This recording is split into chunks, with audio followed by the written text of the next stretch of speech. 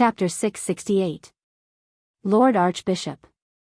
Edessa walked through a corridor and saw the former Archbishop of Ampere-Seal holding a pair of scissors and trimming the flowers in the courtyard. The old man was wearing a long robe and had his back to her. He bent over and put his head close to the emerald leaves. He looked absorbed. It wasn't until she spoke that Wood was slightly startled and turned his head. He smiled slightly. "Edessa, you're here." Edessa bowed and asked, "Yes, Lord Officiator. May I know why you are looking for us?" Wood put away the scissors, turned around, and put a cut flower branch on the stone table in the courtyard. Edessa saw his silver-gray eyebrows stretch and said to her, "Go and call your master. Tell him that if he wants to see that person, it's today." The maid stood there in a daze, as if she hadn't reacted for a while. But after a while, there was a glimmer of surprise in her eyes. "Lord Archbishop, you don't have to thank me on behalf of your master, Edessa." Wood waved his hand. "I didn't promise you anything. He fought for this opportunity himself. But whether you can persuade Her Royal Highness and that person, I'm afraid it will ultimately depend on your own efforts. Only you will give us a chance, Lord Archbishop." "Then hurry up and get ready," Wood replied. Edessa nodded hurriedly. She bowed sincerely to the former Archbishop of Ampere-Seal and then retreated. Wood watched her leave the courtyard and disappear at the other end of the corridor. The old man sighed and picked up the scissors again, but it was at this time that the sound of rustling footsteps came from the other side of the corridor. He was slightly startled and stopped what he was doing again. The attendant led Brando and the princess through the corridor. The sunlight penetrated through the neatly trimmed walls of flowers and trees outside, leaving a zebra-like light pattern on the floor of the corridor. "Mr. Brando, please take care of Haruz." Her Royal Highness saw Brando and her brother coming back from behind. She glanced at the silent Haruz and said softly. Brando also glanced at the little prince. In fact, Haruz was secretly looking at him. His dark gray eyes, which were different from his sister's, were full of anxiety and some pleading. Brando couldn't help but feel a little amused. In fact, he didn't say much. He just promised to keep it a secret for the little prince. Of course, he would keep it a secret, but not this. He knew that the real secret was that the little prince of Erewhon might have some extraordinary talent, as described in the article on the forum in his previous life. Of silver, of such talent. But now was not the time to make this secret public. On one hand, he did not want Haruz to become arrogant because of this, and on the other hand, he wanted to protect the little crown prince of Awin. In response to the princess's question, he lightly nodded. There was a slight light in front of them. They had reached the end of the fence surrounded by holly trees. The attendant took them around the corner of the cloister, and then Brando saw the former Archbishop of Ampere-Seal. In his eyes, Wood looked a lot thinner than he did half a month ago, but he was also much calmer. The old man seemed to have been waiting for them for a long time. When he saw them appear, he immediately smiled and said, "Princess Griffin, Mr. Brando, you two are here." Then he looked back again, "Miss Amandina, Miss Roman, His Royal Highness, everyone is well." Amandina nodded politely, and the little Roman on her side waved at the Archbishop. Only Prince Haruz stood a little timidly behind everyone. Princess Griffin looked at her brother and sighed. She bowed slightly to Wood. "Archbishop," Her Royal Highness raised her head and said straightforwardly, "We are here for the situation in the north." Wood was stunned, and then he reacted. The Princess of Erewhon was so straightforward and showed a posture of not caring about the cost. She obviously wanted to tell him that she did not intend to compromise on this issue. Princess Griffin's attitude was not beyond his expectations, but it was because of this that he could not help but sigh. He understood the toughness of the princess from the beginning, but the Holy Cathedral of Fire thought that victory was in their hands. They did not expect to end up in such a huge trouble. Although the Holy Cathedral had given in many times on the issue of Erewhon, today was obviously the final highlight. If the princess could solve the problem in the north in one fell swoop, then the unification and even revival of Erewhon would only be a matter of time. Cruz was not happy to see a revived Erewhon, but there was no core conflict between the two after all. Compared with the Eagle Empire, Erewhon was just a small kingdom in a corner. The same was true for Wood. Compared with Cruz, he was first and foremost a faithful believer in the way of the Holy Cathedral of Fire, so he once advocated the neutral attitude of the Holy Cathedral. Although until this attitude could not be maintained, he would still support all the actions of the Holy Cathedral of Fire. It turned out that the measures taken were wrong. But the former Archbishop of Ampere's now had to consider how to repair the losses caused by these mistakes, rather than questioning the course of action of the Holy Cathedral. He thought for a moment and did not speak. Brando on the side replied, "Archbishop, Erewhon is Erewhon who believes in the doctrine of the Holy Cathedral of Fire after all. The Holy War is imminent, and presumably the Holy Cathedral does not want to see its allies fall into civil strife. If there is Erewhon, then the Holy Cathedral of Earth and Madara will not be a problem for Cruz." Wood was stunned. His gaze immediately turned to Brando. This was the fourth time he had seen this young man, and it was this young man who had brought great trouble to the Holy Cathedral of Fire.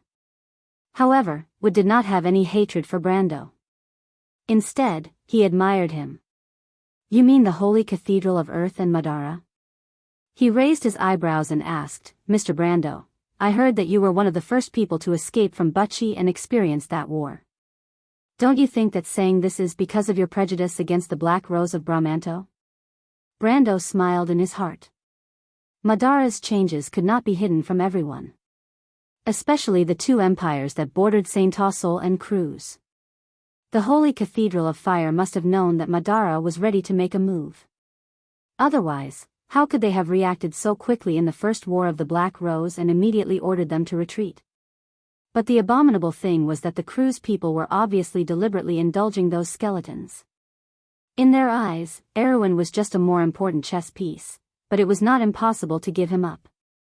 Judging from everything that happened in another period of history, the bottom line of the Cruz people should be that Erewhon should at least keep the part north of Ampere's. That was why Madara could progress so smoothly in the Second War of the Black Rose. Cruz people were wishful thinking of using Madara to divert the attention of Saint Tossol. It was not until after the Third War of the Black Rose that Madara completely recovered. But at that time, everything was too late. That was why there was a long and drawn-out war. Brando could not help but recall the war in the Alcash Mountains for a moment. He shook his head, but also saw through Wood's disguise. He replied, "If it was just prejudice, I wouldn't have mentioned the Black Rose of Bramanto. Don't tell me that Erewhon has fewer enemies." He paused for a moment and said bluntly, "If Erewhon blocks the way north and west of Madara, those skeletons can only look for an exit in the east." Wood immediately closed his mouth. The old man obviously understood that the young man in front of him had seen through everything, including the plan of Madara and the plan of Cruz people. He took a deep look at Brando and said, "Madara has found the Mercury Staff, and the rise of Madara is inevitable. As far as I know, their emperor has gained great prestige in this war. I'm afraid that the time to unify this ancient country is imminent. At most, in a few years, the time will be ripe for the undead to invade the north and west. And in this time, can Erewhon complete the unification and have the ability to resist Madara's invasion?" He glanced at Brando and replied. Wood did not lie this time, because he knew that in front of Brando, it was just a waste of their time. But before Brando spoke, he reminded him, "Don't forget that Erewhon has another war in the north. The Holy Cathedral of Earth has started the Holy Sword in advance because of the sword in your hand, Mr. Brando." Princess Griffin listened quietly. Amandina furrowed her brows as well. In fact, they had heard Brando talk about the threat of Madara, and the princess herself was aware of this, but they did not expect that time would be so tight. Especially when the half-fairy princess heard about the Mercury Staff, she could not help but take a breath and asked, "Mercury Staff? Is that rumor true? Is it really Loki's Mercury Staff?" "That's right." Wood nodded. "How is this possible? Why didn't the Holy Cathedral of Fire tell us this in advance?" Princess Griffin could not help but be a little angry. She questioned, "Isn't Erewhon also a country under the rule of the Holy Cathedral of Fire? Be it the royal family of Corvado or the royal family of Cipher, they have been loyal to the doctrine of the Holy Cathedral of Fire for generations because we believe that the Flame King can uphold justice and integrity. But Archbishop Wood, what do you take us for? Because the people of Cruz do not believe that Erewhon can resist Madara's invasion, and they are unable to mediate with the Holy Cathedral of Earth, Saint Tassol, and Madara at the same time, so I'm afraid that they have to give up part of their interests in Erewhon, so that they can divert Madara's undead to the Wind Elves, Your Highness, Brando replied. Princess Griffin stared at Archbishop Wood angrily, and Archbishop Wood was also a little embarrassed. He did not know why this young man always seemed to be able to see through their plans at a glance. He coughed and replied, actually, it's not exactly like that, but what Mr. Brando said is not unreasonable. The Holy Cathedral is not omnipotent, and the Cruz Empire also has many enemies. In the end, the people of Erewhon still have to save themselves. If Erewhon can resist Madara's invasion, we may not give up our interests here. I'm sure you can understand this. The princess took a breath, calmed down, and nodded. I understand, but now Archbishop Wood, you have seen it too. The people of Erewhon have such a wish. Does the Holy Cathedral of Fire not support this? No, Wood shook his head. Your Highness, I'm sure you understand. The Holy Cathedral is also divided into many factions, and not everyone supports you. Whether you can get the support of others depends on how you plan to solve this problem. There are many deep-rooted aristocratic forces in the north of Erewhon, and you can't expect them to sit still and wait for death. But the problem now is not that I expect them to sit still and wait for death, but that they want me to sit still and wait for death. Her Highness pursed her lips and replied coldly, the aristocrats in the north are ready to move, and each wants to be independent. On this issue, I will never compromise with them. If they want a war, I can only give them a war. But I want to know, whose side will the Holy Cathedral stand on? She raised her head and looked at Wood. In fact, she knew in her heart that if the Holy Cathedral did not stand on the north side, a large part of the aristocrats in the north might choose to compromise with her. But Wood shook his head. Your Highness, I can stand on your side. But this doesn't mean anything, you should understand very well. Besides, I'm not the Archbishop of Ampere Seal now. The Holy Cathedral will not give up its influence in the north. This was like a dead end. But there was always a solution to the problem. Brando looked at Wood and suddenly said, so, you have a way to solve this problem, right, Archbishop Wood? Why don't you tell me about it? Wood was slightly startled, and he looked at Brando. Brando continued, I remember you told Amandina, my assistant, that you said you might be able to solve the chaos in the north. No. Wood shook his head. Mr. Brando, it's not me, but someone else who can do it. Someone else? Brando and Princess Griffin were both startled and couldn't help but stop and look at each other. Who? Her Highness asked. She really couldn't think of anyone who could solve the chaos in the north.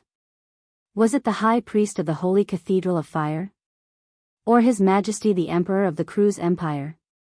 Or the Buga people? The Silver Elves? She even thought of the dragons for a moment. But Archbishop Wood said, that person also wants to see you, but before that, he needs to get your consent. For some reason, you may not want to see him. Especially you, Princess Griffin. Me? Princess Griffin pointed at herself in confusion. Why? Then who is it, Archbishop Wood? Princess Griffin, Archbishop Wood asked, are you familiar with your brother? My brother? Her Highness suddenly called out softly. P.S. Today's offering. I've been a little stuck recently, and I'm not in a good state, so I won't ask for votes. I'll ask again after I've made up for last month's outburst. Touch everyone. To be continued. If you like this work, you're welcome to come to Chidian. Come to vote. Your support is my biggest motivation. Chapter 669. Levin. Orneson. Cypher, the elder brother of Princess Griffin in history. Compared to his reputation before the civil war in Erewhon, after the war, the name of the eldest son of the king disappeared. Some said that he died in the chaos, some said that he was a puppet of Duke Cypher and the queen, and some said that the princess had once spared his life and let him live in seclusion in the mountains. But just like the historical truth behind these romantic folklore, the real story often made people feel that it was natural and unexpected. After Wood's introduction, Brando and Her Royal Highness waited in the front yard for about a quarter of an hour. During this time, no one spoke, and only the sound of the Archbishop pruning the branches and leaves could be heard. Because no one could figure out the intentions of the Archbishop of Ampere Seal, it did not seem wise to let a person with a sensitive identity like the eldest son of the king appear in front of everyone. Her Royal Highness may not want to see her brother, and the latter was their enemy not long ago. Would he really be willing to help them? Although it was possible, there must be some kind of condition. Brando could not guarantee that Her Royal Highness would be willing to compromise with her enemy. But after a while, he heard light footsteps coming from behind the wall of holly trees. Everyone turned around and saw a maid leading a noble youth around the wall of leaves decorated with shrubs, appearing in front of him and Her Royal Highness. Although he had never seen him before, Brando immediately realized that this might be the prince in history. The other party's attire could be said to be not gorgeous, a simple military uniform, lavender, with a long cape that hung down to the green meadow and blended into the afternoon sun. He looked like a knight with a certain amount of assets in Bragg's, Mageddon, or Fort Kirkle, rather than an arrogant crown prince. The young man had a sword hanging from his waist, but it was not an exquisite shelf. It was a real cavalry sword, and the leather on the hilt was so worn that it did not seem to be a royal item. But it was not easy to judge that the owner of the sword was a master swordsman, because there was a pair of tightly closed eyes on that calm face. Long eyelashes drooped softly, as if the person was asleep, or perhaps blind. His Royal Highness was very handsome, even dignified, but he was blind. A blind person obviously could not practice swordsmanship, and it was hard to imagine that he would be involved in a series of complex conspiracies, let alone become the king of Erewhon. Brando could not help but glance at Her Royal Highness beside him, and the princess looked very surprised. A trace of hesitation flashed in her eyes, but she still asked, "Brother Levin, your eyes?" Her tone was a little hesitant and surprised. "It's just a small matter, don't mind it, Griffin." Prince Levin didn't seem to mind and smiled indifferently, but after losing my eyes, I can see more widely, and people are often deceived by everything they see. He added, "Griffin, after Winter Castle, we haven't seen each other for nearly 10 years. You should be 17 years old this year, and you must be much taller and more beautiful than then. Recently, I have often heard people talk about you."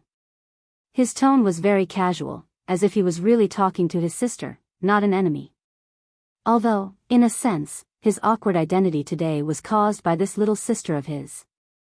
Princess Griffin was silent for a moment, then said, "That's all in the past, brother.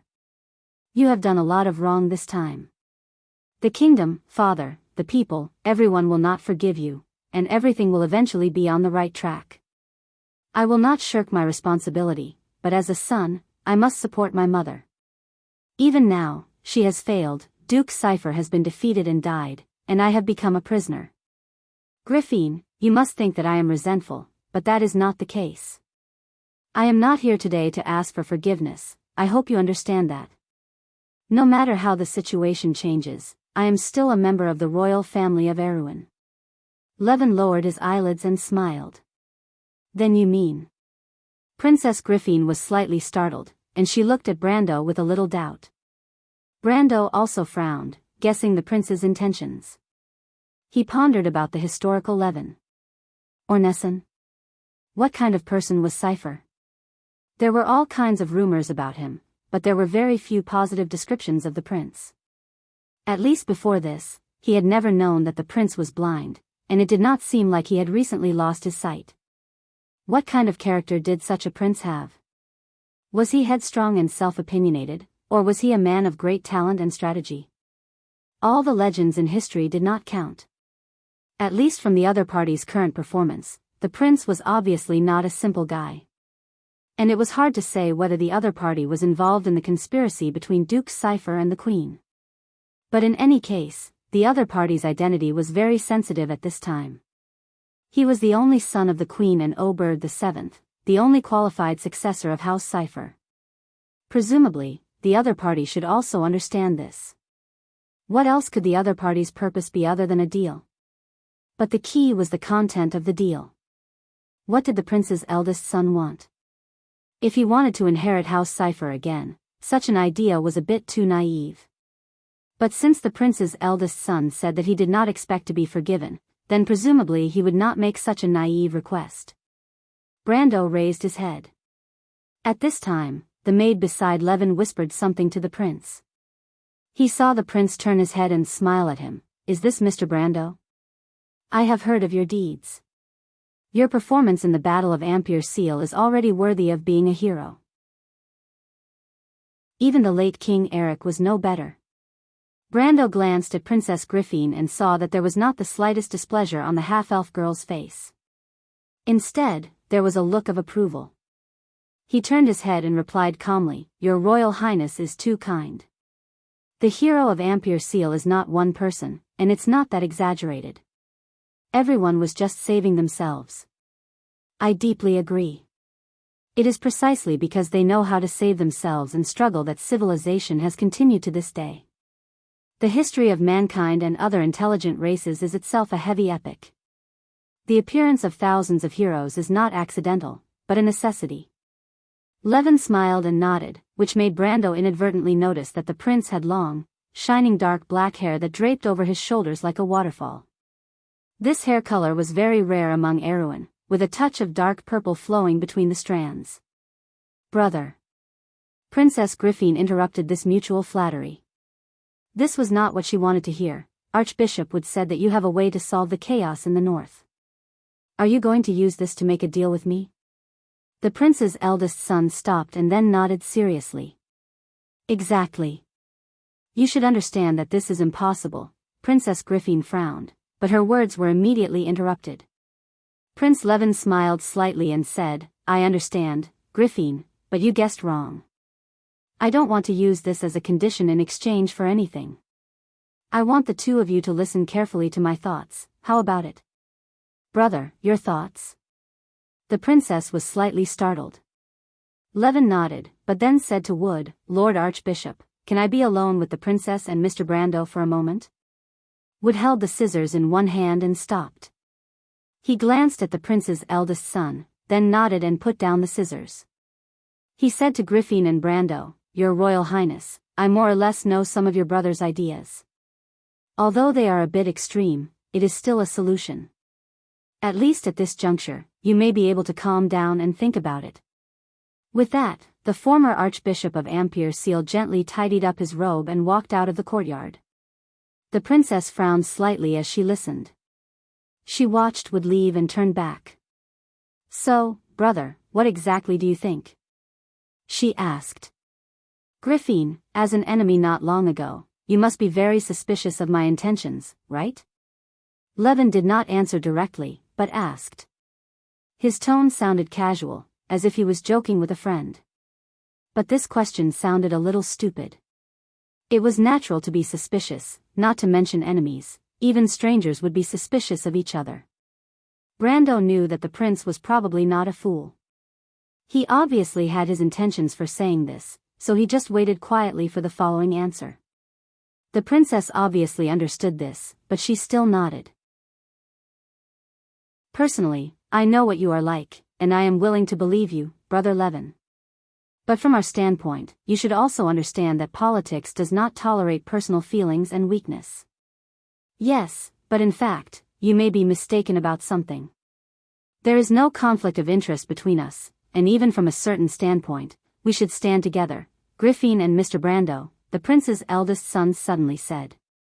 The courtyard quieted down. The princess was silent. She frowned deeply and looked at the man who should be her brother in name. Brother Levin, do you think you can gain our trust by saying this? This sentence was actually Brando's idea, but he was slightly surprised that Princess Griffine used we instead of me. No, this is not a lie. The prince's eldest son smiled slightly. Griffine, you want to solve the chaos in the north, nothing more than to end the civil strife in this kingdom and eventually unify the country. Weren't you the ones who caused the division of the kingdom? Griffine replied coldly. Is that so? Levin asked rhetorically. Was Erewhon a unified and stable kingdom before House Cipher rose up? The prince's eldest son suddenly raised his head. Although he could not see, it still gave the illusion of being watched. That kind of gaze seemed to be tangible, and his gaze swept over everyone present. Griffin, you know this very well in your heart. Do you still remember what I told you before? Her Royal Highness pursed her lips. Brando saw that her slender eyebrows were almost twisted together. He knew that Griffin and her brother in name had met once in their childhood, when Grand Duke Erek forced Oberd VI to change the defense decree during the year of the astrologer. At that time, her Royal Highness went with her father to Winter Castle, where she met her brother. However, the historical records of this experience were only a few hurried words, and it was obviously impossible to record the conversation between the two children. However, Brando knew very well that there was nothing wrong with what the prince's eldest son was saying now. Had Erewhon ever been unified? Perhaps. Since King Erek integrated the entire southern territory, Erewhon had become a unified kingdom. But since the late king left this world, the Cipher dynasty ended, the Lionheart sword was lost, and the majesty of the royal family declined day by day. Even during the Renaissance era, with the existence of Sword Saint Darius and Tulman, the central government's rule over the local areas was still very weak. And after Grand Duke Erek forced Oberd VI to change the defense decree, the kingdom's unification only existed in name.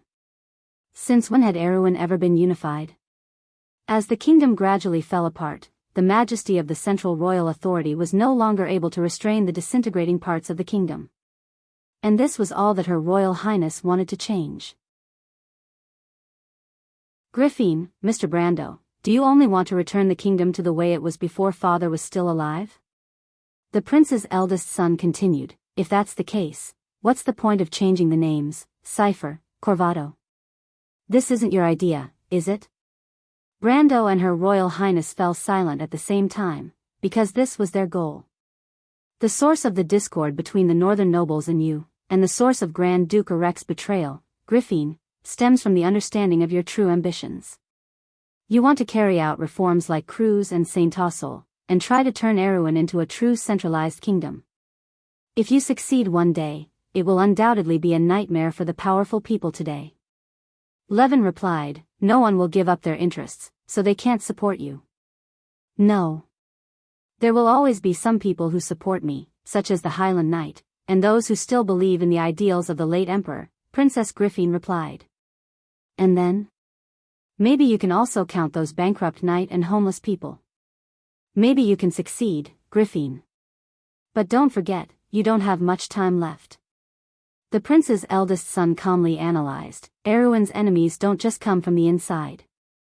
This sentence pierced Brando's heart like a sharp thorn, and he couldn't help but narrow his eyes. Yes, for Erewhon, reform might be inevitable, but at the same time, Erewhon's enemies were not only the weak nobles. Seizing every minute and second was what he had been doing all along. Her Royal Highness raised her head. Then, what can you do, brother? The prince's eldest son fell silent. After a short while, he replied softly, it's very simple, let me become the king of Erewhon, Griffin. P.S. After a long time of being stuck, I went out to play for a few days and found inspiration again. Sigh, it's really difficult. Also, meow, this time I'm not joking with you, just you wait, humph. To be continued. If you like this work, you are welcome to come to Chidian. Come to vote for me. Your support is my biggest motivation. Chapter 670. The courtyard was eerily quiet for a moment. Except for Amandina, who softly let out a short, ah, and the merchant lady who was looking around. Princess Griffin stared at her brother as if she was staring at an object, the look on her face so cold that no one dared to speak. Brando even quietly clenched the hilt of his sword under his coat with one hand, staring at the brother and sister's every move. He was a little suspicious that the eldest prince was mentally deranged because of the shock, but no matter what the situation was, he could guarantee that as long as the other party dared to have the slightest ill intention, he would dare to send the black blade of Halran Gaia into the other party's heart before that happened. As for the identity of the eldest prince, this kind of thing had no meaning in Brando's eyes. But the king's eldest son did not do anything. He stood calmly at the center of everyone's sight, his long hair hanging down naturally, his eyes closed, and there was not a trace of nervousness in his expression. It was as if he had just greeted them with an extremely ordinary greeting, "Good afternoon," and not, "Please give me the throne." "Give me a reason, brother." Finally, the princess used such a voice to break the dead silence, like the sound of water dripping into the bottom of a well. But her face seemed to be covered with a layer of ice. "The reason is simple, Griffin," the eldest prince said calmly, "because you need time to unify the southern territory. South of Ampere Seal, you can find many supporters. Mr. Brando, the Count of Tonagel, may soon replace Count Randner's position. There are also Duke Anthony and Duke Vero, who are not so greedy for power. The Highland Knight will also stand on your side because of Mr. Brando. With a unified southern territory, the north will no longer be your obstacle." "Then what about you?" Princess Griffin asked. "Will you become the king of the north? You need someone to help you go back on your words without hurting the dignity of the royal family. Not only that, compared to you, the nobles in the north will accept me more easily, because House Cipher has natural leadership over them. In addition, Griffin, there is a war waiting for us in the north, and I can be your natural shield. A unified south and a war-torn north, it's clear to you who will win and who will lose, right?" Brando's heart trembled slightly. He couldn't help but raise his head, as if he wanted to re-evaluate this Erewhon's eldest son. Her Royal Highness was doing the same thing as her. She raised her head and asked seriously, "If this is a lie, it's too clumsy, brother. There will be a war between the North and the South, but it depends on when it happens. You and I both know very well, Griffin. Even if the North has an incomplete Black Blade Squad and a disobedient White Lion Legion, it is impossible for them to defeat the South." Levin replied calmly. Then he listened, as if to make sure that Archbishop Wood had gone far away. "Will the Holy Cathedral of Fire allow a civil war to break out in Erewhon under such circumstances? I won't. They hope that you can make such a compromise with the North. It would be best if Erewhon can maintain the status quo, just like what happened after the Year of the Astrologer. But, what if you have the absolute strength to sweep the North?" Before they have time to protest, the dead silence was like dust settling in the courtyard, making all other sounds lie motionless on the ground. With all due respect, Brando finally couldn't help but speak. He asked as if he had been thinking for a long time, "Your Royal Highness, although the Queen and Duke Cipher treat you as a puppet, as far as I know, you are actually involved in this game behind the scenes?" Levin suddenly turned his head and looked in the direction of the voice. His sword-like eyebrows suddenly converged, and his whole person seemed to have suddenly become taller. "You are better than I thought, Mr. Brando. I am very glad that I am not your enemy. Can you tell me how you came to this conclusion? Was it a guess, or intuition?" "None of them. It was just that the predecessor planted the tree, and the successor enjoyed the shade. In the history of the previous life, there were only a few words about His Royal Highness, and no one even said clearly about his whereabouts. However, curious players were very good at making groundless accusations, and there were many articles about analyzing Levin Ornazin Cipher's character and life experience. Some of them were groundless, some were guesses, and some were rumors, but as long as this information was linked to the real eldest son of the king in front of him, the conclusion was very simple. Because of ambition, an ambitious person would not be willing to just be a pawn. Brando felt that he had never been so rational for a moment, as if he had been blessed with good fortune. All the speculations he had seen about His Royal Highness in the past had become the basis for his speech at this moment. It was as if he was standing on the shoulder of a giant. He raised his head and calmly said, "Since you can find Archbishop Wood in such a desperate situation and fight for a chance of survival, how could you really be at the mercy of others? It's wonderful, but it's true." The eldest son sighed. "I have stopped some things, within the scope of my power. I am happy to see some of my mother's actions succeed, but I don't necessarily agree with her methods. Besides, everyone has self-interest in their hearts, and I don't think this is a sin," he replied. Her Royal Highness wanted to speak, but she suddenly stopped. She glanced at Brando and motioned for him to continue. Brando understood her trust and asked, "So what is your self-interest, and whose side are you on?" I said, "We are on the same side. I want to be the king of the north, and you need me to be your barrier in the north." The eldest son's expression was calm. But Brando carefully observed the changes in his expression, and he had an intuition that the prince had not revealed all his true feelings. He subconsciously looked to the side and happened to see Levin Ornazan's maid frown slightly. She seemed to want to say something, but the eldest son reached out and stopped her. "All this is just a bubble. You know very well your end. Is it worth it to sacrifice your life just to be the king of the north for a year or so?" "Brother." Princess Griffin finally couldn't help but speak. The eldest son laughed and replied, "Griffin, have you ever tasted the feeling of not being able to control your own fate? I swear, one day I will control my own path, even if it's just for a minute or a second. Remember what I told you during the winter hunt? Erewhon is a black forest. You said that if you were that wolf, your choice would be the same." Princess Griffin suddenly thought of the clip that had sunk into the snow and the bloodstains that stained her vision red. In the year of the astrologer, the scene of the biting cold wind blowing across the plateau was still chilling. "Even if I have to bite off my own leg, I want freedom, because the wilderness is my home," Levin replied, revealing his white teeth. "Besides, I may not necessarily fail. Although the north is full of difficulties, there is always a glimmer of hope. Looking for a chance to survive in a desperate situation is what I am best at.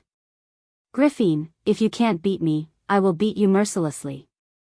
Like you, I will never allow Ampier's seal to be divided for long, not even for a day." His cold voice echoed in the front yard. Even the merchant girl was startled. She turned around and stared at the madman with wide eyes. The eldest son of the king did seem crazy, but at least he was an elegant madman. He bowed to his sister, and no one could find any fault with it. Her Royal Highness thought for a while with a cold expression before calling out to him, "Do you think I won't dare to kill you?" "Yes. But I won't agree to your request." "And then?" The eldest son of the king wasn't surprised and asked with a smile. Her Royal Highness looked at him quietly. 2 carriages filed out of the manor, and many people were waiting in the courtyard to board the carriages. He didn't tell the truth. As Amandina boarded the carriage, she reminded her lord in a low voice, "At least he didn't tell the complete truth." "I know, you mean that part."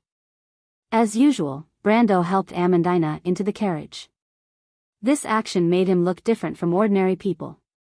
Brendel ignored the strange gazes from the servants and raised his head to ask, "What's the matter?"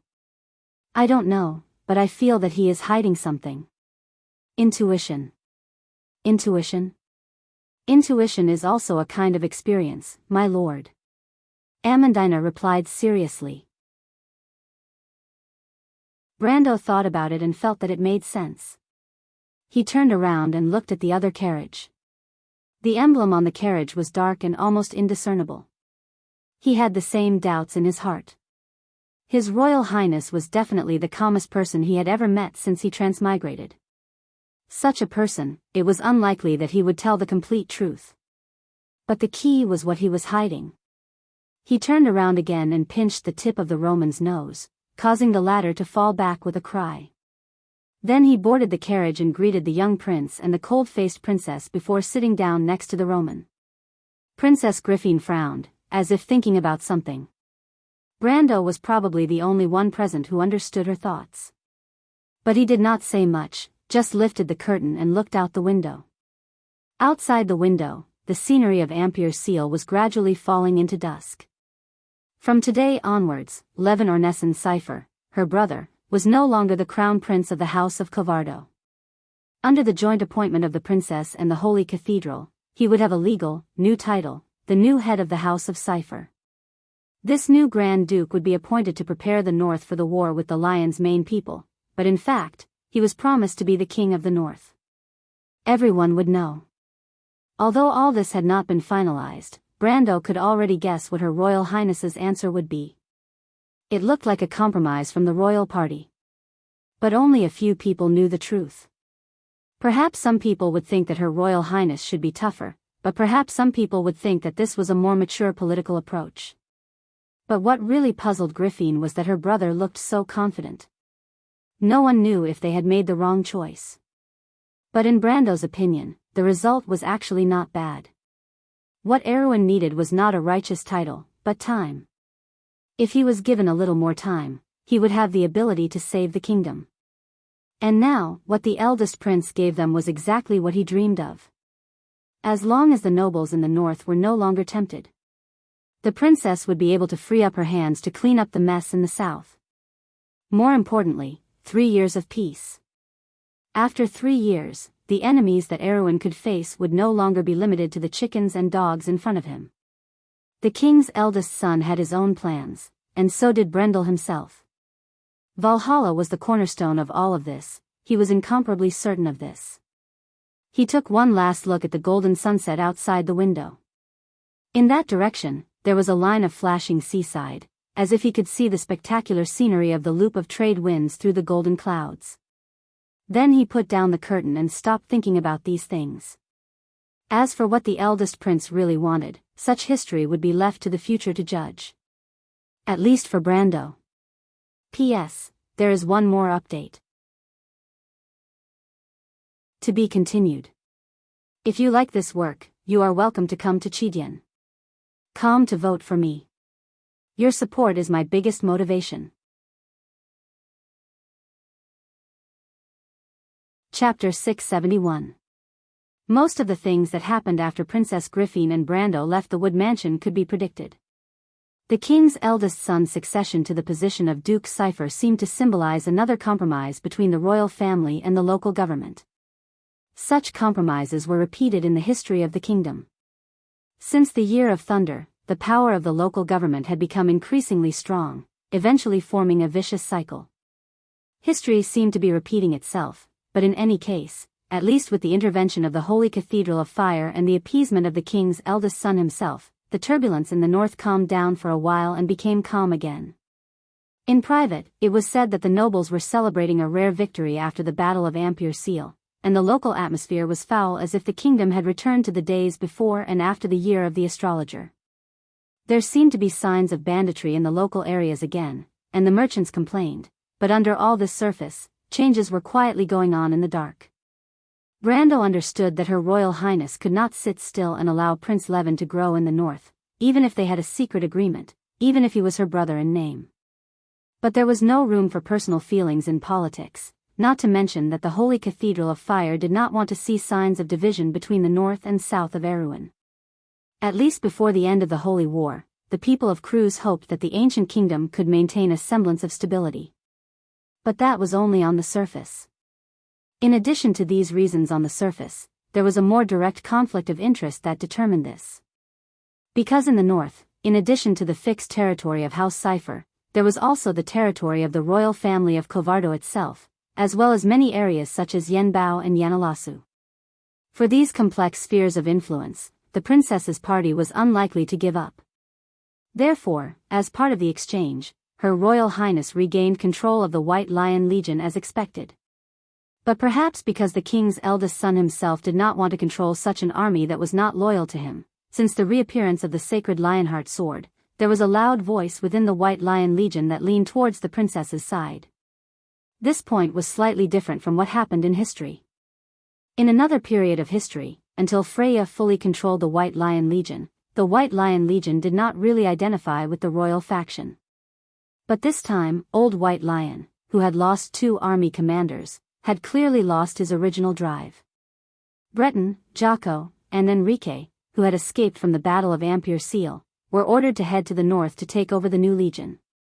The new legion commander was the eldest grandson of the lion who had died in the Battle of Ampere Seal.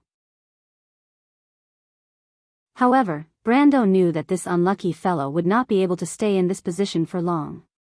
Everyone understood that there was only one person who could lead this army. It was Freya, who held the Lionheart sword. But now was not the time. Maynard also removed Freya's name from the original list. The reason was that this girl from Butchie still needed more training. This was also Brando's opinion. In the future, she might have the ability to control an army, but she was still far from it. In his opinion, the White Lion Legion would be dormant for a long time until the officers under Carglass were formed. Only then would he have the ability to establish the White Lion infantry that truly reproduced the glory of that era. That was when the goddess of war would come into play. Before that, there were more important tasks waiting for this future goddess of war to complete. But compared to these things, some major events that happened on the table attracted the attention of ordinary people more. Especially when the Silver Folk finally intervened in the investigation of the Battle of Ampere Seal. At the request of the Bugas and the Silver Elves, the Holy Cathedral of Fire had to give up control of Ampere Seal. The mastermind behind all this was naturally Brando and a certain fairy lady. A human and a fairy pushed forward the most important event that happened between Erwin and Cruz in the Year of the Sword in the eyes of ordinary people. In the middle of the month of the new moon, from this day onwards, the port city would no longer be called autonomous, but would exist as Erwin's trading port. As soon as this news spread, it shook the entire southern part of the continent of Wond.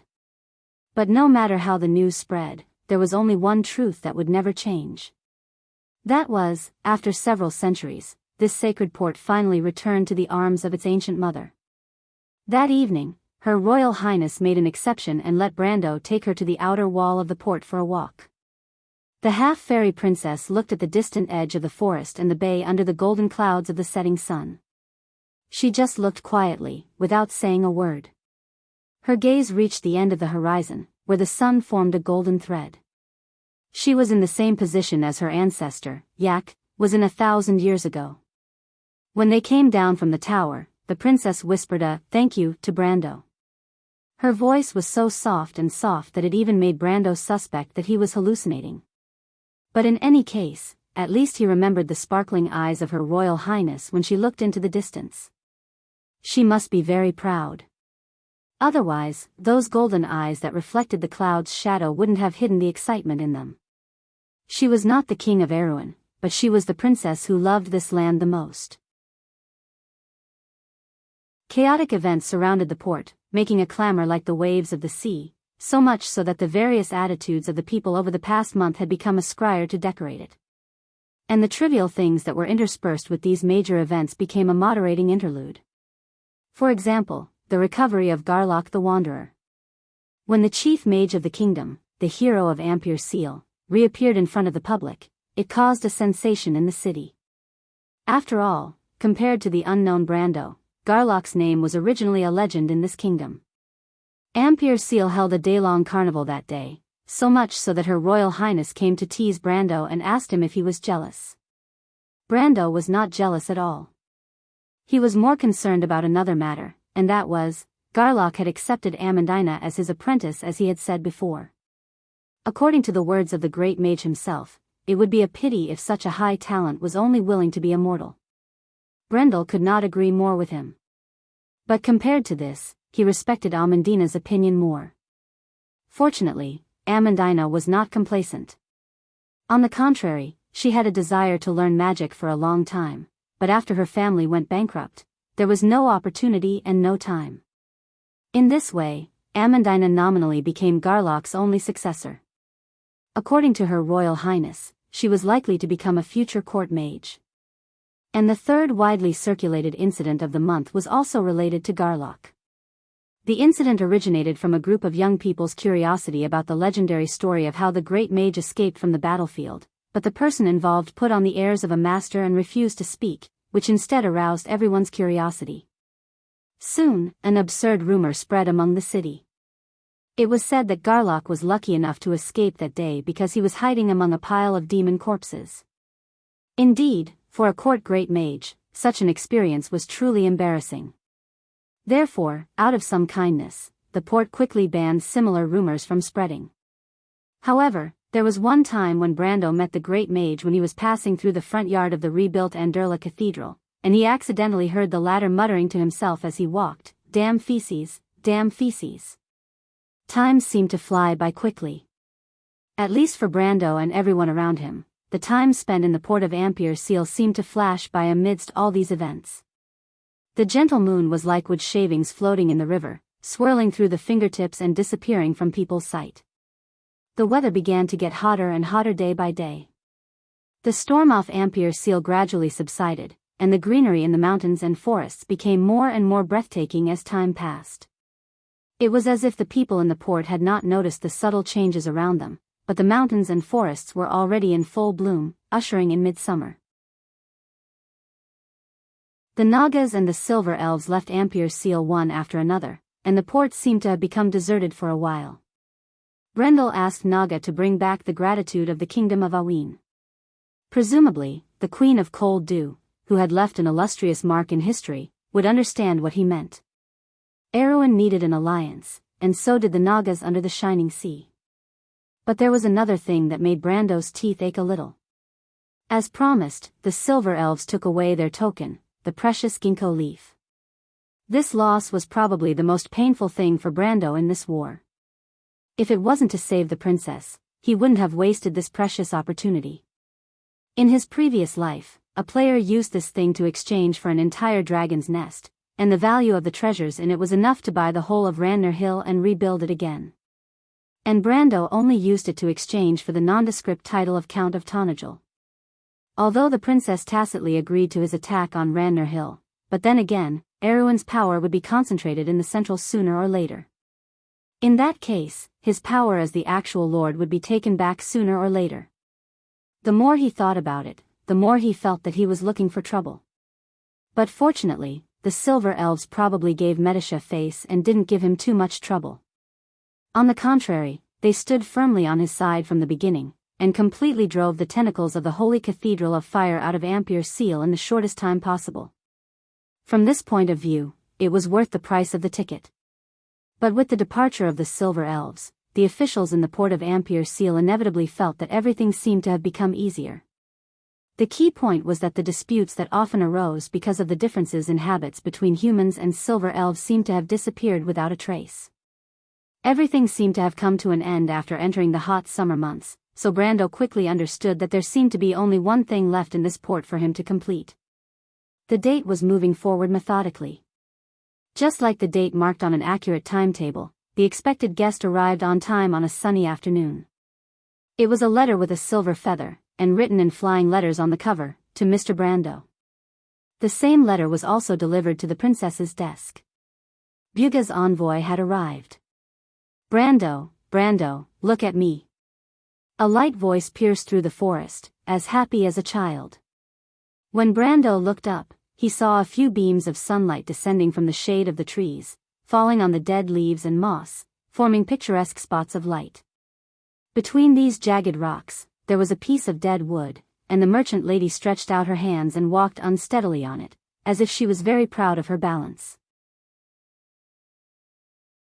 Then she jumped down from the dead wood and landed in front of Brando and Amandina, showing off. How is it? Isn't it awesome? Super awesome. Brando sighed helplessly. Roman, aren't you tired? In the forest outside the port, there was a humid heat in the sultry heat, like the mist in a steamer. Everyone was sweating profusely, except for some of the more energetic guys. What annoyed him a little was that the fairy lady had told him that the Bugha mages had specifically chosen a cool, cloudy day. Now it seemed that either the silver folks' understanding of cloudy days had some problems, or the artisan mages' astrologers were simply unreliable. Brando looked back. Scarlet, Freya, Carglais, and even the Countess of Yenbao had been called over. The Countess and the Princess were whispering something behind him. Carglais was with the Tonagel youths as usual. The Shire and the Nightsong Tigers mercenaries were on guard outside, and only Scarlet sat alone under a poplar tree, reading a book with a red cover, her long ponytail hanging down to the moss. In fact, Scarlet's original literacy was not much, and could only be said to be far better than the average Highlander. Of course, most Highlanders were completely illiterate.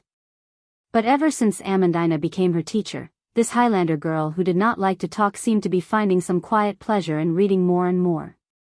It was just that reading Knight's novels all day long made Brando worried that she would eventually become like the Roman. He turned back to look at our merchant lady. She was already holding his arm and sitting next to him. It finally stopped for a while, and Brendel breathed a sigh of relief. But not long after, there was a rustling sound from the bushes in front of them.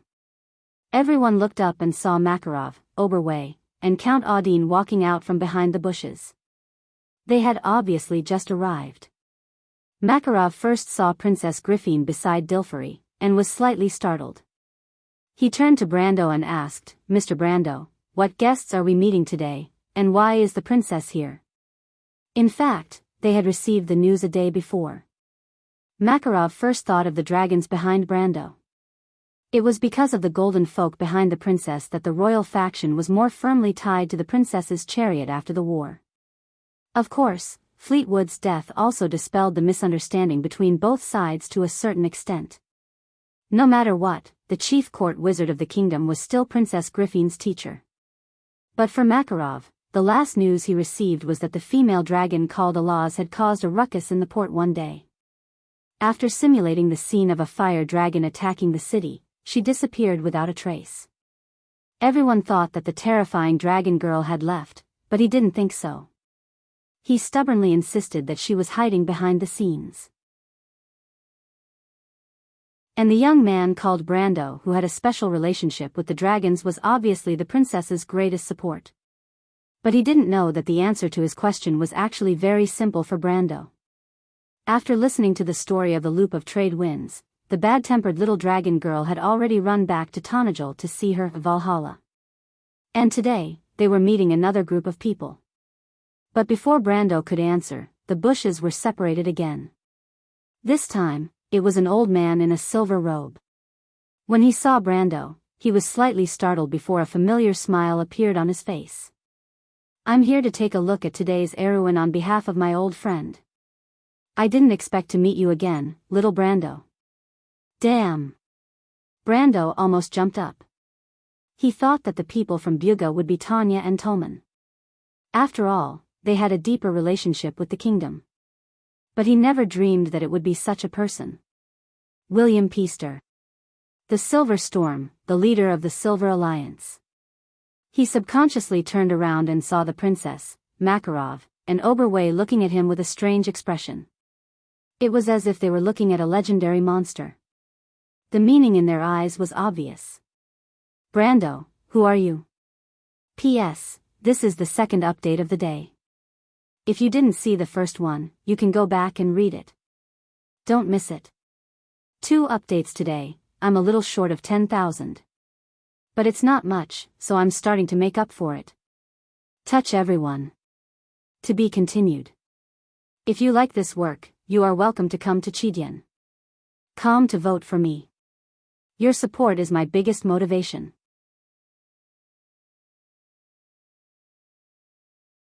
Chapter 672. The world called him the Silver Storm. He was one of the 12 leaders of the male wizards in Dorora. His name spread across the land before Erewhon was established, and his legend was even older than the songs of the bards. Even the monarchs of the mortal world would tremble in front of him, and even the 4 great temples would have no choice but to retreat in the face of this white-haired old man. He was at the peak of the Silver Mountain, and in front of his pride, even giant dragons would have to bow their heads. If there was such a person, his name would be William Pist.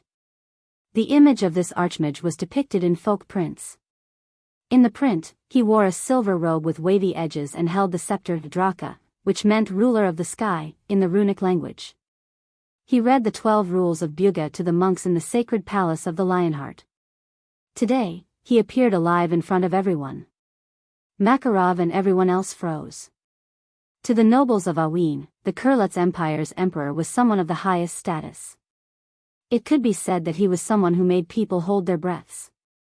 But William Pist was an existence that only existed in storybooks and legends. In the year of Revelation, Chaos 1517, the sacred palace of light threatened the male wizards to not participate in the holy war. Although the Bugas were isolationists, the threat of mortals angered them. 3 months later, in the War of the Month of Flowing Fire, the Bugas retaliated with 3 floating cities. The folk engravings depicted the result of that battle. The Silver Storm engulfed the White Book Knights, the highest combat power of the Templar. One person killed his way into the sacred palace of the Lionheart and read the 12 articles of the Bugas to the 7th Pope, forcing Farnazane to bow his head and admit his mistake. The deterrence of that battle remained in everyone's hearts for a long time, and it lasted until today. "I didn't expect it to be you, Master William." Brando stood up and smiled bitterly, as if he was the only one left who could speak. He joked, "This is really unexpected. Hasn't the silver candle been monitoring the movements in the wilderness south of Madara? I thought the wizards wouldn't be so free."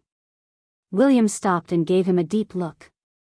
Then, he smiled and said, "My young friend Brando, it seems like you know a lot about the sky above Wonde. My pedantic subordinates still think that mortals know little about them, so they can maintain their ridiculous sense of mystery. The Wuxia mages were arrogant, and they claimed to be the overseers and controllers of Wonde's skies."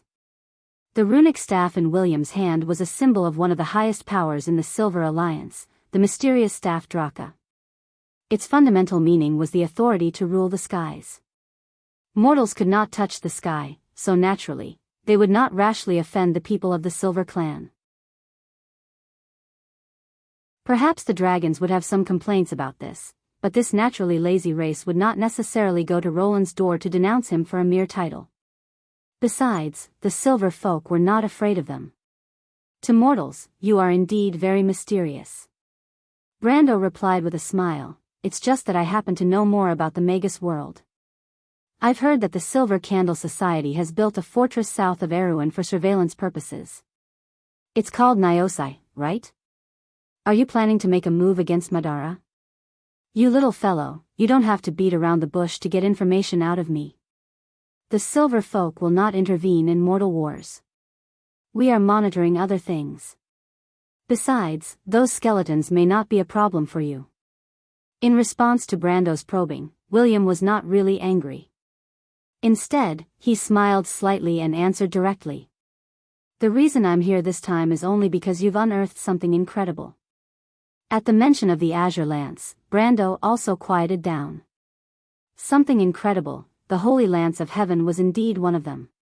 The Azure Knight used the artifact to shatter the heavens.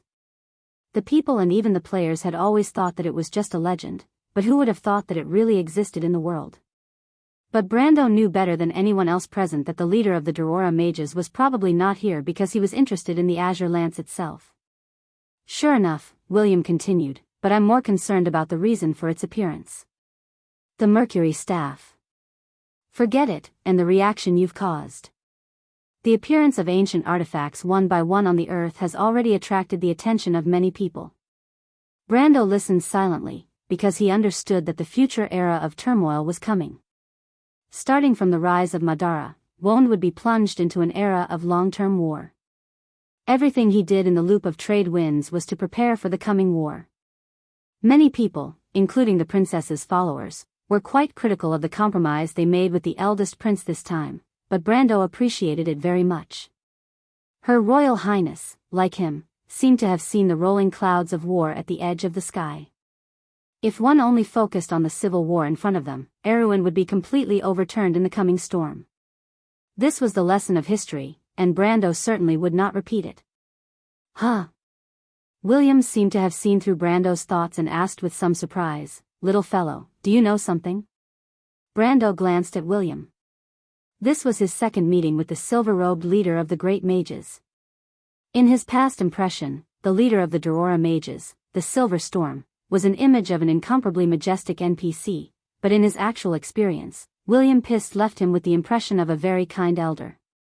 Although they did not know each other before, this great mage leader had been of great help to him. The last battle with Andesha, as well as the victory in the War of Ampere Seal this time, was also thanks to the help of Buni's cloak given by the other party. Of course, Brando knew that William's feelings for his past friends and for Erewhon were part of it, but he had always been a person who returned a favor, and was not used to owing people favors. In the future, the Wuxias would also be involved in the protracted war. The Slate War involved too many forces and was too complicated, and even the Silver Folk would suffer losses. Thinking of this, he raised his head and reminded. The Sacred War is coming, and the earth will be plunged into the clouds of war. At the same time, the Wuxia mages should have observed the coming Great Mana Tide. Master William, the rise and fall of the magic tide has affected the ups and downs of Wonde's history for thousands of years, and this time will be no exception. There must be signs before the era of chaos, and I think history is already sounding the alarm to the world. When Brando mentioned the sacred war of the mortals, William did not take it seriously. The mortals and the silver folk were two different worlds, and except for the arrogant provocation in the year of revelation, the sacred war between the four holy cathedrals and the holy cathedral of earth had never affected Byuga. But when the former mentioned the great mana tide, the great mage leader's brows gradually furrowed. Brando, do you think Wond will repeat the history of the War of the Holy Saints? He turned his head and asked seriously. He had also upgraded the way he addressed Brando from little guy to his real name, which meant that at this moment, the great mage leader at least regarded Brando as an equal to himself in a certain sense. The reason was simple. Regarding the coming magic tide itself, the astrologers of Byuga had only recently realized that this magic tide was unusual. And just as Brando said, the rise and fall of the magic tide had affected the historical changes of the continent for thousands of years, and any sudden magical attack could completely change the course of Wond's history. Even William had to think carefully about this. It might not necessarily be a repeat of history, it could also be a new danger. Brando thought for a moment and described it in a somewhat euphemistic manner. Huh, William suddenly laughed. You sound like a witch from Bunasan when you say that. He suddenly saw the Roman beside Brando, and at first he was startled, then he realized something. Little guy, have you been studying astrology recently? Brando did not know whether to laugh or cry at William's joke. The old wizard probably thought that Brando was joking with him, but sometimes when you ambiguously described what would happen in the future, it really sounded like the prophecies of the witches, but if you were to say it directly, you would probably be treated as a fraud. The dark dragon has already died, but the chaos at the border of civilization may be a problem, William continued. Brando heard this sentence and his heart skipped a beat. It turned out that this was what the wizards of Byuga were concerned about. The Silver Candle had built a sky fortress above the Sea of Eternal Darkness to monitor the border south of Erewhon. But it was a pity that they were looking in the wrong direction. Brando recalled the history after the two wars of the Black Rose. In the Year of Silver, the Pale Poem said that after 3 days and 3 nights, the eternal night would descend. The law of Tiamat would be completely changed by the magic wave. The war slate would surface on the surface of the water, the calamity of wolves would run rampant across the land, and the era of war would arrive. But he could not say any of these things, and could only hope that William's words would be enough to attract enough attention. This conversation could be said to be confusing to others, and only Princess Griffin and Amandina who knew the inside story could understand a part of it. But the prediction of the future of the continent was not something that they could understand. In fact, with Brando's identity, this knowledge itself was somewhat extraordinary. The nobles only cared about the benefits in front of them, and even Princess Griffin only cared about the rise and fall of the kingdom of Erewhon. The survival of the continent and the changes of history were not things that mortals should be concerned about. But fortunately, William did not seem to want to delve into this topic. Makarov seemed to have finally reacted. From William's words, he could tell that this famous great wizard was here for something important. But he had never heard a word or two about this important thing from any party before today. He looked at Princess Griffin with dissatisfaction. Princess Griffin seemed to be prepared for this, and calmly replied, Oberway, Makarov, I did not ask you to come here today, and I will not hide it from you. But this is a matter of great importance, and you have to be careful. Please understand. Makarov slightly frowned when he heard this reply. Mortal, put away your dissatisfaction. She is right. For the miracle that you are about to see, your selfishness is but a speck of dust floating on top of a gem. William suddenly glanced at them and coldly reminded them. His words immediately made everyone fall silent out of fear. The prestige of the leader of the Silver Alliance's great wizard was on full display. Brando then ordered Baba Shah and the rest to teleport everyone into the underground ruins. They passed through a long tunnel, and this time, the Spider Queen seemed to have sensed William's presence. Like an animal's instinct, it allowed these uninvited guests to walk around in its tunnel without showing its head. This made Brando very depressed. You have to understand the frustration of a player bringing along a high-level NPC to kill a boss, but the boss cunningly hides away. The group did not move quickly in the dark. Because they weren't in a state of escape like the last time, everyone was able to relax and carefully observe the surrounding scenery. The underground tunnel was filled with crisscrossing cracks.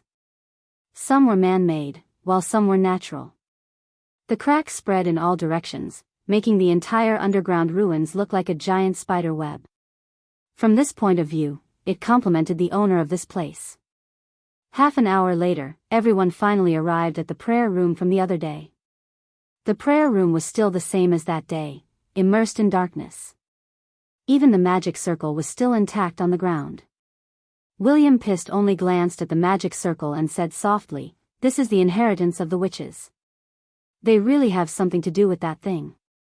Rumor has it that the Myrnas brought it to the glacier, but in fact, the history of the witches is much earlier than the Myrnas. Among everyone, probably only Brando and the demoness Tanya behind the great wizard understood this sentence, and the eyes of the white cat in the Roman's arms also flashed. The great wizard was talking about the history before the fall of Babel Fortress. This was related to which bloodline the Azure Knight had inherited. The great wizard put his hand on the teleportation circle, then frowned and retracted it. This magic circle is also a bloodline inheritance. It can almost be considered the strongest protective measure. He turned to look at Brando and asked, "But you should have prepared the countermeasures, right?" "Of course." Brando turned back. Sugar jar. P.S. 3 consecutive updates of 10,000 words. Continue to make up. Continue to make up. Also, from today onwards, please call me 10,000 Strong Baboon. I have opened a Sino Weibo called Eternal Flame FF, seeking mutual fans, seeking attention. Although there is not much content, but in order to make my IQ fall below the limit, please work hard. To be continued. If you like this work, you are welcome to come to Chidian. Come to vote for me. Your support is my biggest motivation.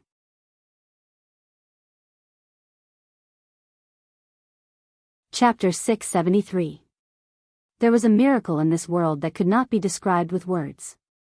Every time he looked up and saw the spear bathed in interweaving lightning, he would have such a thought in his mind. The spear floated in the middle of the hall. Rolling dark clouds surrounded it, and streaks of platinum lightning shot out from the clouds, hitting the spear, and then bouncing off in an arc, dissipating into the darkness. In the dark clouds, there was no sound of thunder. Instead, in the silence, everyone saw the scene of heaven and earth collapsing, and the stars falling to the ground. The green light flowed on the floor of the hall, outlining the shadows of every protruding stone. The light changed like flowing water, as if there was a quiet river flowing under the ground. Facing such a scene, even William could not help but change his expression. Makarov and Oberway were even more dumbfounded when they entered the hall. With a clatter, the small staff in Tanya's hand fell to the ground, and the former did not even notice. The Roman looked up, her eyes wide open, and did not care about her image. Freya beside her was also shocked, and the Knight of the Lake was behind her, staring at the spear without saying a word. Maynard, on the other hand, was mesmerized. "This is the Azure Spear," Brando heard the female knight muttering behind him, and could not help but look back at her strangely. Because this reaction was almost the same as his that day, but he did not think too much about it, and just waited for William to finish admiring it. After all, other than these Buga craftsman mages with extensive knowledge, no one on this continent would dare to say that they were qualified to confirm that this was the real Azure Spear. The wait was not long. Just a few minutes later, Brando heard William let out a heavy sigh. The old mage seemed to sigh, and then said, "This is the real Azure Spear." There was dead silence. Makarov's reaction was a bit like a mechanical puppet that the Hazel people had sealed underground for many years. He turned his head stiffly, and stuttered, "Master. You said this is..." "Shut up, I didn't ask you to interrupt." William interrupted him. Although Makarov was known as the cunning fox of the kingdom, he did not dare to act rashly in front of this big shot. He was slightly stunned, and could only force himself to shut up, but his expression was as ugly as it could be. Then the old mage nodded in satisfaction, and he looked back at Brando. "The reappearance of the Azure Spear may not be a good thing. What do you plan to do with it?" In fact, Brando had already discussed with Tanya, but he could also understand the meaning of the old mage's question. According to the Bugha's usual practice, they would completely seal this place after a certain amount of research, to avoid any trouble as much as possible. And the Bughas the people of the world were the most in this world. They Bughas the Bughas, and the Bugha. It wasn't just Bugha, a silver person. In fact, most of the silver people seemed to have this tendency. The silver elves also avoided the world according to a prophecy, and even the gold folk dragons sealed themselves directly in the dragon realm. Only a few young dragons would walk in the outside world. As a player, they couldn't understand the reason behind this. Some players thought that this was a setting in the game for balance. After all, for the iron folk humans and wind elves, the power of the silver folk was really unrivaled. For example, the strongest enemy Brando had ever faced was Andesha, one of the 12 patriarchs of the tree herders in the loop of trade winds. She had already reached the peak of her elemental power and was close to the realm of a perfect body. But even at this level, she could only be called a little girl in front of the Silver William. Regardless of age or strength itself. And William was just one of the 12 leaders of the Wizards of Dorora. The Silver Alliance, the Great Library, the White Tower, the Rainbow Scorch, the Warlock Union, the Craftsman's Council, and the disbanded Circle 12 Magic Society. It was because of this terrifying power that the Bugha dared to claim to rule the sky and be on an equal footing with the dragons. With this kind of power, even if the Holy Cathedral of Fire, the Holy Cathedral of Wind Empress, and the Holy Cathedral of Light joined forces, or even the Holy Cathedral of Nature, all for one, and the tree herders, they might not be able to compete. If the Bughas no longer practiced isolationism, the silver folk and the silver elves would no longer ignore the world. Then the continent of Wond would not have so many kingdoms as it did today, but two major forces opposing each other. So the players thought that the way the Bughas and the silver elves thought might have something to do with the game's balance. But Brando didn't think so. He felt that the general silence of the silver folk and the gold folk might be due to deeper reasons. These reasons were actually only recorded in fragments in history. Brando would rather believe that something had happened in history to make the silver folk so cautious. Of course, he didn't have any evidence yet. It was just a guess, and he believed so based on his intuition. The reason was ridiculous, because he believed that the design team of Torrential Rain would not change the game's history just for the sake of compromising the game's gameplay. So when Brando heard William's words, he didn't answer immediately, but thought quietly for a moment. As the great mage said, the reappearance of the Azure Lance was not necessarily a good thing, and could be a huge problem. If he was still a player, then he would definitely get his hands on this thing at all costs. For the sake of an artifact, any player would go crazy, not to mention a legendary existence like the Azure Lance. But now he was no longer just a player. Everything that happened in this world would also affect him and the people around him. But after a short silence, Brando still replied, "Let's do as we agreed before." The old mage stared at him, as if to confirm his thoughts.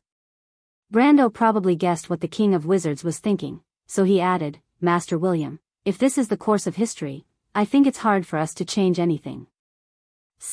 William sighed, "You don't understand. Forget it, let's leave it at that. You're right, just like the 9 Phoenixes proverb, if there's trouble, there's no avoiding it." Brando was familiar with this proverb, but the background design of the 9 Phoenix originally referred to some of the cultures he was very familiar with. He nodded and replied, "Everyone I've invited here today is closely related to the Battle of Ampere Seal that day. Starting from Her Royal Highness, let everyone try one by one. Maybe someone here will become the owner of the Azure Lance, so let us witness the birth of this history." Brando, hearing his words, Princess Griffin turned her head. "I'll let you go first." "Me?" Brando was stunned. "Yes, you are my knight. In my mind, only you are the most similar to the Knight of the Azure Lance. I hope that the Azure Lance can choose you. Her Royal Highness replied, "So I want you to try first." Brando was slightly stunned. He did not expect Her Royal Highness to have such high expectations of him. He thought for a moment, nodded to everyone, then raised his head and walked towards the azure lance. But before he could take 2 steps, a majestic aura had already pressed down on him. Before Brando had time to see what happened, a figure had already appeared in front of him. Only a few people present saw it clearly at that moment. The figure was clearly born from the intertwining lightning in the sky, and then appeared in front of Brando in an instant with an arc of electricity. At that moment, Brando could express his feelings with only one word: fast. The quality of a swordsman had long been ingrained in his bones. With his current strength and level of swordsmanship, almost no one could get close to him without him reacting at all. Even if it was an existence like William's, Brando could at least react before the surprise attack. However, this attack was clearly not within his expectations. Even including his experience in the game in his previous life, even with the eyes of a veteran warrior who was level 130, he had never seen such a fast attack. But he still saw it clearly. The opponent's starting posture was the classic posture of the spear knight in the game. But the spear knight would never have such terrifying dexterity. Before he could blink, the lightning spear had already pierced through his chest. Before Brando could confirm that he was injured, his whole body was already flying. At that moment, he finally saw the face of the human figure formed by lightning. But the moment he saw the face, Brando almost screamed out loud. The figure of energy under the outline of the lightning was clearly a woman. Of course, that alone was not enough to make him feel so surprised. Because the face he saw was almost exactly the same as the Roman face. Of course, the merchant miss would never raise her pair of beautiful little eyebrows high and put on such a murderous look. With this series of doubts, he fell heavily to the ground. My lord. My lord. The Shire and Medisha were the first to react, and a protective spell immediately fell on Brando out of thin air. And the silver elf princess instantly held a spear in her hand, and single-handedly stood between Brando and the lightning girl. But the lightning girl stopped. She looked at Medisha and threw the spear in her hand. The lightning spear instantly turned into countless arcs of lightning and dissipated into the darkness. She coldly looked at everyone in the hall. Medisha finally saw the other party's face. Ah, Miss Roman. She screamed. Ah. As if it was a chain reaction, the Roman also stared at the lightning girl with a stunned expression. The lightning girl was slightly startled and turned her head. As if noticing her movements, Medisha raised the spear in her hand, but at this time, Brando finally caught his breath. Don't fight with her, Medisha. Brando released his hand from his chest. The Count's coat was scorched black, but there was no trace of blood. He took a breath and replied, she doesn't have any killing intent. She seems to be a heroic spirit that protects the spear. Heroic spirit? Medisha turned her head. My lord, whose heroic spirit could she be? How could she look exactly like Miss Roman? But before Brando could answer, a deep, magnetic female voice had already echoed throughout the hall. My name is Ovina. Who are you, humans? Elves? And silver folk? What is your purpose here? To be continued. If you like this work, you are welcome to come to Chidian. Come to vote for me. Your support is my biggest motivation.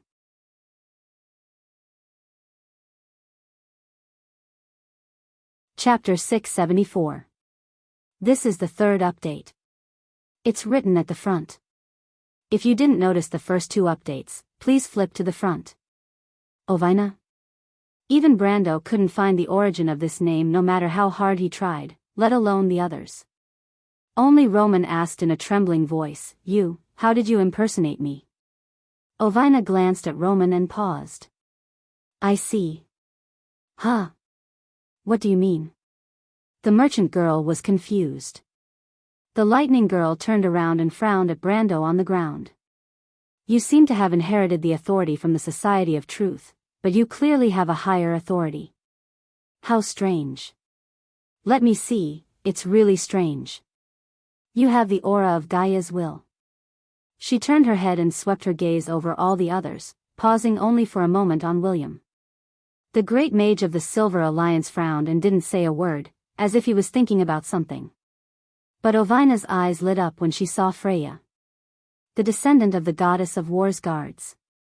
I didn't think this bloodline would still exist in this world, she said with slight admiration. Brando heard the lightning girl's words, of course, but he felt like he was listening to a book from heaven. He had never heard of any of the terms Ovina mentioned. Even in his past experience in the game, there was no mention of this. He frowned. My lady, who are you? You are a heroic spirit. Whose will do you represent? Me? The lightning girl took a step forward and lifted her chin. Human, according to your records, you should call me the Knight of Azure. The Knight of Azure. These 3 words echoed in Brando's mind. He opened his mouth but seemed to have lost the ability to speak. The others weren't any better than him, or worse. Medisha almost dropped the spear in her hand. Behind the princess, Makarov and the others kept muttering to themselves. This is impossible, this is impossible. In front of them was the Azure Knight who had shattered the heavens, caused the stars to fall to the ground, and brought about the era of mortals. If one were to ask what was the most famous epic in the history of the Amber Sword, it would definitely be the Pale Poem.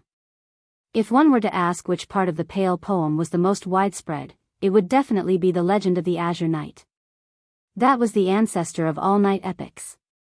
Later generations had made up countless stories based on this legend. Almost all the knights' fantasies had the shadow of this legendary character. But she was actually a woman? Everyone couldn't help but find it hard to accept. Only Roman, after confirming that the other party wasn't pretending to be her, asked curiously, "But why do you look exactly like me?" Time flows like a long river. Among the billions of stars, there are always 2 that are so similar. This is just a coincidence, the lightning girl replied in a low voice. Brando felt like this lady was spouting nonsense. He asked, Master Knight, may I ask what you meant by what you said before? Ovina glanced at him and answered, You heard what I said, and that's that. What I didn't say, I won't tell you. In this world, all secrets have a price. What kind of price do I have to pay? Brando asked with a frown. In the game, the players had been trying to solve a riddle, the final path to the power of existence. Obviously, no one had succeeded. But Brando had a feeling that the term Ovina mentioned before might have something to do with the final door. Because ever since the fall of Babel Fortress, ancient knowledge was lost to the earth. There were no more records of the power of existence. Since then, no matter if it was the gold citizens or the silver citizens, no one had ever truly opened the final door. Even the high and mighty dragon race stopped at the peak of the gold body.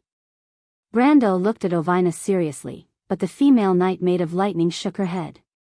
You can't afford to pay them, human. All right, tell me, what is your purpose for coming here? Purpose? Brando came back to his senses and remembered the purpose of their trip. Master, we accidentally found the azure lance that you once used. We hope to gain its approval. I see. The lightning girl nodded. She looked up at the entire hall. This should be the ruins of Barbard's Great Hall. You probably haven't heard of this name. So to you, what is this place? What year has it been in the outside world? This is now the territory of the Kingdom of Erewhon. It is the underground of a trading port, Ampere Seal. Master Knight, Princess Griffine's voice sounded. This is the first era, the year 376. The Chaos Era has ended? The lightning girl muttered to herself. Are there still divine citizens on the earth? Divine citizens? Everyone looked at each other in confusion. What kind of term was that? Even to the players, that was a background that only existed in legends. Ovina looked at their expressions and understood what had happened. However, there was no sadness or joy on her face. She only replied, I see, I understand. She looked up and replied, You said that if you want to gain the approval of the Azure Lance, it's very simple. You just have to defeat me. Defeat you? Brando almost choked on his own saliva. She was the legendary ancient hero who shattered the heavens and ushered in a new era. Legend had it that the Azure Knight was a hero who lived in the era before Babel Fortress was destroyed. She almost certainly had existential power, and even in that terrifying era, her power was at the top of the line. From this, one could tell how terrifying the Lightning Girl's power was. Although he knew that it would not be easy to obtain the Azure Lance, after all, the Amber Sword was first and foremost a game, and since it was a game, there was no such thing as a free lunch. Brando did not expect the conditions of this dungeon to be so simple and yet so demanding. Defeating the Azure Knight's heroic spirit was enough. The question was that even possible? Brando could roughly estimate based on the power of the previous attack. Even if he was at his peak in the game, and with the help of the other top players in the Gracious Knight squad, he might not be able to defeat the Lightning Girl in front of him. He could not help but wonder. He asked, "My lady, may I know, how much power does your heroic spirit have when you were alive?" Ovina smiled slightly. "You are very smart, human. You even know to investigate your opponent's power. But I'm afraid my answer will disappoint you. As long as I am in this hall, my power is equal to my peak power." Everyone felt as if they had been punched in the face. Makarov and the others could not help but look at the legendary mage from the Silver Alliance. But William could not help but smile bitterly. Although his power was close to the peak of the mortal world, it was not enough in the face of the power of existence. He shook his head. There was no chance of winning. This is too much. Princess Griffin was stunned. She could not help but frown as she replied, "My lady, how could anyone defeat you? Little half-elf girl, if you cannot defeat me, what right do you have to use my weapon?" The Lightning Girl smiled and replied. Brando frowned. Unlike everyone else, he immediately felt that there was something wrong with this condition. A game would never set a condition that could not be completed. Her Highness asked a good question. Who could defeat the Azure Knight? Even in his era, which player would dare to claim that they could defeat the Azure Knight, let alone the people present here? Or even further back, as long as they could not control the power of existence, there was no possibility of victory. He immediately thought of something fishy. He raised his head and saw a pair of eyes looking at him. It was a pair of black eyes with a hint of light purple luster. Under the slender eyebrows, together with the beautiful black hair, it set off the heroic and vigorous face. The female knight stared at him. The meaning in her eyes was clear. But she still mouthed a warning, "Word trap." Brando reacted immediately. He did not have time to think about why Maynard would suddenly think of this problem. But he had already raised his head and asked Ovina, "My lady knight, are you saying that as long as we are in this hall, your power will be equal to your power at the peak of your power?" The Lightning Girl was stunned and looked at him. Brando already understood, "My lady knight, as long as I defeat you, I will be recognized by the Azure Lance?" "Yes." Ovina nodded. "That's good." Brando suddenly leaped backward and shouted at the Shire beside him, "The Shire, Dragon Strike." The young wizard squire understood the moment his lord spoke. Since Ovina was undefeatable in this hall, then they would change the battlefield. He reached out to the ground and the halo of law magic gathered in his palm, dazzling. "What do you think you're doing?" Ovina's eyebrows, made of lightning, twitched. Then anger flooded her face. "I hate opportunistic people the most." As soon as she finished speaking, her figure completely disappeared from everyone's sight. Then the Roman's scream rang out, "Brando, behind you!" Brando's heart went cold. Normally, in a situation like this, the first thing anyone would do would be to attack the Shire to cancel the spell in his hand. But Ovina obviously saw through his relationship with the Shire. In other words, she knew he was a planeswalker. Brando felt a chill run down his back. He didn't even have a chance to fight back. A cold hand that didn't seem to be made of lightning had already grabbed his back. "Order him to stop." The Lightning Girl's voice was frighteningly cold. "No, the Shire cast the spell. There's some kind of law here that she can't hurt anyone." Brando immediately shouted. Ovina paused. "How did you know?" Brando smiled proudly. because you just stabbed me with your spear. Did you forget? You noticed? The lightning girl's almost platinum eyes were filled with disbelief. You're a smart guy, but you think that's enough to make me helpless? Brando saw the cold, smug smile on Ovina's face and knew something was wrong. He followed her gaze and looked over. In that direction, the beam of light from Charles's dragon strike had already left his hand and hit the ground. The hall was already extremely fragile after countless years. With just one hit, the ground cracked and looked like it was about to collapse. But at that moment, Ovina said coldly, "Power of fate, history reversal." Just 8 words. And then a miracle happened. To be continued. If you like this work, you are welcome to come to Chidian. Come to vote for me. Your support is my biggest motivation.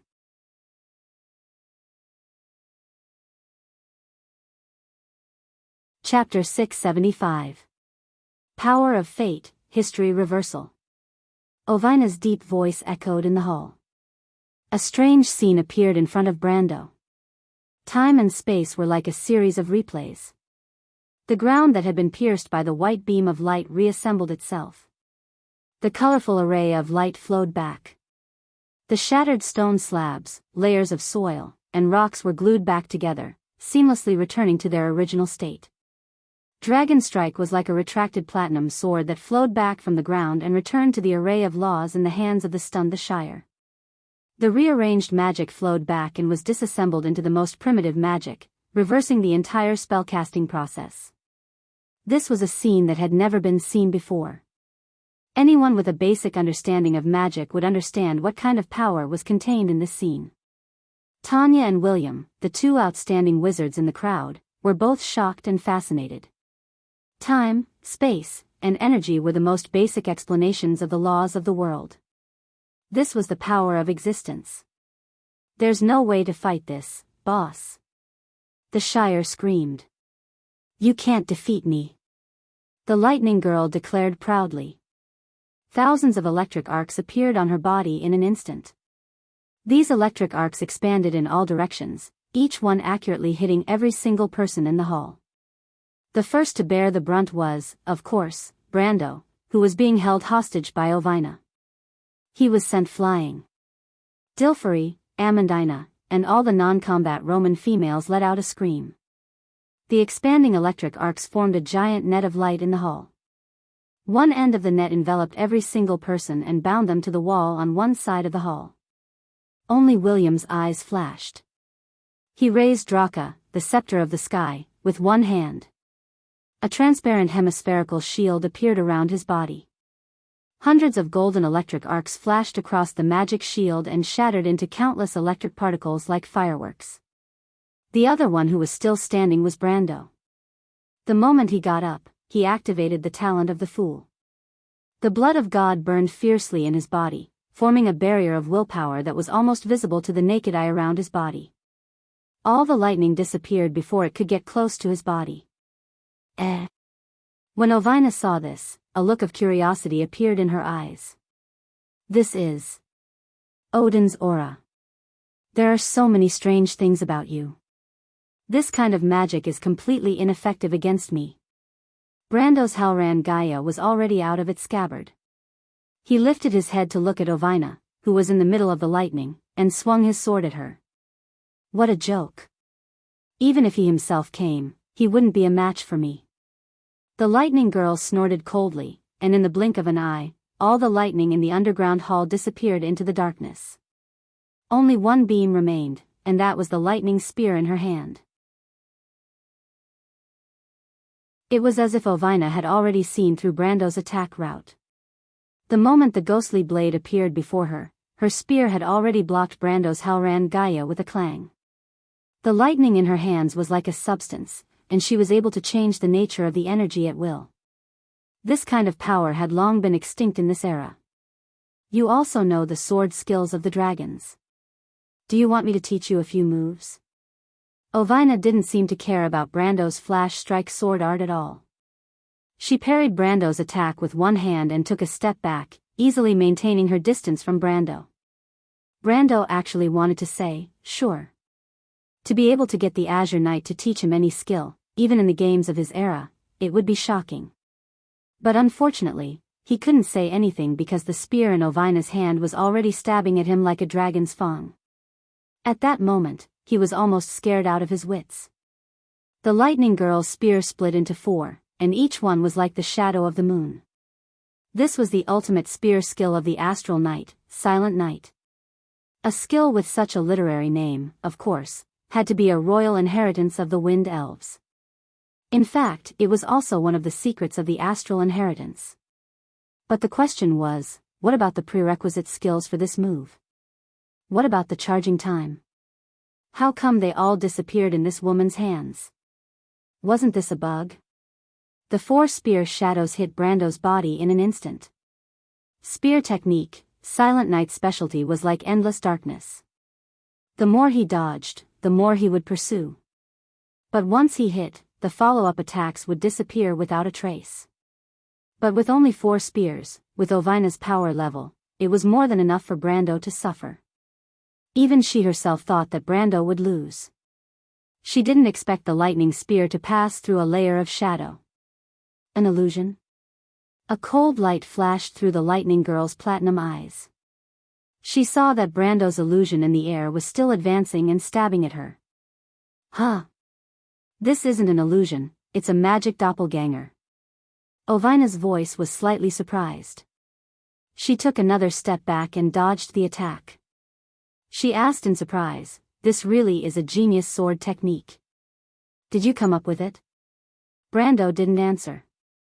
The 9 luminaries' sword technique instantly created 4 or 5 doppelgangers. Each doppelganger attacked once.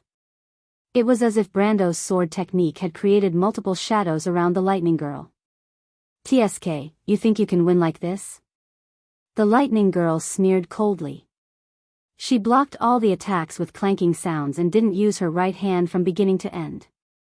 Then she held the spear horizontally and swung it like she was dancing in a circle.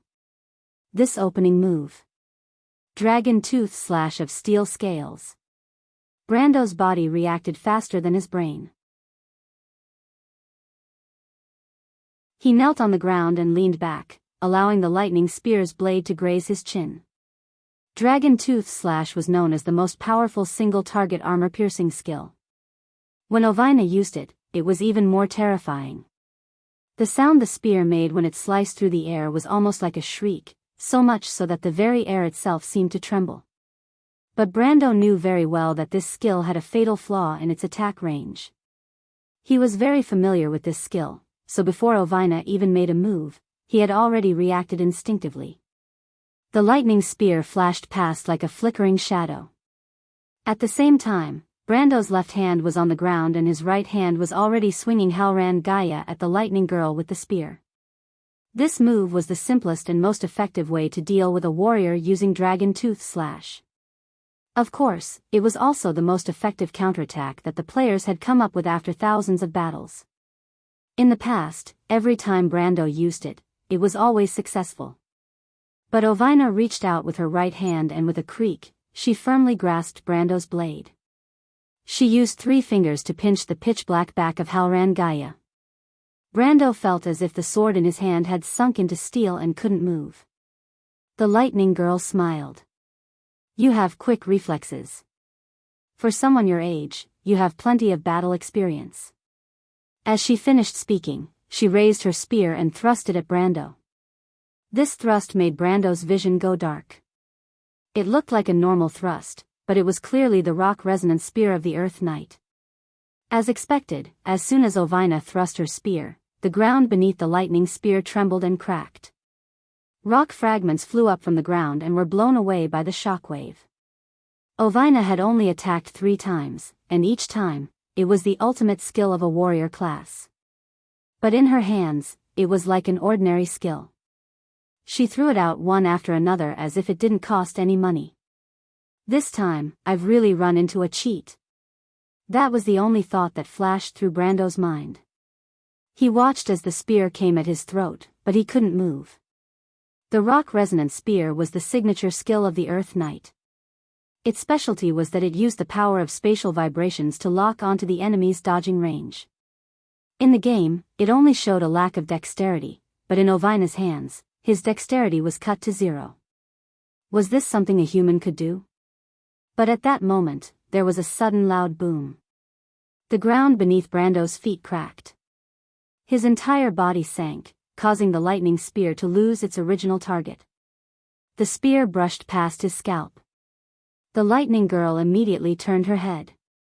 She looked in the direction of the great wizard William and asked coldly, "Earthquake?" William put down the sky scepter in his hand and placed the end of the scepter on the ground. He nodded politely at Ovina. "Yes, Mistress Azure Knight."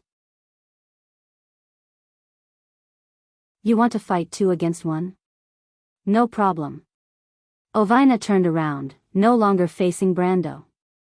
Instead, she snapped her fingers. Fate, the miracle of time. A strange scene immediately appeared in the hall. Rainbow-colored light shone through the darkness like sunlight through a prism, forming pages of colorful gaps. It was a mesmerizing sight. But Brando, who was in the middle of it all, didn't find it beautiful at all. He only felt that his scalp was in trouble. Because the flowing lights were all gaps in time, the flow of time in the hall was completely disrupted. He realized that both his and William's movements had slowed down. Brando was going crazy. Even if the Azure Knight's element was fate, how could she manipulate time and space so naturally? Since when did the talent of fate add this ability? But Ovina seemed to have seen through his confusion. She answered in a low voice, "Those broken pieces of time and experiences are also part of the memory of history. The fate of people describes the world itself. There is nothing that cannot be manipulated by the laws. Your understanding of the elements is still very shallow. Now, it's my turn to attack." The lightning girl raised her spear. Endless space seemed to gather at the tip of her spear. In a flash, it formed a singularity that was impossible to see with the naked eye. The singularity had no color. It was pitch black, with lightning flashing around its edges. Although Brando had never seen a move like this, he knew that it was no joke. Because this was the first time he had seen Ovina charge up. How did he meet such a freak? Brando didn't know what to say. He turned around and glanced at William. Their only chance of winning was to force Ovina out of the hall. Otherwise, fighting the Azure Knight would be a joke. The Archmage of the Silver Alliance seemed to have realized this as well. He nodded at him. "I'll hold her back," Brando yelled. Of course, to be honest, he had no idea if he could succeed. But at least he had noticed that all of Ovina's previous attacks were harmless. This meant that due to some kind of law, this heroic spirit who was guarding this place couldn't kill the challenger. As long as he didn't die, then anything was fine for Brando. The gathering power had already created a whirlwind in the hall. Brando raised his head and glanced at Ovina in the center of the whirlwind. He raised the Halran Gaia and, slowly, inched towards her. It wasn't that he wanted to move slowly, but Ovina's miracle of time was too freakish. Not only did it slow down time for everyone around her, but it also sped up for herself. It was much more powerful than the legendary 12-circle, time imprisonment, spell of the law-defying sorcerers. But Brando knew that he still had a chance. He still had the Flash Strike Sword Art. The Flash Strike Sword Art could ignore space and time. If he got a little closer, he would be able to attack. He raised his head and watched Ovina's every move, hoping that she would be fully focused on casting that ultimate move. Then he would be able to take advantage of the opening.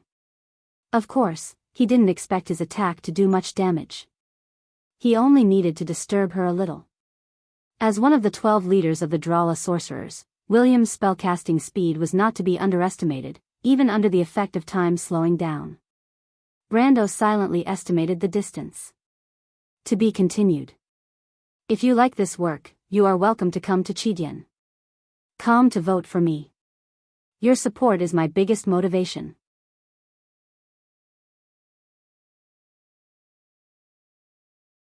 Chapter 676. 10 meters.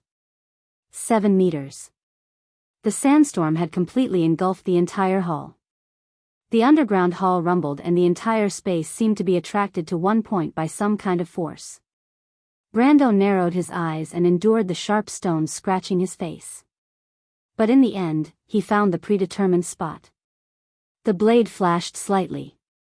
In the next moment, Brando's figure disappeared from where he stood and reappeared beside Ovina. The lightning girl didn't seem to notice.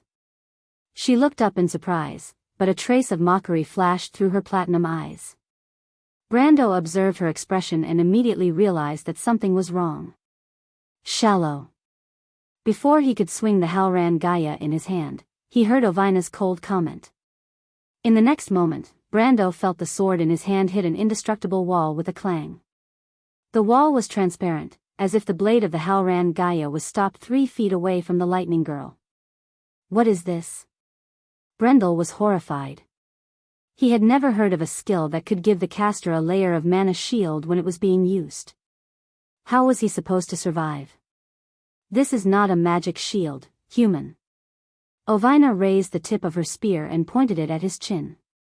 She answered calmly, because you cannot defeat me. This is your destiny, like a predetermined destiny. That is why you are hesitating. Brando immediately understood that this was also one of Ovina's elements. This was another manifestation of the power of destiny. It planted a subconscious thought in the hearts of all her enemies, making them believe that they could not defeat her. In other words, there was no magic shield around her at all. It was because he believed that he could not defeat her, so his sword stopped there. Everything was just an illusion. But this illusion was so real that it was impossible to resist. Even if Brando used all his strength, his sword would always be stopped 3 feet away from the lightning girl. It was as if he was fighting himself. This kind of power was unbelievable. Never mind since he transmigrated to this world, even in his previous life in the game, he had never heard of such a thing. He had often heard other players speculate about how terrifying existential power was, but now it seemed that it was even more terrifying than they imagined. Understood? Ovina asked. Brando smiled bitterly. This was indeed an undefeatable power, because he saw that the girl surrounded by lightning had already begun to accumulate the last of her strength, preparing to unleash her attack. At this time, the mages from the Silver Alliance had just started chanting their spells. Brando turned around and saw William's serious expression. But it was at this moment that a figure appeared in Brando's vision behind the endless storm. A figure that he couldn't even imagine in his dreams. It was a long, flame-like ponytail. Her long hair fluttered in the wind as her master pushed forward, curling around the spear in her hand. It was just a standard pike of the White Lion Legion.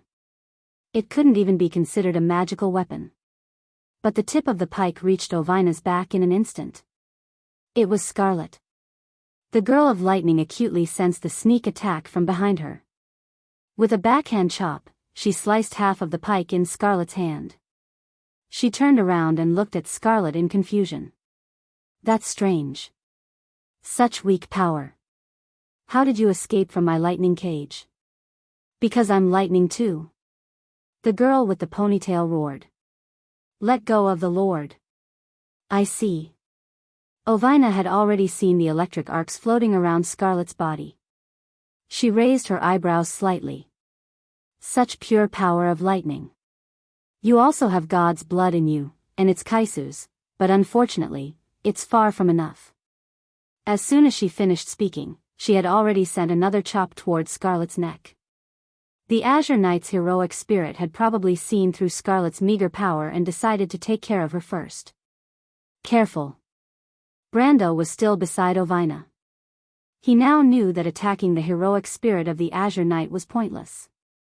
As long as he couldn't break through the element of fate, he wouldn't be able to chop off her neck even if she offered it to him.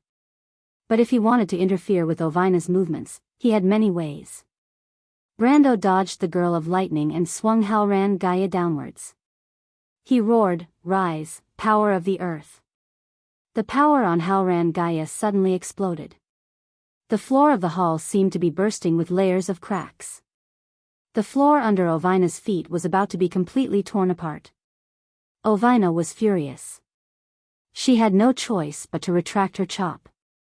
She pressed her hand downwards and released another time reversal. This hall was her biggest weakness. Of course she wouldn't let Brando tear it apart. But as soon as she turned around, the girl with the ponytail behind her found another opportunity to attack. She didn't care that she was less powerful than an ant in Ovina's eyes. She didn't say a word. She held the standard pike with the chopped-off head and stabbed it towards Ovina's back. "Scarlet, get out of the way!" Brando shouted helplessly. He knew that Ovina's elemental power was very special. Even he couldn't do anything to her, let alone Scarlet. If Scarlet stayed, she would only be a burden to him. But it was too late. Scarlet and Brando's relentless attacks infuriated even Ovina, who had a good temper. More importantly, the magic power that William the Great Wizard was accumulating was slowly becoming a threat. Of course, with William's power, it was impossible for him to hurt her. But if he was determined to destroy the hall, it would be a time-consuming and laborious task for her to fix. A waste of energy and time. The girl of lightning finally commented coldly. At the same time, she turned her pike and stabbed it towards Brando. Ovina was very rational. Scarlet obviously posed no threat to her. In comparison, Brando, who had Halran Gaia in his hand, was more of a problem. But as soon as she thrust her pike, she immediately realized that she had made a huge mistake. Because she immediately felt Scarlet's pike hit her squarely in the back. Ovina's eyes were filled with disbelief. How could a mortal who wasn't even at the peak of gold hit her? Where was her talent of fate? Scarlet had used all her strength to strike Ovina's back. She didn't even scratch the heroic spirit's skin. Instead, she herself was sent flying. But according to the power of the precepts, whether or not this attack caused any damage, it had completely interrupted Ovina's charging skill. With a bang, the black singularity on the Azure Knight's heroic spirit pike completely disappeared. An opportunity. Brando didn't know how Scarlet had been able to pierce through Ovina's elemental power. But at least he knew that this was a perfect opportunity. While the girl of lightning was distracted, he had already raised Halran Gaia and stabbed it down. With a loud crack, the power of the earth that had been nurtured by the sword instantly spread throughout the floor of the hall. Immediately, dense cracks appeared on the flagstones on the ground, and the earth cracked under the flagstones. The underground hall rumbled and tilted to one side, seeming as if it was about to collapse completely. What the hell? Ovina finally reacted. Even though she claimed to have the power of the Azure Knight at her peak, Brando could tell that this heroic spirit had only inherited the power of that legendary hero. But her battle experience and her ability to handle the battlefield were far inferior. Seeing that the hall was about to collapse, the girl of lightning began to panic. She opened her arms and a vast amount of elemental power instantly enveloped the entire underground hall. The entire hall collapsed and then immediately recovered. But then more cracks appeared. Ovina's forehead was covered in cold sweat. She slowly realized that she couldn't hold on any longer. Because William the Silver Storm had joined the battle. The magic of an extended earthquake spell was injected into the ground, causing the entire hall to tremble. The pillars in the hall cracked and the ground began to move. Then, a large fissure appeared and sank, sliding into the cracks beneath the ruins along with countless rocks. The girl of lightning seemed to have finally realized that defeat was inevitable. But she gritted her teeth and raised her head. She said angrily, "Don't think that you've won." The entire hall was falling apart into countless pieces. Ovina stood under the largest rock and looked down at Brando and Scarlet. She reached out her hand and retracted the elemental power that had enveloped the entire space. Then she shouted, "Destiny, the shining fountain." History unfolded behind her like a curtain. Countless heroes and legends came to life in those shining fragments and then appeared before Brando. There were some characters that Brando couldn't even name, but there were also some from the era after the Azure Knight. Among them, Brando recognized the 4 wise men. Mainly because he was too familiar with the image of the Saint Soul. These summoned creatures formed from fragments of history. Brando couldn't even describe their state of existence. Rather than heroic spirits, they were more like the manifestation of a law. But clearly, these things that Ovina summoned were not here to have a tea party with him. The girl of lightning pointed her spear downwards. Her deep, penetrating voice almost drowned out the rumbling of the collapsing hull. Heroes are merely beings bound by fate and wishes. Their goal is to ensure that the fate of the world continues to exist along a predetermined line. Human, accept their challenge. More than 10 projections of heroes that seemed to have walked out of legends rushed towards Brando. Brando's face was pale with fright. Although he didn't know how much power these summoned creatures had, if they were too weak, Ovina probably wouldn't have let them out. The elemental power of fate was a bug. Brando immediately revised the order of the elemental power in his mind. In the past, there had been quite a few players who had the gift of fate in the game. But he didn't expect this elemental power to be so freakish when it reached the realm of the power of existence. It was as if he could get anything he wanted. The first to reach him was Saint Tossel's illusion. He didn't know if it was a coincidence, but the Wind Empress had clearly demonstrated the power she should have.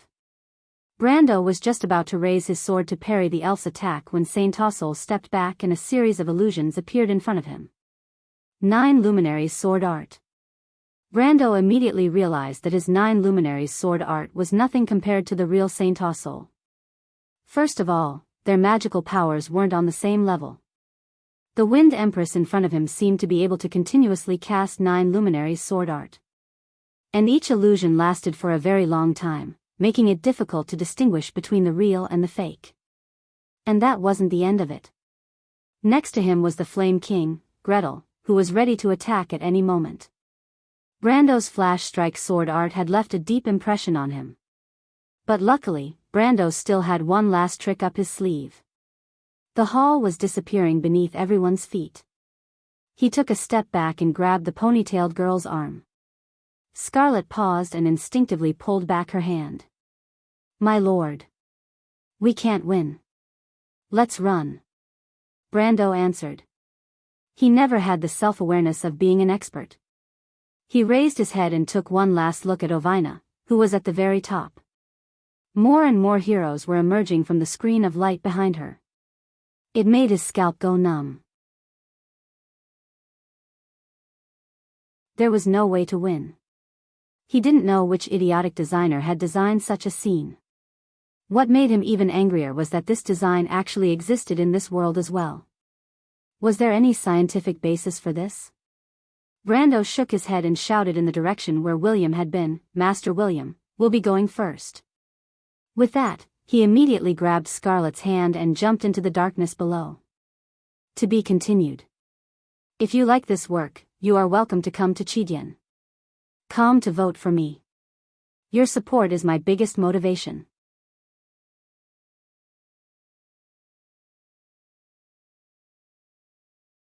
Chapter 677. Brando swore that if he had known what it felt like to be buried under sand, he would have surrendered rather than run away. At first, he felt his body falling rapidly in the darkness. Countless objects fell around him, accompanied by the sound of the wind. There was only a faint light above his head, which should be the direction of the collapsing underground hull. About a second or two later, he felt a violent impact. A normal person would have been smashed to pieces under such an impact, but it was nothing to a peak gold-tier physical strength. Brando only felt that he had hit a slope, and then rolled down along the sharp rocks. He tried to grab onto something, but it was futile in the darkness. A large amount of sand rolled him down until he hit a flat rock. Brando felt the first impact, and then the second impact was a soft body hitting him. He immediately realized that it was Scarlet. More rocks and sand were falling from above. Brando hurriedly pulled the girl down, and then turned around to block in front of her. In just a split second, there was a loud rumble as several huge rocks smashed heavily onto his body. Of course, this was nothing to Brando. It felt like he was hit by a few sticks, but the large amount of sand made him suffer. He coughed, and his mouth was full of sand. But this was not the most tragic experience. The key point was that when he lowered his head and subconsciously wanted to spit out the sand in his mouth, he met a pair of bright eyes. It was a pair of quiet, curious, and shy eyes. Obviously, it belonged to a mountain girl who liked to keep her hair in a long ponytail. Scarlet was under Brando's protection, and she obediently looked at her lord without moving. For both Brando and Scarlet, it was not difficult to see in the dark. Both of them could clearly see each other's state. But fortunately, it was not the first time they had encountered such a situation. The last time they were chased by the misty nightmare in the loop of trade winds, they had experienced almost the same situation. After the first experience, at least the second time was not as awkward. "My lord," Scarlet whispered and blinked, "thank you." Woo-woo. Brando's mouth was full of sand, and he was unable to speak. His face was almost touching Scarlet's. He couldn't spit sand on her face, could he? Rumbling sounds were still coming from outside. It was clear that the collapse would not end anytime soon. But Brando did not answer, and the mountain girl looked at him carefully. After a while, Brando suddenly felt Scarlet move, and then gently leaned her forehead against his chest. This seemingly unintentional action made Brando's heart skip a beat. He subconsciously lowered his head and saw Scarlet curled up in his arms like a child. "Wah. Qian. I'm sorry." Scarlet seemed to have been awakened by his voice. She was startled and quickly let go of his hand. Brando looked at her carefully, shrinking back, and couldn't help but feel sorry for her. "Actually, it's okay. Are you scared?" Scarlet frowned and shook her head slightly. Brando was silent for a moment. To be honest, he could not tell what this girl was thinking. Since the Battle of Ampere Seal, Makarov had come to see her a few times, but she had rejected him. Scarlet was usually quiet and only occasionally accompanied the Roman, but according to the other members of the Grey Wolves mercenaries, she was not like this in the past. He thought for a moment and felt that he was not suited to guess a girl's thoughts. After all, he was a complete loser when it came to that in his last life. He shook his head and decided to change the topic. "Scarlet, how did you break through Ovina's element?" The mountain girl paused and looked up at him curiously. "You don't know?" Brando was stunned. Of course, he could see that Scarlet's expression was genuine. Scarlet shook her head in confusion. "That's strange." Brando was even more confused than Scarlet. He knew the power of Ovina's element of fate. Ovina's element of fate was similar to a speech spirit, but it was much more powerful. If you could not break through your own fate, then you would never be able to defeat her. You might not even be able to attack her. But the problem was, as a gold-level being, it was an impossible task to break free from the element of a legendary hero who had mastered the power of existence. Even the Silver Storm, Master William, would not be able to do it, much less him or Scarlet. Could it be because of the dragon bloodline? But he had never heard of a gold person being able to challenge someone of a higher level. It could only be said that they were more talented. Brando frowned and couldn't figure it out. But at that moment, he suddenly felt something. He looked up and realized that the sound of the falling rocks had quieted down. This was undoubtedly the best news for him at the moment. He hurriedly threw away the messy thoughts in his mind. He stretched out his hand and easily lifted the rock that was pressing down on him. With another push, the gravel rolled down into the darkness along with the sand and sand. Brando climbed out of the rubble in no time and then rescued Scarlet from the rubble. The two of them finally reached a flat rock. They looked around and realized that the collapsed hall had formed a giant hole. They were in the middle of this hole. Above their heads, any signs of human activity had long disappeared. Brando looked around. In theory, when the hall collapsed, besides him and Scarlet, William and Ovina should have been caught in the mud and sand. The others were bound to the wall by the lightning cage and shouldn't have been in too much danger. But Brendel strained his eyes to find William and Ovina's silhouettes in the darkness, but he couldn't find any of them. That's strange. He paused slightly. According to Ovina and William's powers, they should have been able to escape earlier than he was. The collapse from before looked dangerous, but for beings of their level, it shouldn't have been much trouble at all. "My lord, look over there." Scarlet stood beside Brando without saying a word after being dragged out of the rubble. But as a half-dragon, her eyesight was obviously much better than Brando's. Brando looked in the direction she pointed. After a while, he saw a dot of light flying out of the darkness. But when the light came closer, he realized that it wasn't a dot of light at all. It was William flying in midair, holding a glowing staff in his hand. And when he got closer, Brando suddenly saw that the old magician was carrying a person in his hand, from the platinum body made of lightning. Who else could it be but Ovina? William's flying spell was extremely fast. In the blink of an eye, he was right in front of Brando. He descended, his long robe fluttering in the air, and then landed firmly in front of Brando. He reached out and threw Ovina in front of Brendel. She's unconscious? Brendel's jaw dropped as he stared at Ovina, whose eyes were tightly shut. He couldn't believe that this was the mighty Lord heroic spirit from before. Normally, as long as one's body was complete, even if one fell from a height of several thousand feet, one shouldn't have fainted. This was too degrading. You guessed right, little one. After leaving that hall, her power weakened rapidly, the old magician replied. When I found her, she was at most an upper silver level. And her magic was still draining away. I can foresee that if this continues, she won't even be able to maintain her original form. I see. Brando paused, but then he felt a little troubled. He couldn't help but look at the lightning girl on the ground and say, so what's the situation now? Did we win or lose? This girl isn't going to go back on her word, is she? Ahem. What do you take me for?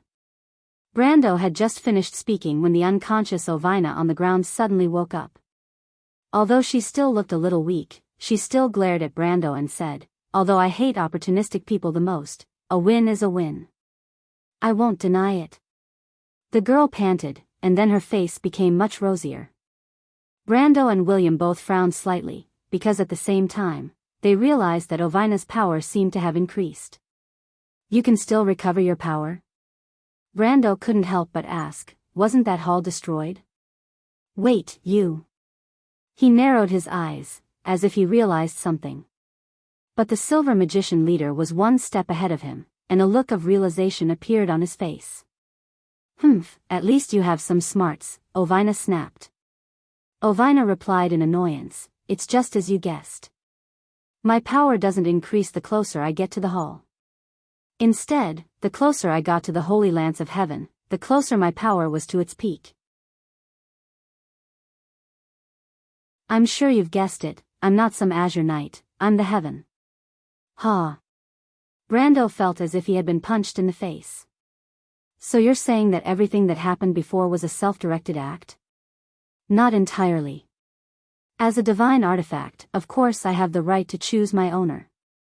Ovina lifted her chin and answered proudly. All right, that has nothing to do with us anyway. Brando shrugged. It wasn't the first time he had seen a magical equipment with a soul. The ring of the Wind Empress on his hand had a heroic spirit sealed in it during the War of the Holy Saints, not to mention that many famous magical equipment in the Amber Sword had similar mechanisms. However, it was the first time he had seen a heroic spirit sealed in a ring that was so powerful. But the more it was like this, the more it proved the value of the heaven. He thought for a moment and continued, no matter what, you admit that we won before, right? So now you can choose who your owner will be, right? Yes, Ovina answered through gritted teeth. But before that, I have a question. I want to know how she was able to pierce through my elemental power. The girl in lightning form looked at Scarlet on the side, her face once again filled with disbelief. Like Brando, she couldn't figure out how a gold rank could ignore the influence of her elemental power of fate. Brando glanced at Scarlet and thought for a moment. Maybe it's because of her dragon bloodline? Impossible. Ovina denied without hesitation. She's just a gold person. Since when did their bloodline have such power? Unless some genetic mutation happened in the past 10,000 years, but the chances of that are too small. Genetic mutation? Brando chewed on this word by word. Did the Amber Sword have such a setting? But the girl in lightning form only snorted coldly and didn't answer him. The darkness seemed to fall silent again until the Archmage William thought for a moment and said, "Maybe I know why." Everyone turned to look at him. In our history, there are some things that can allow people to change their fate and break free from the shackles of fate. The Archmage answered slowly. "Brando, you know that little girl Alaz, right?" "Ah." Brendel suddenly exclaimed with a look of sudden realization. "So that's how it is, I got it. P.S. The mighty baboon is at it again." Please don't mind the wrong title of the second chapter. Anyone who cares about details is an idiot. Keep following me on Weibo. To be continued. If you like this work, you are welcome to come to Chidian.com to vote for me. Your support is my greatest motivation.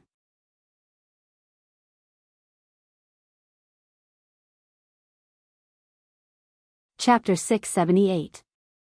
So, what's going on? Ovina asked with a frown, still half kneeling on the ground. She rubbed her arm with one hand and frowned. The girl's energy body looked like it was made of platinum. The white irises in her eyes were like translucent rings. Only when they contracted slightly could one guess what she was thinking. She was obviously very angry right now. The reason is actually very simple. Brando grinned. His voice echoed in the darkness with a hint of playfulness. He suddenly raised his hand and placed it behind Scarlet, pushing the girl who had been standing in the shadows with her head lowered in front of him. "Lady Ovina, you must have heard of the legend of the fairy's golden apple, right?" Scarlet seemed a little nervous. She turned to look at her lord in surprise. But Brando shook his head at her, indicating that she need not be nervous. He did this in hopes that Scarlet would leave a deeper impression on Ovina, because Ovina would definitely choose the successor of the Holy Lance of Heaven from the three of them. He himself was more accomplished in swordsmanship, and William's identity and profession were not suitable to be the successor of the Azure Lance. Therefore, he hoped that Ovina would choose Scarlet as the successor of the Azure Lance. Most importantly, he hoped to give Scarlet courage and confidence, so that this Highlander girl would understand that no one's existence in this world had to rely on others. He hoped that Scarlet would have her own thoughts and destiny, to pursue her own dreams. A Scarlet who would always stand behind him, like a silent shadow. This Scarlet made his heart soften. But it was also because of this that he hoped the girl would understand that there was no such thing as a lowly background in this world. A girl from the countryside of Buchi could also become the hope and protector of many people in a certain era. Only confidence and hard work were the driving forces of every individual's progress in civilization and order. Ovina took a closer look at Scarlet. Her pupils were like burning platinum flames, and her eyebrows were like extended flames. She frowned slightly. Is this the reality of longing? She closed her eyes and sniffed. So that's how it is. She does have the unique scent of the fairies. The residents of Valenia's home of the fairies have been researching ways to change fate for a long time.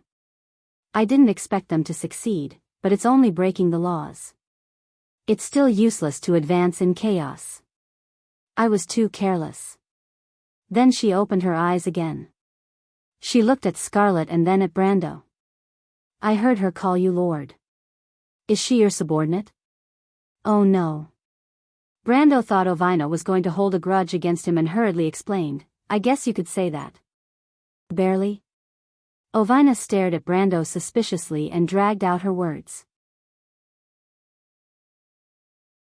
Brando pondered for a moment and quickly organized his words. It's probably because I helped Scarlet when she was in trouble, so nominally, Scarlet is now by my side as my guard. Of course, you can also think that I'm forcing her to return the favor, but no matter what, the contract between us will continue until she feels that she has repaid the favor, Lord. Scarlet turned around and called out softly. Brando's self-deprecation obviously made her nervous. Brando hurriedly gave her a look.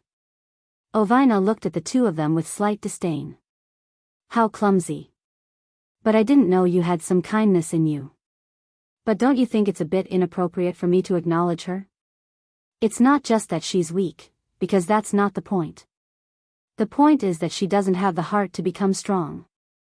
Without confidence, she can't look at herself. How can she realize her beliefs? Maybe she's even confused about her beliefs. The azure lance in her hands will only bury me. She stared at Scarlet, who lowered her head in silence. Then Ovina turned around and looked at Brando with some admiration. You, on the other hand, although you're still weak, you already have some potential. That's true. Otherwise, that guy wouldn't have chosen you, right? Haven't you noticed that you have a temperament that doesn't fit in with this world? And it's because of this temperament that you have the possibility of changing history. What do you think? Do you want to consider making a pact with me and becoming the new master of the Azure Lance, human? Brando was slightly taken aback. He didn't expect Ovina to acknowledge him. But he sighed and shook his head. You're wrong, Lady Ovina. No one is born strong, and no one is born to change the world. But at every moment, everyone will change themselves for some reason. As long as there's something important in your heart that needs to be protected, anyone can become strong. In this world, strength and weakness have never been a constant factor. I've seen Scarlet's anger over her dead companions. It's because of that anger that I believe she can do it. Scarlet, raise your head.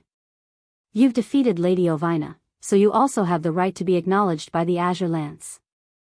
Brando ordered firmly and sternly. Scarlet trembled.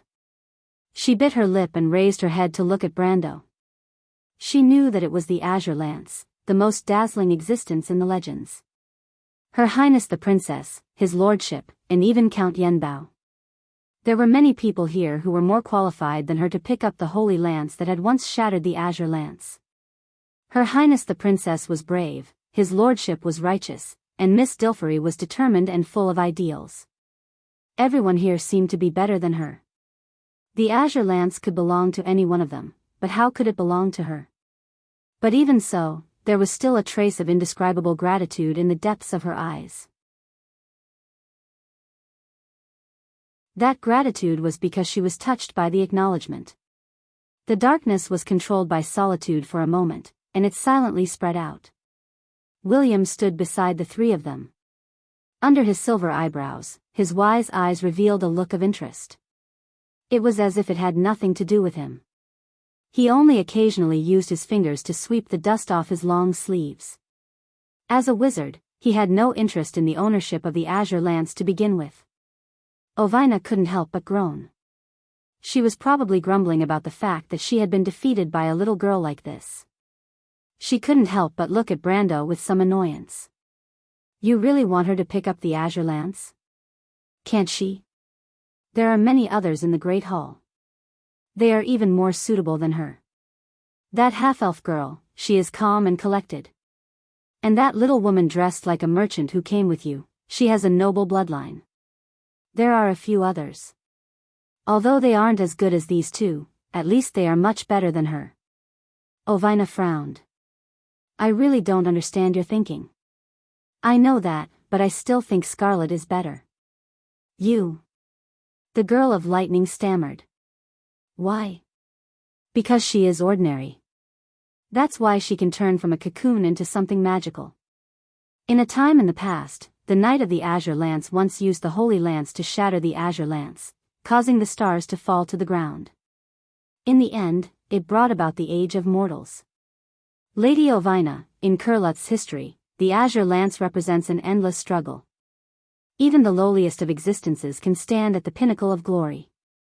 Because of this, the Age of Mortals is filled with color. Brando answered slowly. Ovina was speechless for a moment. She glared at Brando. The sound of clapping finally rang out. William clapped his hands lightly and answered, well said. The age of silver and gold has long passed. Mortals have to control their own destinies. Lady Ovina, honestly speaking, none of us here have the right to inherit the Azure Lance. But in comparison, sometimes a coincidence might be Martha's will. This, all right, I understand. Ovina sighed and stood up from the ground. She looked at Scarlet and extended her hand. You are very lucky, little girl. Come, extend your hand. Let me see what you are thinking. Scarlet hesitated for a moment and turned to look at Brando. But Brando only nodded slightly at her. Okay. The Highlander girl seemed to have finally gathered all her courage. She bit her lip, then extended her hand and placed it in Ovina's palm. Ovina closed her eyes and her sword-like brows finally relaxed. For the first time, a peaceful expression appeared on her face. So this is your past. It is better than I imagined. But it is only a temporary setback. It is not an excuse for people to be weak. The azure lance is a sharp blade that protects the mortal world. Scarlet, the shattering of the heavens and the falling of stars. This is the history of mortals conquering their destinies. Can you feel the courage contained in all this? Yes, you want to protect? Ovina suddenly asked. Then there was a short silence. Scarlet did not answer. But after a while, Ovina suddenly opened her eyes. She turned to look at Brando in confusion. The strange meaning in those platinum eyes made even Brando pause. But when he looked again, Ovina had closed her eyes again. Open your heart and accept me, Scarlet, Ovina chanted. From this day onwards, until the final day comes, Scarlet repeated. The contract is established. A pillar of white light and a green halo spread out from the darkness. Like an invisible wind, it lifted the Highlander girl's long hair. Scarlet suddenly screamed, because she saw Ovina turn into the purest white light in front of her and merge into her chest. Everyone saw this scene. Out of all of them, only Makarov, who was bound to the wall by lightning, had the most complicated expression. He probably could not understand why Brendel would give up the opportunity to sign a contract with the Azure Lance, and give this unprecedented divine weapon to his adopted daughter who was not particularly outstanding. The princess frowned slightly, but quickly understood. Dilfari was curious. Among everyone, the only one she liked was the merchant girl, who was bound tightly by lightning. It wasn't that Ovina was giving her special treatment. It was just that the merchant girl was too dishonest. Plus, the witch queen's inheritance in her bag was not to be underestimated. But even so, Roman said happily to the white mist on his shoulder, I knew Scarlet would be the most suitable. Last night I even made a bet with Brando. Because among us, only Scarlet uses a gun, right? That me is so stubborn, unlike me who guessed the result right away. Scarlet and that gun are so compatible, so beautiful. When I have time, I must borrow it from her and play with it. White Mist yawned. She was too lazy to answer her, and too lazy to remind the merchant girl that Medisha also used a gun. Even though Medisha was a heroic spirit, Roman probably didn't think that far ahead. On the other side, in the darkness, after the seemingly endless light dissipated, Ovina had turned into thousands of lightning bolts. The platinum lightning gathered into a bundle in Scarlet's hand. When the light faded, all that was left was a shining spear. Upon closer inspection, it was the holy lance of heaven. Scarlet stared blankly at the pale green holy spear that was like jade. She couldn't react in time. Lady. Ovina? The holy lance in her hand buzzed. This is her. Brando walked forward and stared closely at the legendary Holy Lance. Ovina is the will of the Holy Lance. But your power is still too weak, so I'm afraid you won't be able to sense her presence for the time being. As he spoke, he lifted his head. Without Ovina's power restraining them, the lightning cages in the hall dissipated. The remaining magic brought everyone down slowly, landing not far from Brando and the others. The merchant girl, who was the first to land, immediately shouted in surprise, Brando. Then she hurried over. My lord. Brando. Mr. Brando. After that, Medisha, the Shire, Freya, and Princess Griffin all gathered around the three of them. Of course, without exception, everyone's eyes fell on the holy lance of heaven in Scarlet's hand. This was the weapon that pierced through the heavens in the ancient legends. The Roman couldn't help but blink and asked curiously, Brando, is this lance really as powerful as the legends say? Is this lance really as powerful as the legends say? This was undoubtedly the question in everyone's mind, including Brando. He thought for a moment, then walked forward and placed his hand on the blade of the holy lance of heaven in Scarlet's hand. Scarlet paused and looked up at him in confusion. "My lord." Brando didn't answer immediately. He had already seen a pale green screen of light extend from the tip of the lance. Holy Lance, Divine Weapon, Attack, 112-147 plus 45 Strength, plus 45 Dexterity, plus 45 Vitality, plus 45 Bloodline, plus 45 Senses. Additional skills. Fate, a legend that has accumulated over time on the spear. It is like an eternal fate that curses its enemies. Any target hit by the Holy Lance will continuously bleed from the wound due to the curse, dealing 11 points of damage per second. This damage can be stacked repeatedly. Holy Lance, pure wind elements surround the blade of the lance. The wielder can summon the power of lightning. Every time the wielder attacks, they can copy the power of lightning to deal the same amount of damage to enemies in any direction. The amount of lightning depends on the magic of the wielder. Divine Weapon Domain. Undefeatable Fate, an invisible force protects the Holy Lance. Any attack that is lower in power than the wielder will be weakened by 90%. The ability to change fate is immune to this effect. Brando narrowed his eyes slightly when he saw these rows of attributes. To be continued. If you like this work, you are welcome to come to Chidian. Come to vote for me. Your support is my biggest motivation.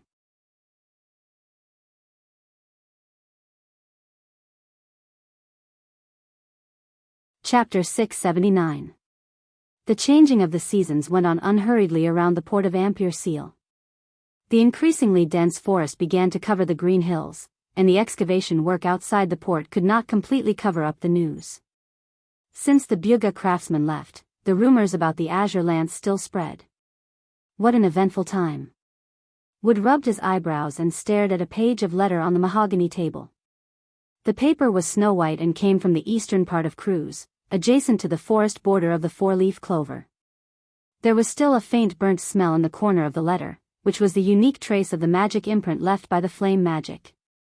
Before this imprint was erased, it should have been 4 pairs of eagles with their wings spread, representing the Holy Cathedral of Fire, or rather, the highest level of confidential documents in the Cruz Empire. He looked up and sat at the mahogany table for a while, staring at the opposite wall under his thick eyebrows. For a moment, his eyes seemed a little illusory. Then the former Archbishop of the Holy Cathedral suddenly ignited a golden flame in his hand. He shook his hand gently, and the charred letter suddenly turned into ashes. Wood carefully tidied up the embers on the table, then straightened up and tidied up his golden priest robe. The news in the secret letter confirmed the news that had been circulating in the port in recent days, but in fact, he had already learned all the relevant information from the young Count Tonajul. The people of Erewhon did not intend to hide it from him, or at least did not intend to cover up the apparent fact. The Azure Lance did exist in Ampere Seal. But it was meaningless because the Buga people had already taken it away. Wood's expression was uncertain, and his mind was repeatedly trying to figure out the information contained in this incident. He didn't know if it was the decisiveness of the little princess of Erewhon, or the shrewdness of the young count, but the benefits they had exchanged with the Azure Lance from the Buga people were very obvious. He couldn't help but look back and cast his gaze out of the window. Outside the window was the light red undulating roof of the port of Ampere Seal. Emerald green vines hung down from the glass, splitting the sunlight sprinkled on the mahogany table into strange shapes. This was really a vibrant city, but now it no longer belonged to the Holy Cathedral of Fire. Wood did not feel anything about this matter. The temple had made a mistake and should pay the price for it. The key was that at least this kingdom still believed in the way of the golden flames, and their people did not deviate from their reverence for the Holy Cathedral of Fire. As for secular interests, Wood had never been too concerned. However, what really worried him was the inner circle of the Holy Sanctum. No, it should be said that the upper echelons of the Empire coveted the Azure Lance. Greed could blind a person's heart, and this was especially true for the nobles. Even he himself had suffered greatly from it. However, judging from the words in the letter, His Majesty the Emperor himself should also be interested. After all, it was the Azure Lance, the most famous weapon in the Pale poem. At this level, it was no longer something he could change. In the past, He might have been able to come up with some solutions when he was the archbishop, but now it was not something he could worry about. He could only hope that the people in power within the Holy Cathedral of Fire could be more rational and see the true teachings of the Flame King. He sighed, took off the archbishop's square hat and put it on his head, then opened the door. The knight loyal to the holy sanctum had already been waiting outside. His deputy was no longer the former Friar Get. Since he became the liaison between the Holy Cathedral of Fire and the Erewhon royal family, his deputy had been replaced by a more shrewd officer. That person must have come from the core diplomatic agency of the empire. Wood only had to look at his clothes and habits to know the details at a glance. This person was called Peter, and he was extremely tactful. When he saw Wood, he immediately bowed his head deeply, revealing his shiny bald head, and respectfully asked, "Lord Archbishop, is it about the holy sword Oderfeis?" Wood glanced at him, as if he wanted to see through this guy, and then replied lightly, "This is a secret of the holy sanctum. If necessary, I will tell you." "I understand," Peter replied with a smile. Wood looked back. The fragment of the holy sword Oderfeis that Williams lost in the Battle of Ampere Seal was not important. The holy sanctum had also agreed to exchange a new frigate with Brando for the fragment of the holy sword, but the key was the will and soul of the holy sword. The identity of Count Tonagel was very special. He even had the shadow of the silver elves and the dragons behind him, which made the holy sanctum's higher-ups feel very troubled. What's more, the other party did not seem to have any intention of joining the empire, so the opinions of the higher-ups were not unified. On one hand, they believed that they should follow the choice of the Flame King, while on the other hand, their opinions were much stronger. This was another troublesome matter. Too many years of being high and mighty had made the holy sanctum of Fire somewhat arrogant and even indifferent to things outside. Some of the elders even had thoughts of assassination. Not to mention how ridiculous it was to assassinate a noble under the rule of the holy sanctum of Fire. What really made Wood angry was that these people seemed to have forgotten the teachings of the sages. Whether it was the empire or the truth, it would not have been a problem for the holy sanctum of Fire 100 years ago. Since Cruz's reform, although the unity of the empire had strengthened day by day, the weight of the royal power had increased day by day, and it had begun to threaten the foundation of Cruz's existence. The funny thing was that some people had not realized this problem at all. Wood was still going to meet the representatives of the northern nobles who were still in the port of Ampere Seal today. Although the things under the table were getting more and more onerous, the war was still the top priority for the affairs left in Erewhon. The war against the Golden Mane Toquinen. Wood did not know if the eldest son of the king was fully prepared. Although he made a solemn vow when he made the promise, the Cipher family had already suffered a great loss in this war. What's more, as a puppet, it was still unknown how much prestige he could have. The holy sanctum would never invest much energy in a bet that was bound to fail. In this regard, Wood could only hope that the eldest son of the king would also understand this point. Fortunately, he was a smart guy, and presumably would not be too naive. He walked out of the door with his deputy, but it was at this time that a servant came to him and bowed, saying, "Lord Archbishop, there are special visitors." Special visitors? Wood stopped. The bald Peter had already stepped forward and wanted to drive them away. Can't you see that the Lord Archbishop has something important to do? If there are any visitors, as long as they are not from the Empire, just let them wait a moment. Wood interrupted him and reached out to stop the guy. Are they guests from the Empire? Peter froze for a moment. Yes, the servant replied deferentially. Let them wait a moment, I'll be right there, Wood thought for a moment and replied with a frown. But before he could finish his words, a serious woman's voice rang out, "There's no need, Archbishop Wood. You know my habits. We are already here." Wood heard this voice and was slightly startled. He raised his head. Sure enough, he saw the woman with a prominent reputation in the Empire. She actually came. Unlike the sunny area of Ampere Seal, after crossing the vast Frata forest in the north and entering Petal Sun, the weather in the countryside became rainy and rainy. The heavy rain in the past few days had caused the Maj River to surge, and the roads around Mageddon had become muddy and difficult to walk on. In the torrential rain, a black, ghost-like carriage jolted through the woods. A corner of the window curtain was lifted, and in the pitch-black carriage, an eye that was faintly white like a dead fish's eye stared motionlessly at the shadowy scenery outside the window. The gloomy clouds twisted into a ball over the forest like a shroud. Although it was only noon, the sky was dim. What is the commander of the azure skies doing in Ampere Seal? Declaring war on the Erewhon people? A hoarse voice asked, and then he sneered, as if he thought this joke was very funny. The sneer in the carriage was chilling. After a while, another voice said, "I'm afraid it's for the war in the north. If that's what you think, you're not far from the gallows. The crew's people don't need to be distracted by a small Toquinen. They suffered a great loss in the Battle of Ampere Seal, and they don't want to give the Bugas any more leverage." The third person to speak had a calm, serious, and dignified voice. As soon as he spoke, the others fell silent. The Holy Cathedral of Fire lost both face and power in Ampere Seal. On the surface, they didn't gain anything from us, but in fact, the final winner was neither us nor them. The voice paused for a moment. "Erewhon has a wise princess."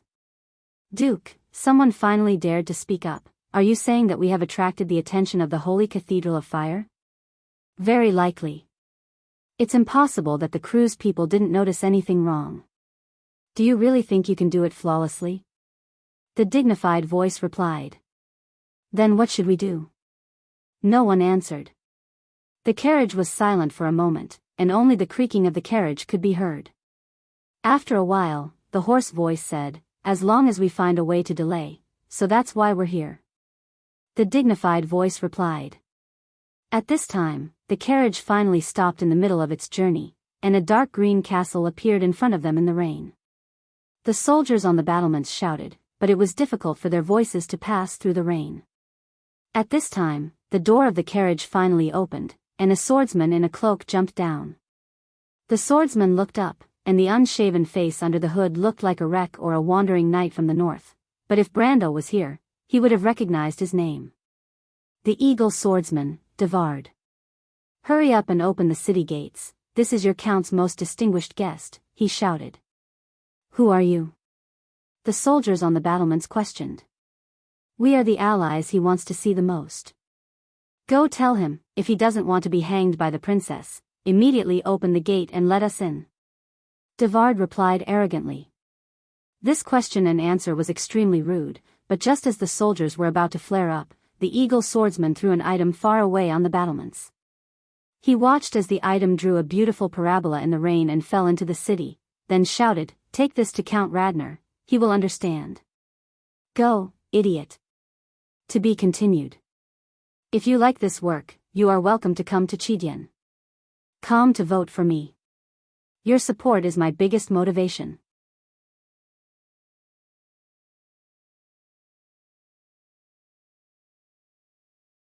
Chapter 680.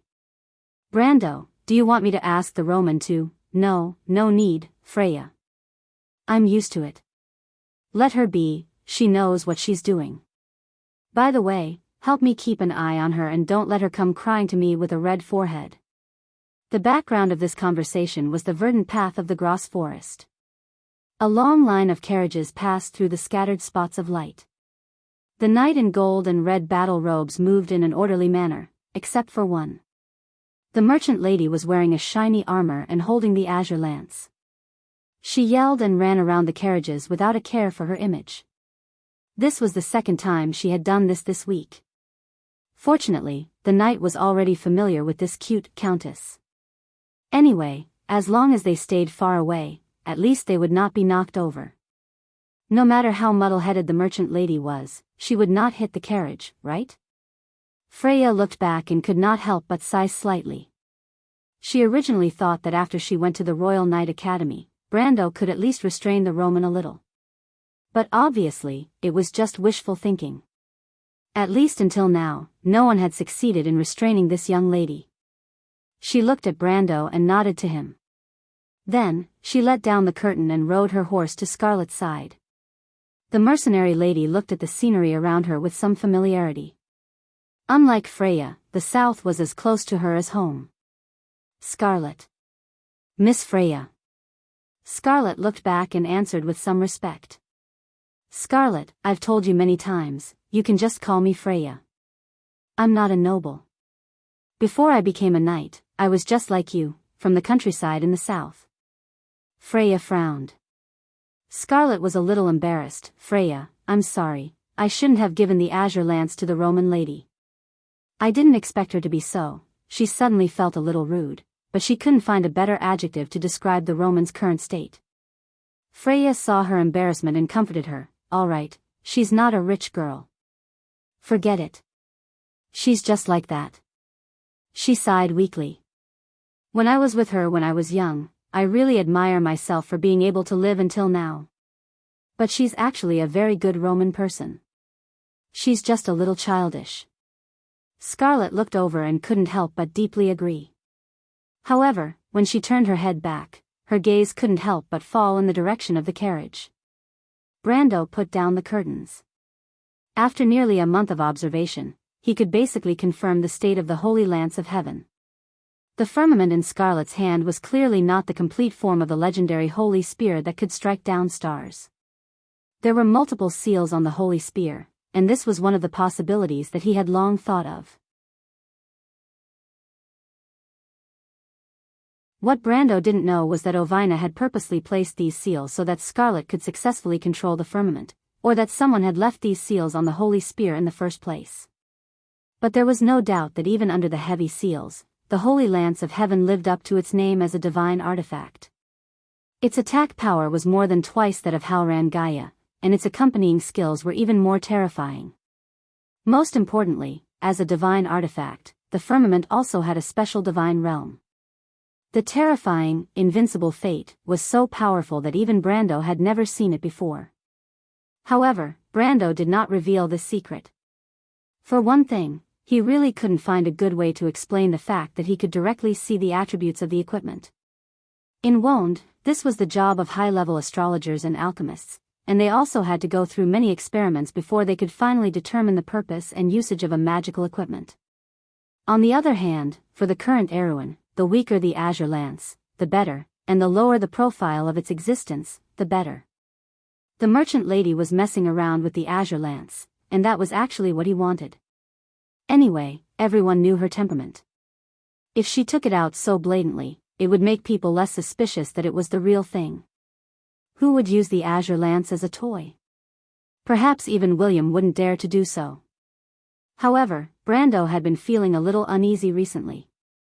He had a faint suspicion that Ovina would kill him directly when she reappeared in the future. He turned his head anxiously and his gaze fell on the siblings opposite him. To be exact, it was the first in line to the throne of the Kingdom of Erewhon and his sister, the half-elf Princess Royal. It had been almost a month since the Holy Lance of Heaven recognized Scarlet as its master. The weather south of Ampere Seal was in fact getting hotter by the day. Since the Battle of Ampere Seal, every overt and covert activity carried out by the princess forces in the port had gone smoothly. However, the final destination of the Azure Lance was somewhat unexpected. The Bugaz suddenly decided not to take the Azure Lance away. According to William's original words, they thought that this legendary holy relic might be more suitable to stay in Erewhon. However, Tanya also mentioned that the Bugaz would probably send 1 or 2 wizards to the kingdom to study the power of the Azure Lance. Although he did not understand the Bugaz thoughts, these were afterthoughts for Brando. Time was tight, and he was unlikely to have new envoys from Ampere Seal and other wizards arrive. After seeing William off, he left the port directly with the princess, passing by the Royal Knight Academy, and went straight to Tonajul. The princess was eager to see her best friend, Magadal, and he himself had to start preparing for the future of Erewhon. After a week of travel, the carriage finally approached the Glass River. Here, for Brando, it was basically the same as returning home. During this half a day, he had met several old members of the Red Bronze Dragon mercenary group, and Sue was finally able to meet her father, the Red Bronze Dragon Reto. It was the first time Brando saw the strong bar owner's daughter cry. The meeting between Carglass and his father was naturally a different scene. Since Brando was officially recognized, Sir Maxon was naturally exempted from the embarrassment of being imprisoned. However, This old-fashioned noble obviously did not necessarily agree with his precious son's approach, and scolded the first commander of the White Lion Legion under Brando. This naturally became the joke of the group of young people from Tanajul. But in any case, being able to return home was still a matter of excitement for everyone. However, no one would forget those heroic souls that would forever stay in Ampere Seal. Brando silently thought about these trivial matters until the princess in front of him softly opened her mouth. The half-elf girl raised her head and looked at the young man opposite her. The mottled sunlight outside the curtains fell on her face, and that beautiful face of hers was divided into different shades of shadow. It was as if she was wearing a layer of natural veil, adding a sense of mystery out of nowhere. However, Princess Griffin's expression was very calm. She thought for a moment before quietly asking, "Mr. Brando, the royal spies have news that Count Randner seems to have met with a wreck, just as you guessed. In order to fight against us, they will form an alliance. Although Duke Anthony and the Highland Knight have agreed to send troops to fight, I'm still a little worried." "Worried about what?" "I'm worried about a wreck, Mr. Brando. My father is very familiar with him. The Erek family has been operating in the Highlands for generations under their rule for the sake of overthrowing the kingdom. And today's Grand Duke Erek is undoubtedly the most cunning of all the heirs of their family." Her Royal Highness replied softly, "Archbishop Wood told me that he has evidence to prove that Erek also colluded with All for One, but in the entire war, he only sent the eagle swordsman Devard to show his face at the end. As soon as the war ended, he hurriedly left Ampere Seal before the Holy Cathedral caught him, but he did not return to his own territory. Instead, he went to Mageddon and formed an alliance with Count Randner. He never fights a battle that he is not sure of, so I suspect that he must have some conspiracy." Brando nodded. In fact, this was also something that bothered him. In fact, before the princess received the news, Wood had already sent a letter to tell Erek the cause and effect of the day of his escape, but he keenly felt that the Holy Cathedral seemed to have concealed some key information. The most important point was that Brando knew that a knight regiment from Cruz had secretly entered Erewhon, but he didn't know which regiment it belonged to. This knight regiment was obviously not here to deal with him, and naturally, it would not deal with the eldest son of the king in the north. So the remaining possibility could only be pointed to Erek. But what did Erek do to deserve such attention from the Holy Cathedral? Even if he colluded with the cultists, it was just a joke. To be honest, how many nobles in Erewhon did not collude with the cultists? Although Grand Duke Erek's direct collusion with All for One was a minority, the great nobles more or less raised some shady thieves. If the Holy Cathedral wanted to use this excuse to dodge, Brando really didn't even have the mood to listen. Erek must have some conspiracy, but the question was what the conspiracy was. Radner's primary target was definitely him and the princess, and a war between the two sides was inevitable. Although the Holy Cathedral of Fire was looking for trouble with Erek, it didn't necessarily mean that he and the princess would do the same. Cruz's people suffered a big loss in Ampere Seal, and they might take the opportunity to retaliate. And the core of the problem was that the situation in the north and south had stabilized, so the Holy Cathedral of Fire might not be happy to see the princess quickly unify the south. Besides, Erewhon's letter also mentioned that the upper echelons of the empire coveted the Azure Lance. Once it was confirmed that this holy relic was still in Erewhon, it could be a huge problem. This was the real problem. He thought about it and felt that the most important thing now was to get rid of the alliance between Erek and Radner. However, it was obviously not realistic to remove the power of the Erek family in the Erek Highlands in a short time. On the contrary, Count Radner himself was the weak link in this evil alliance. However, he and the princess alone were not enough. P.S. The warlord is here again. It's the third night watch again, you know. Finally, Nico-chan, I like you too. If you like this work, you are welcome to come to Chidien. Come to vote for me. Your support is my biggest motivation.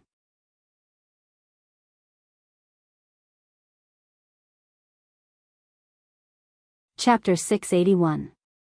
The sound of the brass doorknob turning seemed to pierce through the dark emptiness and solitude. Princess Griffin opened the wooden door with a creak and walked out of the room.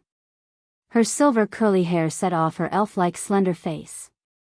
Her eyes were still a little red, but she had already regained her usual cold expression. Magadal, she, has been sleeping all this time? Yes, it's no different from being dead.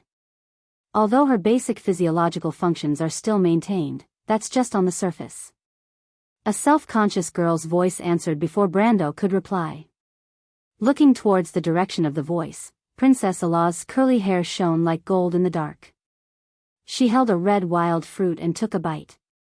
The juice flowed down the corner of her mouth and the curve of her chin.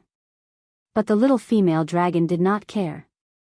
Instead, she stared at Brando and Princess Griffin with her golden cat eyes.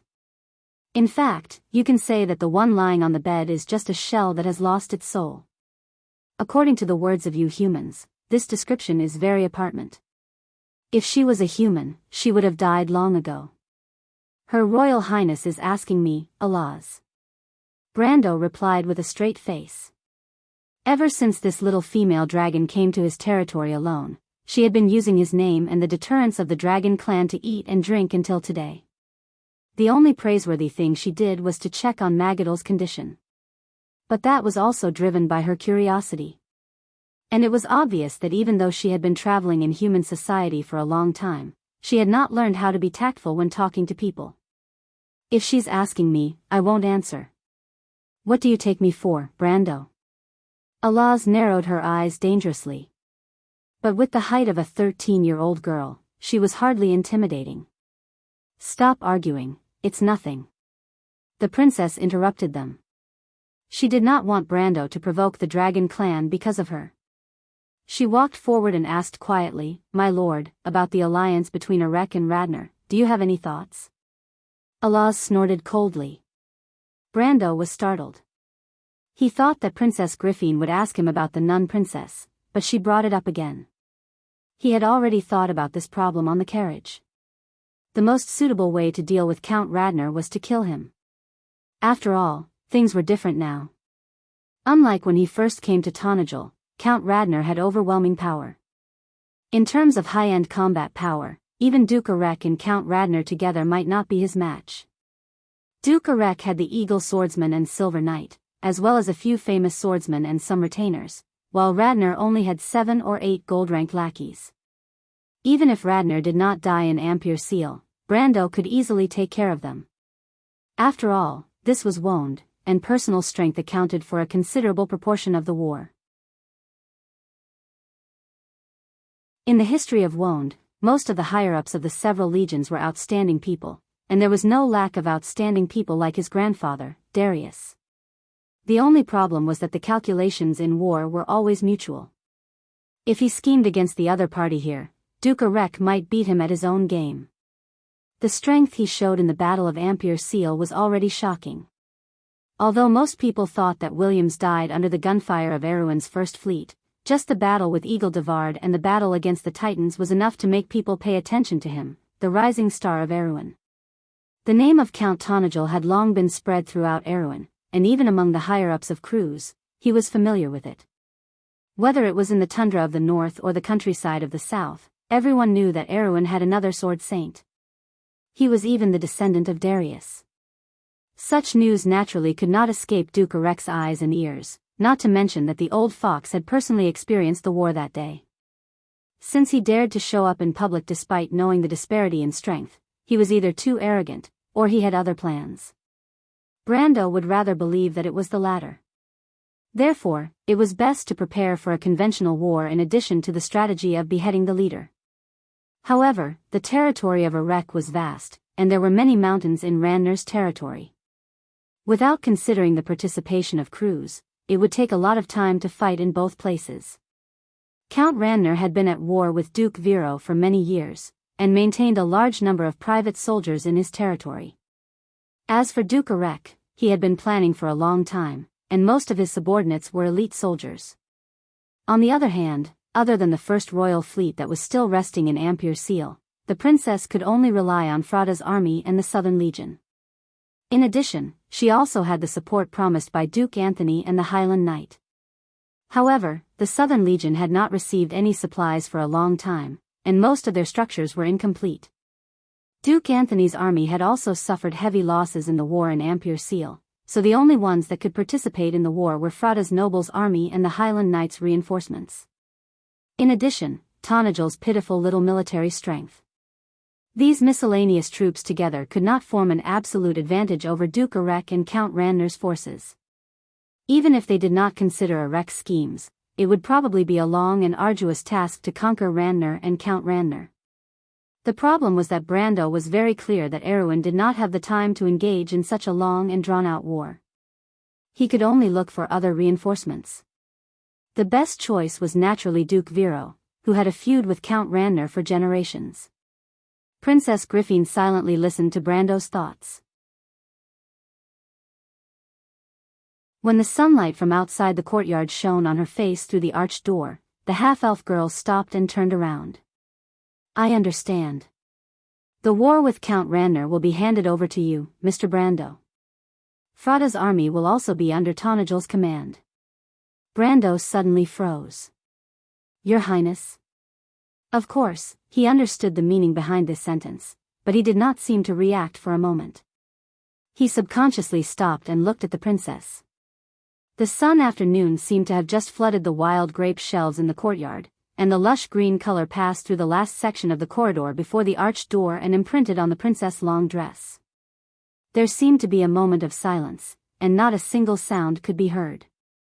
Princess Griffin looked at him, and there was only a very calm color in her silver eyes. There's no need to say any more. I believe in you, Mr. Brando. But Brando's mouth was a little dry. Although Princess Griffin had handed over the keystone to him that day in Ampere Seal, it was different from before. Now that Princess Griffin had handed over almost all of her forces to him, it seemed a little indulgent. This did not seem like the behavior of a clear-headed politician.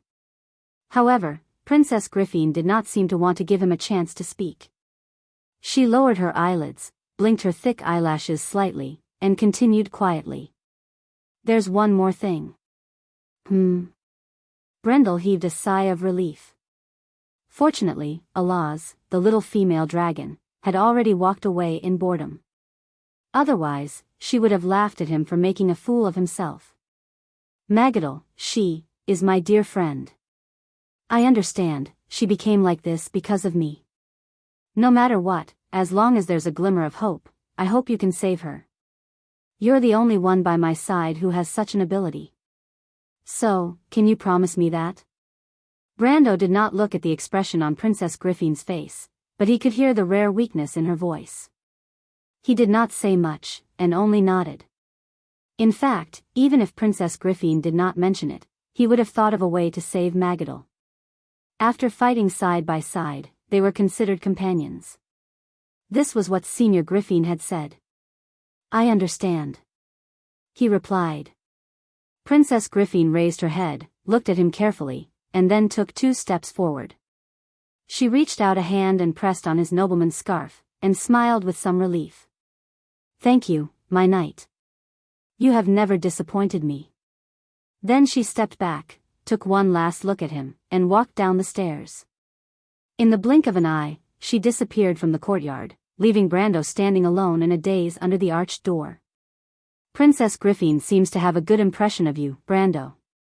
Until a crisp voice interrupted his thoughts. Brando's eyebrows twitched slightly. He turned around and saw a familiar face. Roman was wearing her thick merchant's clothes. She crossed her arms and stood a little behind him, curiously looking at the direction Griffin disappeared in. He didn't know when this guy had arrived. Brando looked at her face full of question marks, and could not help but ask a little unhappily, so, you don't know how to be jealous at all? A little. Brando stared at her. Is my answer wrong, Brando? Roman looked at him and shrunk her neck. Brando sighed and reached out his hand. Give me your hand. Why? This is an order. Oh, Romaine thought for a moment, and wiped her hand on her coat, and then put her hand in his palm. Brando felt the slightly cold temperature, and could not help but look at the young lady, and his heart softened. Have you been out on the streets? Not yet, fella did not let me go out. If I knew this would happen, would not have asked Scarlet to borrow that gun. It's too much, I already returned it to her. Roman was unhappy. I'll accompany you for a walk. Really? Romaine asked in surprise. Of course. Then. Brendel, can you really wake up that Princess Highness? It sounds like a night story, a prince and a princess. When she wakes up, will she marry you, Brando? This is not something you need to worry about. Brando replied unhappily. To be continued. If you like this work, you are welcome to come to Chidian. Come to vote for me. Your support is my biggest motivation.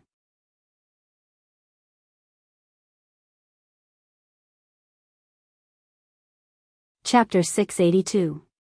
Once the war was put on the agenda, the preparations were like a wild horse that had escaped its reins and galloped forward. Tanajil had entered a state of readiness early on, and the White Lion infantry had begun to fill up the ranks. Ever since Medisha returned to her territory, the training of the wind archers had also been scheduled. Under the princess' instructions, the nobles that bordered Tanajil also began to expand their private armies. Most of these nobles were originally enemies of Abes. But ever since Count Ranner became the enemy of the kingdom, the number of people who wanted to curry favor with him increased day by day. Although Brando did not like these people, he did not reject them at the door. The moon of hazy summer passed by in a flash. Before the moon of scrolls arrived, the land was already filled with the scent of fire. The rising temperature burned the leaves of the trees, and the scorching sun licked the ground of the southern border day after day. Frada and the Southern Legion's army finally arrived. But before the last festival of summer, I still have to calm my citizens down from their nervousness. Before the last few weeks, he had ordered Abes to hold the Festival of Fire's championship as scheduled. This kind of competition corresponded with the Festival of the Winter Hunt. It was less formal, but because of the open availability of alcohol, it attracted the nobles and knights in the vicinity. The competition venue was set up outside Castle Abes, and the clamor of the competition had almost ignited the entire territory. However, for some quiet places, they still maintained their relative independence. A thin wooden wall separated the sea of noise and the silence of the bar, and only the mercenaries' whistles would occasionally invade this relatively independent space. The hall was filled with the unique smell of cooked meat and spices. Although it was pungent, it gave a strong feeling of home. There were a few tables with unique names written on them, such as Brendel, Romaine, Amandina, etc. They were reserved for the owner or his close friends. The signboard outside the hotel looked brand new. There was a three-masted ship on it, and the words Lord Romaine's Smuggling Anchorage were written on it. Such a vulgar name naturally belonged to someone. But the decorations in the bar were relatively warm. Scarlett sat at a wooden table in the southwest corner and saw more and more people gathering outside. Most of them were youths of the White Lion Legion, local citizens, and farmers. Ever since the refugees began to flood into Tanajil, the White Lion Legion had expanded beyond the 30 to 40 people that Carglass had when he first joined. Other than that, as more and more people settled in the territory, farmers, merchants, and craftsmen began to fill the countryside of Abes. At this moment, the championship of the summer festival was being held in the open space outside the bar. Now, it was the turn of the archery competition. There were many beautiful tree elves on the field, and the crowd was unprecedentedly large. Scarlett turned around and saw a girl in silver armor placing a bouquet of daisies beside a wooden plate. She then put her hands together and closed her eyes to pray silently. Such a scene was reflected in Scarlett's eyes. She watched quietly and then asked, "Is her name Bess?" Freya opened her eyes, and there was sadness in her brown pupils. She nodded silently and said, "Bess loves crowds. This archery competition must be her favorite. To be able to compete with the legendary tree elves, please don't be sad, Miss Freya. The living have to move on." In the past, the veterans often told us that death is just a nameless monument, and the living have to cross it and carry more things on their backs. That's why we have to be strong. Scarlett comforted her. "I'm sorry, I understand. But I can't help but think of the past, especially at times like this. The girl from Bucci blinked her eyes and sighed. Sometimes I really want to go back to that time. How good would it be if there were no wars? I can understand.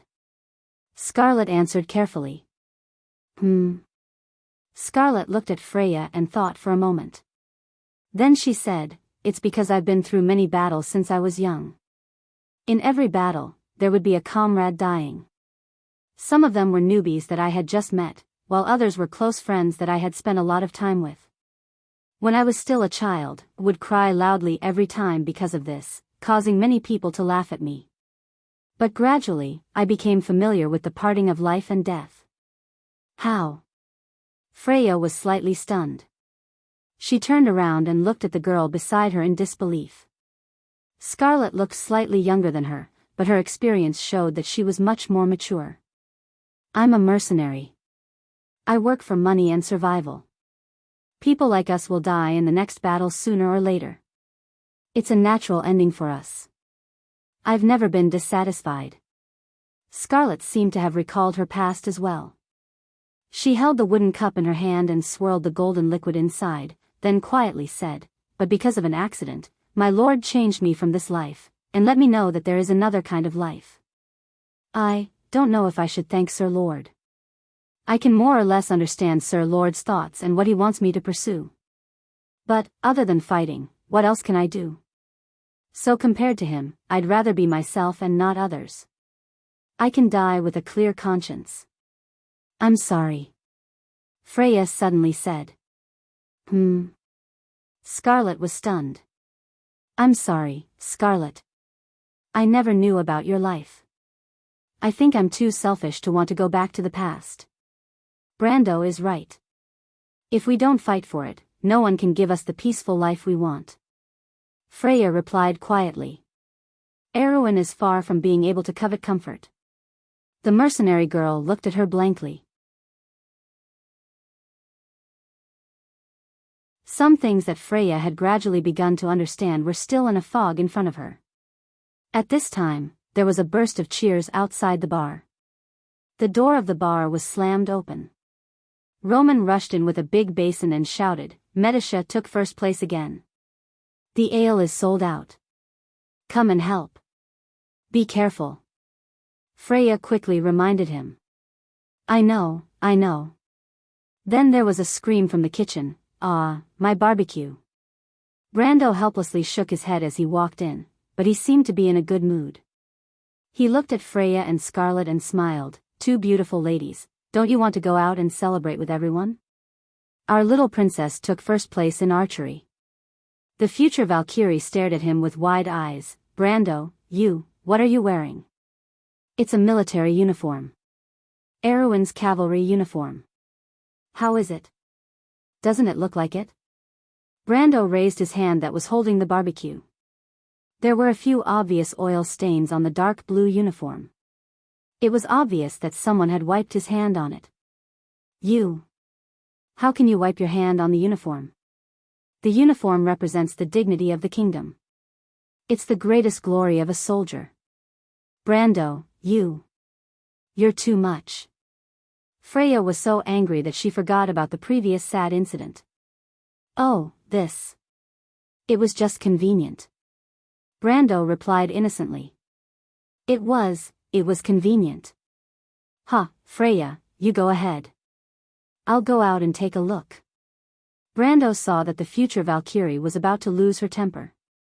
Obviously, the things she learned in the Royal Knight Academy had made her feel a little too proud. He quickly laughed and prepared to leave. Stop right there, Brando. At this time, whoever stood still would be an idiot. Brando deeply understood this point. He originally came to show off the cavalry uniform to Freya and Scarlet, but he did not expect that the end result was a little out of his expectations. Fortunately, this small matter could not ruin his good mood at the moment. The cavalry uniform he was wearing came from AB's own cotton and dye workshop. Except for the cotton which was shipped through Ampere Seal, the uniform was almost entirely from Tonajul.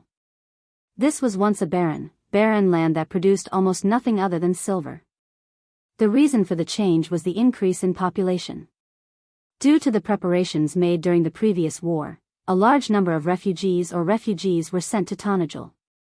The food reserves from Ampere Seal quickly converted the increased population into usable labor. 2 months ago, under Bosley's leadership, a cotton workshop, a dye workshop, a blacksmith workshop, a copper workshop, a clay and pottery workshop, and even a weapons and armor department were established. After half a year of careful management, Tanajul was no longer a barren land. On the contrary, it was gradually becoming self-sufficient to produce some necessary products. The first was food, weapons, and a small number of luxury goods. After the stormy season, business with the north gradually became more frequent. Sailboats with snow-white sails from Grey Harbor and Ampere Seal anchored at the newly built Deepwater Pier in Port Gris. Merchants with a keen sense of smell also began to discover the potential of this place. Ever since the month of the new moon, the number of merchants living in the port increased day by day. At the same time, there was also a large number of craftsmen. Just a few days ago, Brando met with a group of dwarven enchanters from the Black Mountains. These people were mostly refugees from the war. It was said that the war between the North and the Golden Mane Tokunin had begun to affect normal business. Under the pressure of the Holy Cathedral, the king's eldest son had no choice but to go to war with the Lion Beast men. This was a good opportunity for the South to develop and strengthen. As far as the eye could see, the carriages carrying goods were passing through the main road near Ferber Castle. The fields at the border of the forest were no longer barren, and there were farmers working everywhere. A year ago, or even half a year ago, this would have been a scene that would have been impossible to see in Tanajul. And all of this was brought about by the combined efforts of him and everyone else. He raised his head and looked at the tall riders in the distance, holding high the winner's pennant and galloping around the crowd. The silver flag with the lily embroidered on it fluttered in the wind. 1,000 years ago, it fluttered like this, and 1,000 years later, it fluttered above the earth once more. The crowd burst into thunderous cheers. Brendel saw the silver elf princess being lifted up high by the tree elves. She was also looking at the flag from afar, and there seemed to be something shining in her eyes. Medisha! Medisha! The citizens shouted as they raised their wine glasses high in the air. The straw huts from Grodin's era could no longer be seen on both sides of the streets. With the help of the Red Bronze Dragon mercenaries and Odam's workers, they had built a flat street along Castle Abes. There were neat wooden huts on both sides of the street. The adults and children standing by the huts all had satisfied smiles on their faces. When he passed by the street, someone recognized him, and a large group of people bowed to him sincerely. Brando also returned the greeting. In truth, he was already used to such a life, and no longer felt uneasy when people bowed to him. The knowledge that came from the modern era was slowly fading away. But in the depths of his soul, the pride of an advanced civilization still supported his every word and action. At least, he did not think that this respect and pride was innate. He placed a copper coin in the hands of a little girl beside him. This copper coin represented the blessing from the Lord before midsummer. The little girl was so excited that her face turned red. She held the coin with both hands and ran to the side of a woman. Perhaps it was her mother. The woman took the coin from the little girl's hands and bowed to him. "My lord! My lord!"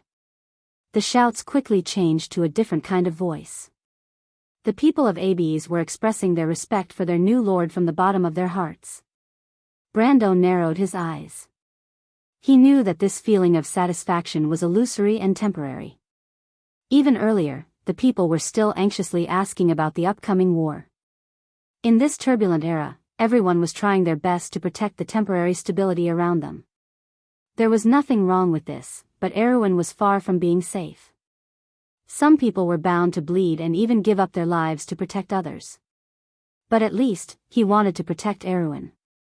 He walked through the crowd and walked to the side of Her Royal Highness. Griffin was silently watching all of this. The female knight was next to her, one hand on her sword. But Brendel could feel that Maynard was looking at him. In fact, the feeling Maynard gave him was far less intense than when he was in Ampere Seal, which made every nerve in his body tense up. Under such an atmosphere, how could anyone be nervous? They like you very much, Mr. Brando. If there is anyone in Erewhon who can be called the model of the ancient nobles, then I can definitely find such qualities in you. Princess Griffin's eyes sparkled as she said with slight emotion. This is the dream of Her Royal Highness. The whole of Erewhon, everyone can no longer be trapped by poverty, war, and disaster. The tragedy of Butchie will not happen again. Brando replied. Princess Griffin blinked. Mr. Brando, I understand that this is a little too ideal, but I at least hope to change the kingdom's current situation. In the north, even in Ranner, Viro, and many other places, the war and disasters caused by the nobles themselves are still ongoing, and the descendants of King Eric have done nothing. Yes, so Tonajul will not be peaceful for long. Everyone must fight and sacrifice for their own future. Is Mr. Brando ready? We only need to convince Duke Viro. Medisha was tossed around by the enthusiastic elven girls for a while before being put down. The silver elf princess probably had never experienced such a scene in her life, and her clothes were messed up. Her little face was so red that it was almost dripping blood. The moment she landed on the ground, the tree elves whistled and scattered, probably because they were afraid of retaliation. The winner of our archery competition almost fell to the ground on her butt. Fortunately, Amandina was quick and hurriedly supported her. Those damned girls. Amandina shook her head and handed over Medisha's silver bow. Thank you, Sister Amandina. Medisha said with lingering fear. But when she raised her head and looked at the flag that belonged to the silver elf royal family flying high in the distance, her eyes shone with satisfaction. She did not know how many years it had been since this flag appeared in front of people's eyes so brilliantly. The moment she held the bow, her body and mind seemed to have returned to a time in the past. In the wilderness, silver warhorses galloped, and the horns sounded for a long time, as if resonating with the vast earth. Amandina saw that the silver elf princess was a little absent-minded for a moment, and guessed in her heart what she was thinking. She sighed and gently put a cloak on her. Although it was the middle of summer, it was easy to fall sick after sweating and the cold wind blowing. She had long been used to doing these things for Brando, and for a moment she forgot that Medisha was just a heroic spirit. Medisha was slightly startled, and looked at Amandina with some gratitude. Thank you very much, Sister Amandina.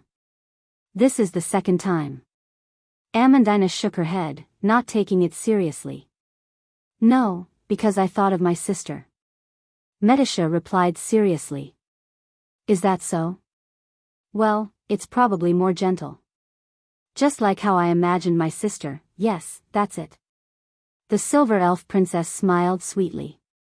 Amandina looked at Medisa carefully. She had heard some of Medisa's stories and knew that her relationship with her sister was not as harmonious as it seemed. She reached out and smoothed the hair in front of the girl's forehead, and replied, probably between the royal family, it's like this, royal family?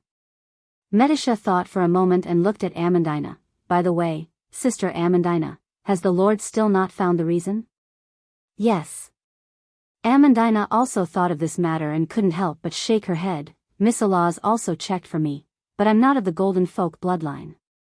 That time, it was probably the blessing of Lady Martha. The blessing of Lady Martha? Medisha looked at Amandina and suddenly asked, Sister Amandina, where's your necklace? Necklace. Amandina was slightly startled, and subconsciously pressed on her chest. Necklace? Yes, the necklace that I've been wearing before. Before going to Ampere Seal, didn't I always have it with me? I remember seeing it once in the Shining Sea. Medisha replied softly. That. I lost it before, what's wrong? It's nothing. The silver fairy princess smiled slightly. I didn't expect the meticulous Sister Amandina to lose something. If I tell the Lord, he definitely won't believe me. No need, Amandina hurriedly replied. The Lord is busy preparing for the war with Count Ranner. It's better not to disturb him with these trivial matters. Is that so? Amandina nodded slightly. Medisha thought for a moment, as if she wanted to say something else. But it was at this moment that a commotion suddenly came from a corner of the arena. The crowd over there seemed to be a commotion, and the attention of the two was attracted for a moment. But compared to Medisha, Amandina was after all just an ordinary person. The silver fairy princess quickly discerned what was happening over there. Huh? She said softly. What's wrong? Amandina looked in that direction in vain as she turned back and asked. Some strange guys have come. Medisha murmured. For Tosancade Forest, the rainy weather that had lasted for many days seemed to have begun to patronize Magi Tan and the nearby areas after a short period of sunny weather. For the residents of the misty forest, it seemed that there were not many good days since Duke Arek's visit.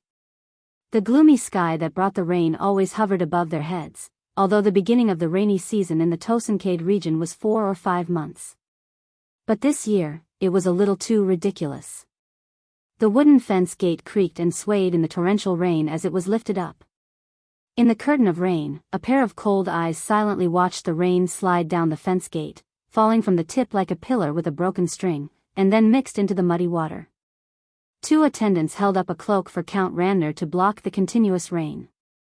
The Count, who had the privilege of the kingdom, silently watched the carriage on the drawbridge drive out of the outer city under the guidance of the guards. Then he turned back and quickly disappeared above the city walls. Duke Arek held up the curtain of the carriage with one hand, withdrew his gaze from that direction, and sneered softly. The carriage fell into darkness again. This old fox is really careful and greedy. Indecisiveness and stubbornness are his biggest weaknesses. I'm afraid this is a typical weakness of the nobles, Your Grace. A woman's voice replied, but at least we managed to convince this guy, so this trip was not in vain. He will regret it. The hoarse voice laughed coldly. It's just that he doesn't have a choice, but he might not be sincere about joining us. Come to think of it, how could such a mediocre noble understand such profound principles? Duke Arek shook his head.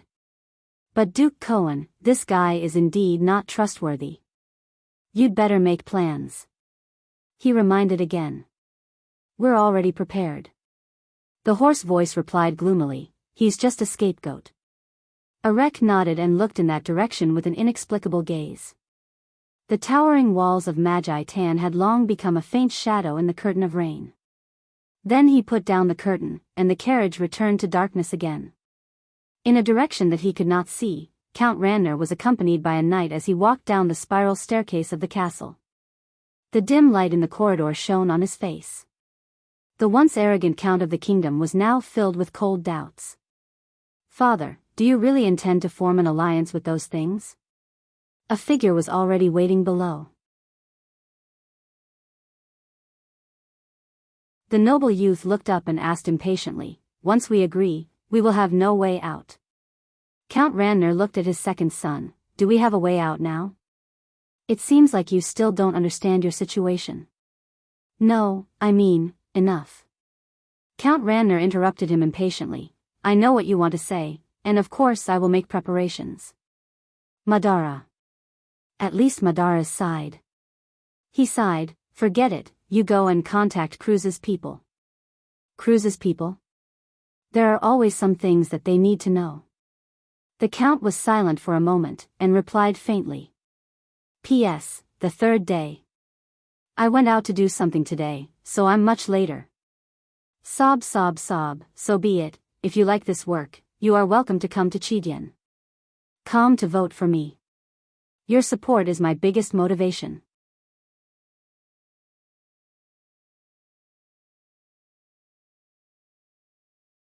Chapter 683. In Medisha's line of sight, a group of strangely dressed knights had already caught her attention. The knights stopped by the side of the road and all stopped to watch on their horses. They had different expressions on their faces, but most of them were a little curious. In the countryside of Tonajul, apart from the White Lion Guards and Brando's subordinates, it was rare to see such a knight in bright armor. However, even the White Lion Guards would not embellish their breastplates with a flame emblem. Moreover, their armor was not made in the style of Awin's locals. On the contrary, the armor on their bodies was dark red in color and was decorated with more fur and keratin elements. This was the typical style of armor of the people of Cruz. The color of the armor was also due to the fact that the local steel produced in Cruz was mixed with more fire elements. Some strange visitors have come. Medisha pondered for a moment and understood the other party's identity. But why would Cruz's envoys appear in Tanajul at this time of year? Lorena put down the iron handguard that blocked the sun and looked at the windmill and large tracts of farmland in the distance. But her gaze swept over the lax defense of Abi's castle, and a slight look of contempt appeared on her face. Castle Abi's had lacked repairs since Grodin's time, and Brando only used it as a temporary residence with no intention of repainting it. So the female knight from Cruz could easily see the holes in the dilapidated castle. I didn't expect there to be such a place in the countryside of Erewhon the further south we go. In comparison, we've been to some places in the north of the kingdom, and the current scene is far less prosperous than here. Isn't it said that there's only a barren wilderness left in the south of Yusong? She muttered to herself, but her attention was attracted by the championship tournament that was being held nearby. The crowd outside Abi's castle made her turn her head and carefully observe the knight who was on the field. The records you've seen are from a few years ago. It's not surprising that there might be some changes, a female voice replied.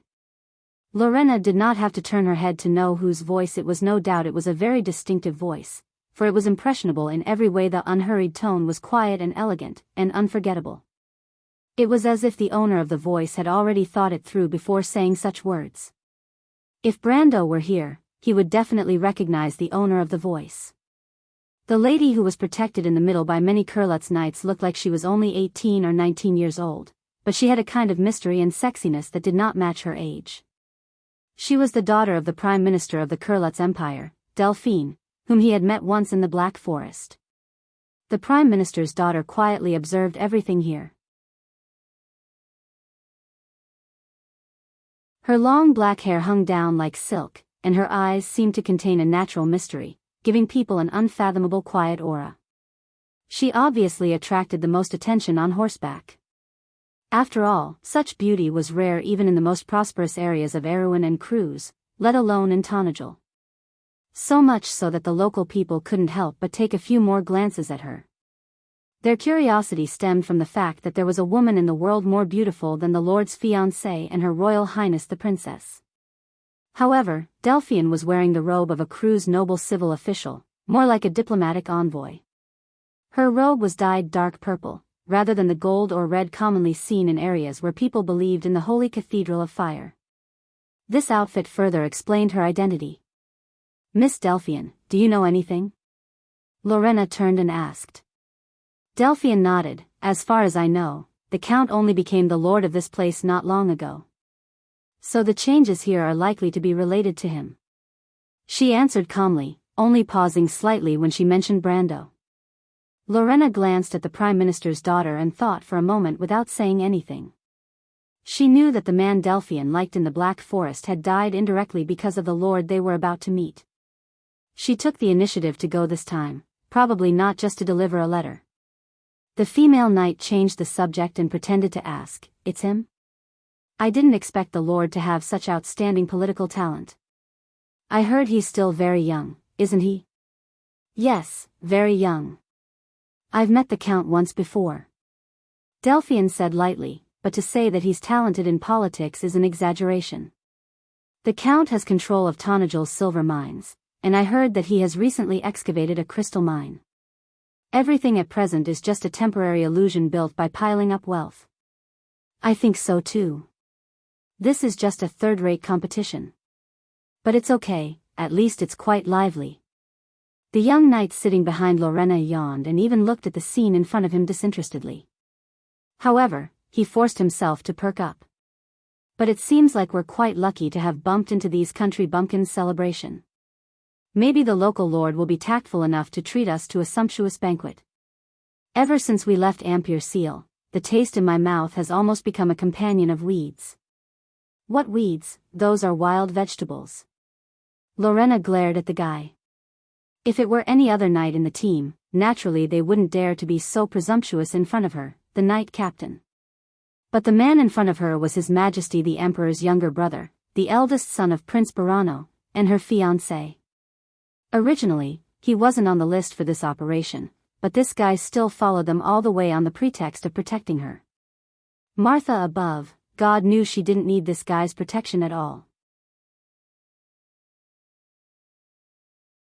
As an official knight captain of the Azure Skies Legion, she was more than capable of fighting two of this guy. But Lorena sighed in the end. As a political marriage, she didn't have much of a good impression of the other party, but she didn't have much of a bad impression either. Although this guy's nature was a bit nasty, compared to some of the nobles in the capital, he was still barely acceptable. The young knight shrugged, well, you have the final say.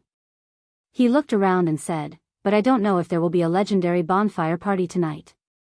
Think about it, maybe there will be a passionate mountain girl who will take a fancy to me. I'm really looking forward to it. He turned his head and raised his voice, don't you think so, Lorena? The female knight replied coldly, enough, Philas, don't cause trouble. No one here cares whose heir you are. You'd better know who the lord here is. Her tone was unfriendly, and it was obvious that this guy had caused her a lot of trouble along the way. But Lorena also knew that her words might not have any binding force on the other party. Fortunately, this was only Erewhon, not Cruz. In such a small kingdom, the local lords would at most express their dissatisfaction verbally. Of course I know. That count is famous in Ampere Seal this time and made us suffer a big loss. Didn't the Duke of Flower Leaf and the Grand Duke of Noshk both say that we Cruz people haven't lost so much face in the last 100 years? The Cruz people will naturally remember such a great kindness. Philas was talking nonsense when he suddenly saw Lorena staring at him coldly. He quickly shuddered, well, I understand. For Lady Veronica's sake, I won't trouble him. Although I also promised that little girl Vahina. Okay, I understand. I'll listen to you, dear Miss Lorena. Philas, if it weren't for your father's sake, I really wouldn't want to marry you. The female knight replied coldly. I know. I won't say it anymore, okay? The young knight hurriedly calmed his fiancée's anger. At least he knew that it was his honor to marry the genius of the capital and the daughter of the duke. The female knight thought that the source of trouble in the group had finally calmed down for a while, and she turned back to find the local lord. But she didn't expect to hear a long whistle behind her before she could breathe a sigh of relief. Lorena, look over there. Philas whistled and suddenly shouted excitedly. Usually, when this young master was in high spirits, nothing good would happen. Sure enough, when Lorena turned back, she saw, but Lorena had just turned back, and before she could breathe a sigh of relief, she immediately heard Philas whistle a long whistle. A large group of people was coming down the road, clustered around a little girl. But she had to admire her fiancé's taste, because it was indeed a rare beauty. The girl was no more than 16 or 17 years old, and like many girls in the countryside, she had her hair pulled up to show a forehead as smooth as jade for ease of work.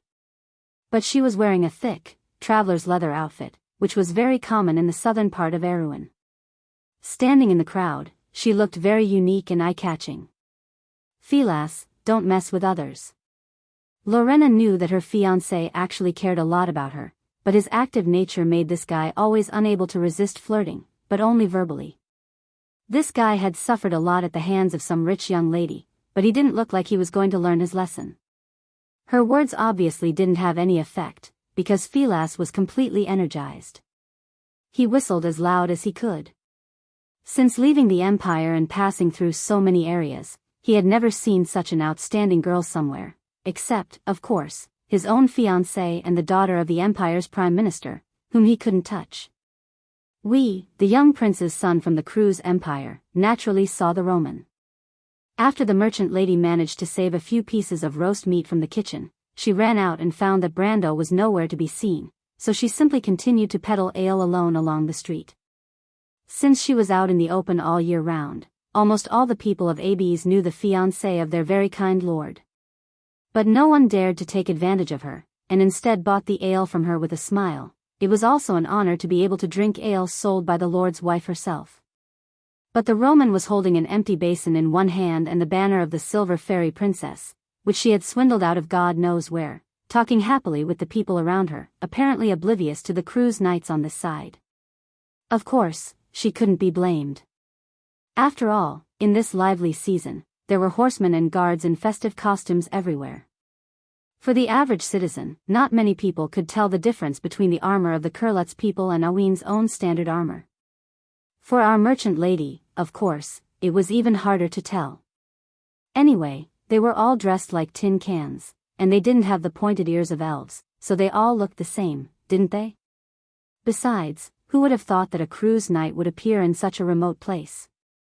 It wasn't until a shadow appeared in front of her, as if blocking the sun, that the Roman looked up slightly and saw the tall cruise knight in front of her. Philas urged his horse in front of the Roman, and with one hand on the reins, he turned the horse around. Because this move was played so beautifully, a few knights from other areas around them cheered, and Philas himself was very satisfied. In his impression, this move was more than enough to intimidate a few Erewhon country bumpkins. "Beautiful lady, may I have the honor of knowing your name?" He looked up, wanting to see the look of worship he imagined.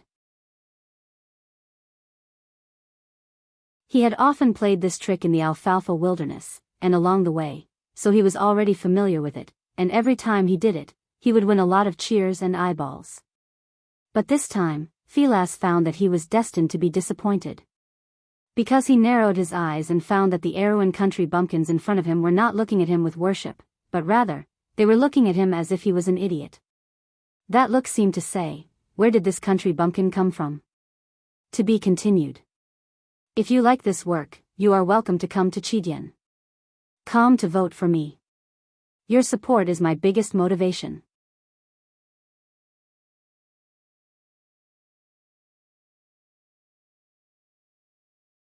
Chapter 684.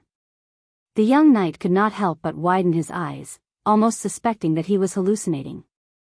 He had seen peasants and travelers in many parts of the country, and even some of the bolder merchants, but none of them did not tremble in the presence of a nobleman such as himself, and had never seen such an insolent look on his face. In fact, Roman's mouth was also agape as she stared at this guy in a daze. Because the merchant lady's reaction was a beat slower than the others, she was still trying to think, and had no idea how the person in front of her appeared. If it were not for her basic common sense, she would have thought that the other party had fallen from the sky. It had to be said that after such a ridiculous idea ran through her mind, she asked seriously, "Who are you? Are you looking for Brando?" Brando? Philas finally reacted, but unfortunately, as a noble, he had obviously only heard of the title of Count of Tonagel, and had never heard of the existence of Brando. He thought for a moment, and felt that the country girl in front of him was probably scared silly by him, so he changed to a gentle smile and continued, "No, I'm here for you, beautiful lady. My name is Philas, the future heir of the Barano family." Roman thought for a moment, "You know me?" No. Philas heard his fiancée giggle behind him, and could not help but feel a little annoyed. He had been successful since he left the Empire, but today he seemed to have hit a snag. "This should be the first time we've met, beautiful lady." "Ah, I see," the merchant lady seemed to have finally reacted. "You want to buy my wine, right? You know your stuff. Roman has the best ale in all of Tonagel, no, all of Erewhon." For the first time, she realized that the tall knight in front of her might be a potential customer, so she began to introduce him without stopping. "No, stop." Although Philas finally knew the name of the girl in front of him, he could not help but say hurriedly, "I don't want to buy your ale." "You're not buying wine?" "I'm not buying." Roman narrowed her eyes slightly. She finally understood that the other party wasn't trying to bargain with her. Thus, she thought for a moment and decided to show the ruthless side of a merchant. She didn't even say a word and directly walked around this guy. Faraz immediately heard a roar of laughter. Not only the country bumpkins, but even the cruise knight and Lorena behind him couldn't help but laugh. Our young knight could not hold on any longer. He instinctively reached out to grab the Roman flag. "I say, wait a minute." Unfortunately, before he could touch the flagpole in his opponent's hand, a silver light suddenly shot out from the crowd. Philas was still an official knight, and he reacted in the nick of time, immediately pulling out the long sword at his waist in an instant. With a crisp sound, the two shining swords clashed together.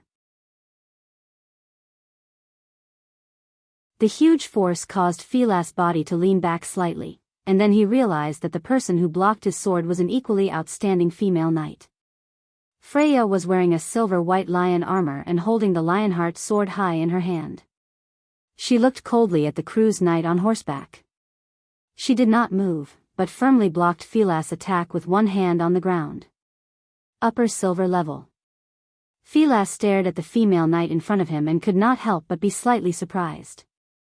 With just one exchange of blows, he estimated that the other party's strength was about the same as his, but it seemed that the other party was much younger than him. Freya was now only in her early 20s, but he knew very well that he had probably been practicing swordsmanship for more than 20 years. There was such a genius in this remote countryside. Philas frowned slightly and estimated that the other party's talent might be similar to his fiancée's. Of course, he did not know that Freya's strength had advanced by leaps and bounds after the Battle of Ampere Seal. Before going to the port city, the progress of her strength was probably far inferior to his. But combined with the previous rumors, it was enough to make him frown. He knew that the local lord was a famous genius among Erewhon's people, but he did not expect that the other party also had such a capable subordinate. Philas was frivolous, but he was not a fool. "Who are you? Who are you?" Philas and Freya asked at the same time. "We are a delegation of Cruz's people." At this moment, a voice came from behind and ordered, "Philas, surrender her sword." Philas was stunned and turned his head, only to find that the person who gave the order was the Prime Minister's daughter, Delphian. He saw the woman looking coldly at him and ordered mercilessly, "Philas, now you represent the face of the Empire. If she dares to resist, kill her." "Miss Delphian?" Lorena, of course, heard Delphian's order clearly. She was shocked. She had thought that Delphian would come to trouble the Lord, but she did not expect the other party to be so decisive and kill as soon as she opened her mouth. Of course, whether to kill or not was not her concern. The point was, if it was Philas who did it, she knew very well that her fiancé would definitely get into big trouble here. But unexpectedly, Delphian seemed to have made up her mind. She looked coldly at the female knight and said, "Lorena, you should know that the dignity of the Empire is not to be blasphemed. Showing your sword to an envoy of the Empire for no reason is tantamount to a declaration of war." But she didn't do it on purpose. "We can ask the local lord to apologize for it." Lorena was also panicking. She never dreamed that Delphian would just throw such a big hat at her. "No need. No need." Before the female knight finished speaking, Delphian and Freya replied in unison. Freya separated the Roman with one hand and stared coldly at these people. "If it weren't for you Cruz people, Beth wouldn't have died. But you have never learned from the tragedies of others, and I will never apologize to people like you. Maybe you think you're born to be better than others, but one day you'll understand the price of making the right and wrong choices," Erewhon's future Valkyrie scolded angrily. The Valkyrie emblem on her forehead suddenly became dazzling. A pair of wings of light spread out from her back in an instant, and a bright white flame burned from the palm of her right hand, turning the Lionheart sword in her hand into a sword burning with holy flames. Ah! Lorena had wanted to dissuade Delphian, but suddenly felt the female knight in front of Philas's aura skyrocketing. In an instant, she broke through the limits between the upper silver and the peak silver, and was even faintly approaching the realm of gold. Another 20-year-old gold rank existence. Her expression changed, and she immediately warned, "Philas, be careful." But it was still a little too late. Freya, who was completely enraged by the Prime Minister's daughter, slashed her sword upwards. The terrifying power was so terrifying that Philas could not resist at all, and he was directly swept off the back of his horse. Then the Valkyrie took a step forward, and the wings of light behind her flapped gently. She was already off the ground, and as if flying, she flew straight towards Delphian. "Oh my God, Seraph!" Cruz's knight couldn't help but exclaim. However, their exclamations apparently didn't attract the attention of the onlookers around them. The people probably didn't expect the two sides to fight just like that, and immediately scattered in an uproar. Some people fled in the direction of the arena, while the more rational ones went straight in the direction of the Lord. Damn it, Philas. Lorena saw her fiancé being sent flying and finally couldn't care less. She immediately unsheathed her long sword and faced Freya head-on. As soon as she made her move, the faces of the knight from all over Tanajul, who was rushing over from the arena in the distance, immediately changed.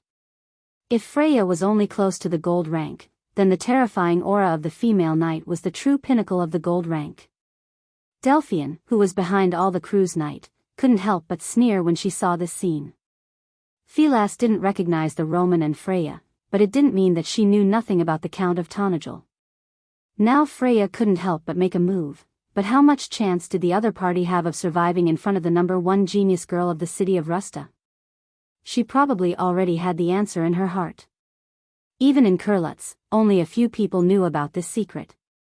The seemingly docile female knight in front of him was, in fact, the next successor of the Holy Cathedral of Fire to the Grand Commander of the Holy Knights. The reason was actually very simple. Lorena was the only person in Cruz who could learn the entire set of flash strike sword technique in 400 years. Freya quickly realized this as well. Although she said that she wanted to teach these Cruz people a lesson, it didn't mean that the future Valkyrie of Erewhon had completely lost her mind. Her first target was actually Delphian, who was protected by the Cruz Knight, after she sent Philas flying in front of her. Freya, of course, had already seen that it was the inhumanly beautiful woman who was behind the scenes instigating the relationship between the Erewhon people and the Cruz people. Although she didn't understand why the other party was doing this, subduing the other party first was undoubtedly the most direct way. But she was right about one thing, but she didn't expect the development after that. As soon as she drew her sword, she only saw the female knight, whom she hadn't paid much attention to before, flash slightly on horseback, and then a sharp sword appeared in front of her. Flash strike sword technique. Because Brando was also good at the same swordsmanship, Freya had of course seen this swordsmanship before, and even experienced it herself. But in her memory, Brando's flash strike sword technique was far less stunning than the one she was seeing now. The sharp blade appeared in front of her forehead without any warning, and it looked as if she had bumped into it herself instead of the other party stabbing at her. Freya was shocked and hurriedly raised her head to try to avoid the sword, but it was still a little too late, and the blade directly drew a line of blood on her forehead. The Valkyrie gritted her teeth, and the stinging pain on her forehead almost made her see black, but fortunately, it wasn't a fatal wound.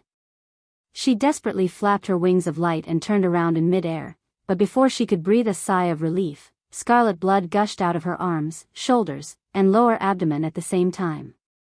Freya screamed, and she couldn't believe how she had been hit.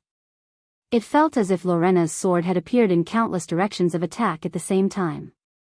So this was the real flash strike sword technique. To be continued. If you like this work, you are welcome to come to Chidian.com to vote for me. Your support is my biggest motivation.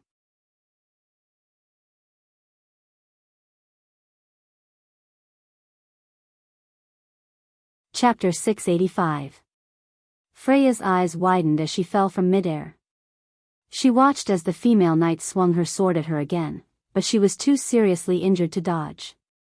She couldn't help but close her eyes, her heart cold. But an exclamation replaced the tragic scene that should have happened, which everyone couldn't bear to watch. In front of everyone's eyes, an azure spear firmly blocked the long sword in Lorena's hand with a clang. The female knight immediately realized that the other party had companions as reinforcements and subconsciously wanted to withdraw her sword and retreat, but the next moment, she was surprised to find that she couldn't move. How could this be? Lorena was shocked. Ever since she learned the flash strike sword art, she had never encountered such a thing. She found that she wasn't unable to move because of some magic, but she felt that the space in front of her, which was originally under her control, suddenly became obscure, and the blade that moved freely in it seemed to have fallen into a layer of condensed ice. She raised her head in horror and looked at the girl with the ponytail standing in front of her.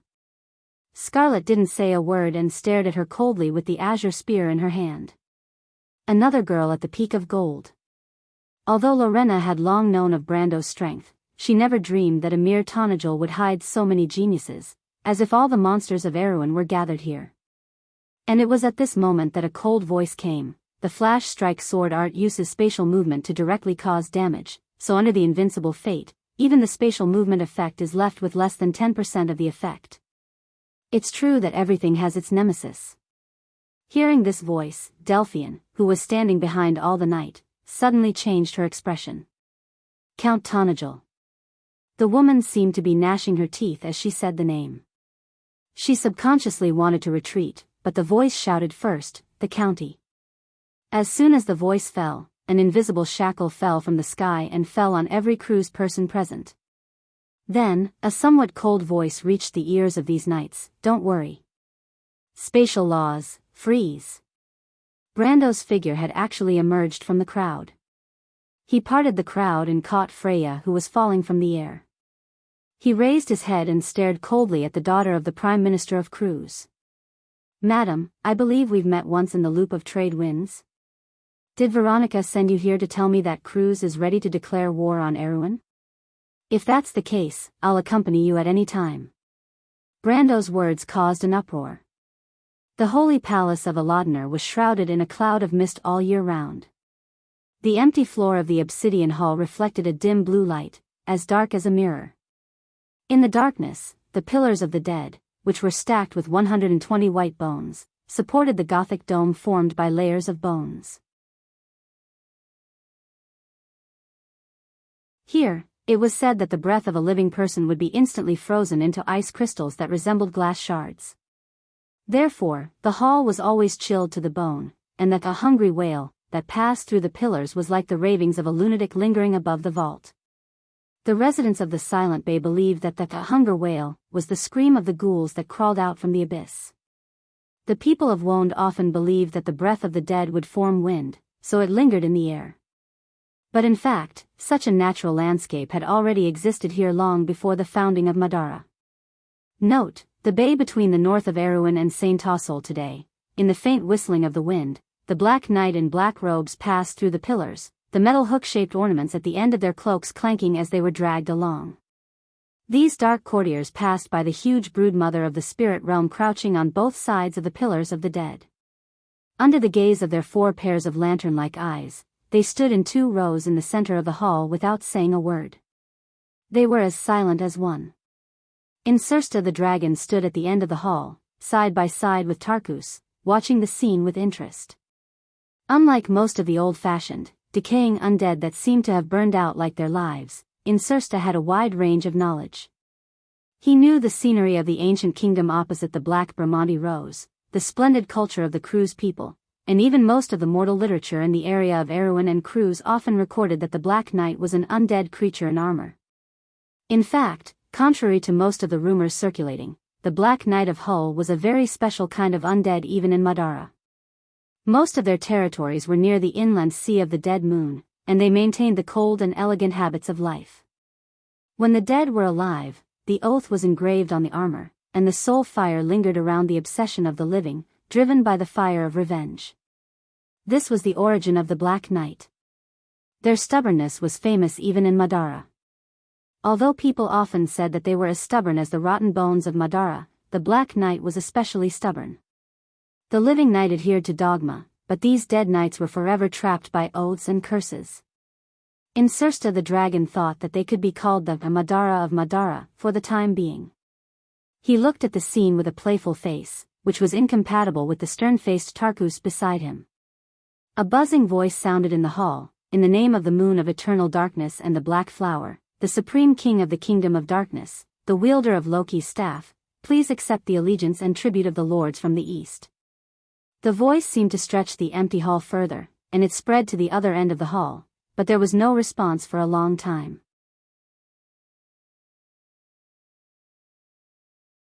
Above the hall, the Supreme One on the throne waited for a moment before softly grunting. The Black Knight bowed their heads. Cheers for His Majesty's majesty. After even the territory of the Sea of the Dead Moon has surrendered, the unification of the Kingdom of Darkness after 1,000 years is almost at hand. Other than that woman Yalvit, who still has no idea what she's thinking, there's only the land of spiders left. Tarkus, the dead moon is rising. It's really exciting to be able to participate in this kind of history. Insursta the dragon looked at the Black Knight bowing their heads and couldn't help but whisper to his companion. Anticipation is not a feeling that the dead should have, Tarkus replied faintly, and even his expression rarely changed. As the noblest vampire of the Manlian family, he was allowed to wear a black noble robe with golden edges in this hall. Standing next to the Insursta dragon who had no status, he looked extremely comical. Madara has begun to act according to the will of the Mercury Staff. It's like a curse rather than a goal. The world of the living is nothing in the eyes of the dead. In my opinion, only time, truth, and dust have value. That's why the humans outside call us stubborn skeletons. But the show has just begun. Tarkus, the arrival of the Black Knight today is just an appetizer. Insursta the dragon didn't feel any embarrassment because of his low status. Instead, he was in high spirits. You see, His Majesty summoned the blood staff back. It must be because something good has happened. Tarkus didn't say a word. In fact, he already knew what had happened. A week ago, in the territory west of Madara near the kingdom of Erewhon, 2 dark nobles were attacked by humans. One of the vampires' castles was almost completely burned to ashes, leaving behind a large number of traces of purification. Almost no undead creatures could escape. In other words, at least one of the knights of the Holy Cathedral of Fire had sneaked into Madara's territory. For such an incident to happen at this time of the year, he smelled a strong scent of conspiracy. Although such things were not uncommon on the border between Erewhon and Madara, the humans responded to the call of the Holy Cathedral, and the undead plundered each other's territory. Between the two sides, there were often knights privately forming armies to invade each other's territory. However, since Erewhon's Oberd VI ascended to the throne, Madara switched from defense to offense and gradually took the initiative in the war. But today was different. The peace treaty between Erewhon and Madara had only been signed for a year, and it was said that the human kingdom was caught in a civil war. Obviously, they wouldn't start a war at this time. In that case, it was very suspicious as to who was trying to fish in troubled waters. The indifferent vampire narrowed his remaining eye.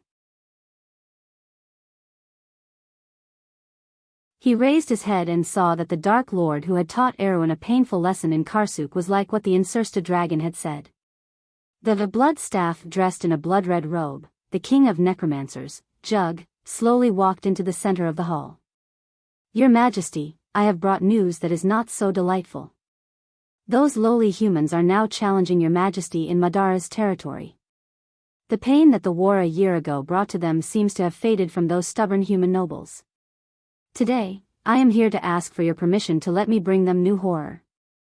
The hoarse voice of the blood staff echoed under the vault of the holy palace of Eliudner, but Tarkus and the Insursta dragon narrowed their eyes slightly. Brando threw the letter in Delphian's hand lightly in front of her. He looked at this woman carefully. In fact, he had already met her once at the exchange of trade winds, but at that time, he had only seen her from afar. He did not look at her as closely as he did today. He had to admit that her beauty was enough to make anyone admire her. Among all the women he had seen, only Princess Griffin could compare to her. But compared to her vicious heart, Her Highness the Princess was as innocent as a child. Miss Delphian, although I don't know how I have offended you. But you don't have to take revenge on me at all costs. Lord Veronica asked you to pass this message to me. Speaking of which, it seems that you Cruz people do not intend to start a war with us Erewhon people. Instead, you want to ask me for a favor. He paused for a moment, and could not help but say sarcastically, if she knew that you are here to give me a condition, I'm afraid she would not be satisfied. The Prime Minister's daughter did not say a word. She stared at him coldly, but the hatred in her eyes was like that of a venomous snake. This made Brando frown. Even in his wildest dreams, he could not imagine how he had offended her to make her look like she hated him so much. But fortunately, he did not need this woman to speak. He took a look at the letter, and he already knew the contents of the letter. He raised his head, silently estimating which historical event this was. The Bloodstaff's self-directed drama had happened before in history. He had thought that because history had been completely changed, all of this would not happen again. He did not expect that the unlucky corpse wizard king would still send this trouble to him. But Brando squinted his eyes, and was not too worried in his heart. To him, this was a rare opportunity. It was rare to encounter a familiar historical event, and such a good thing might not happen again in the future. To be continued. If you like this work, you are welcome to come to Chidian. Come to vote for me. Your support is my biggest motivation.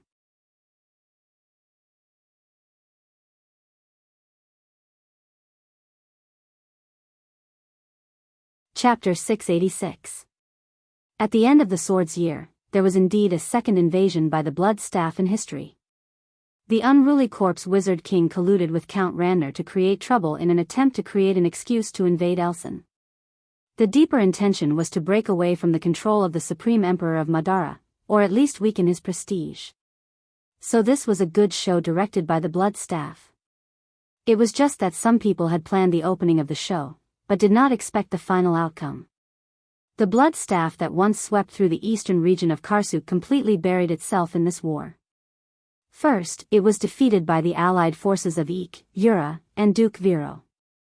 Then, in the process of retreating to the land of spiders, it was ambushed by the army of the Queen of Banshees, Yalvit, who claimed that she was unwilling to submit to the Mercury Staff, and then died.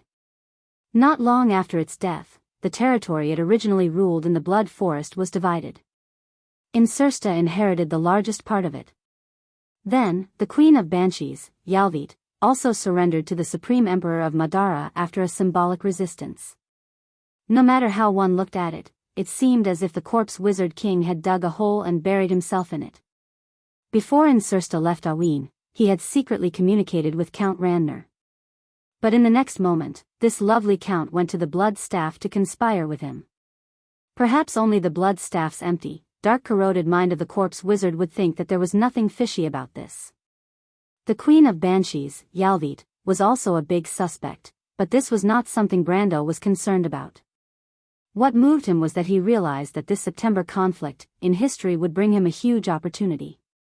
It might even allow him to completely solve the trouble in the southern region in one fell swoop.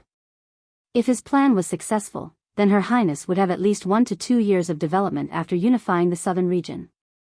Even before the Emperor of Madara was ready, if Erwin was prepared to deal with the war in advance, maybe the new Black Rose would seriously consider the route to the west.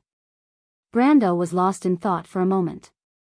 His finger tapped lightly on the envelope. Only he could see the opportunity in the letter. He clearly remembered this point in history. During the autumn moon of the Year of the Sword, the Blood Staff would choose to head east from today's Buchi and enter Grimoires from the Silman region.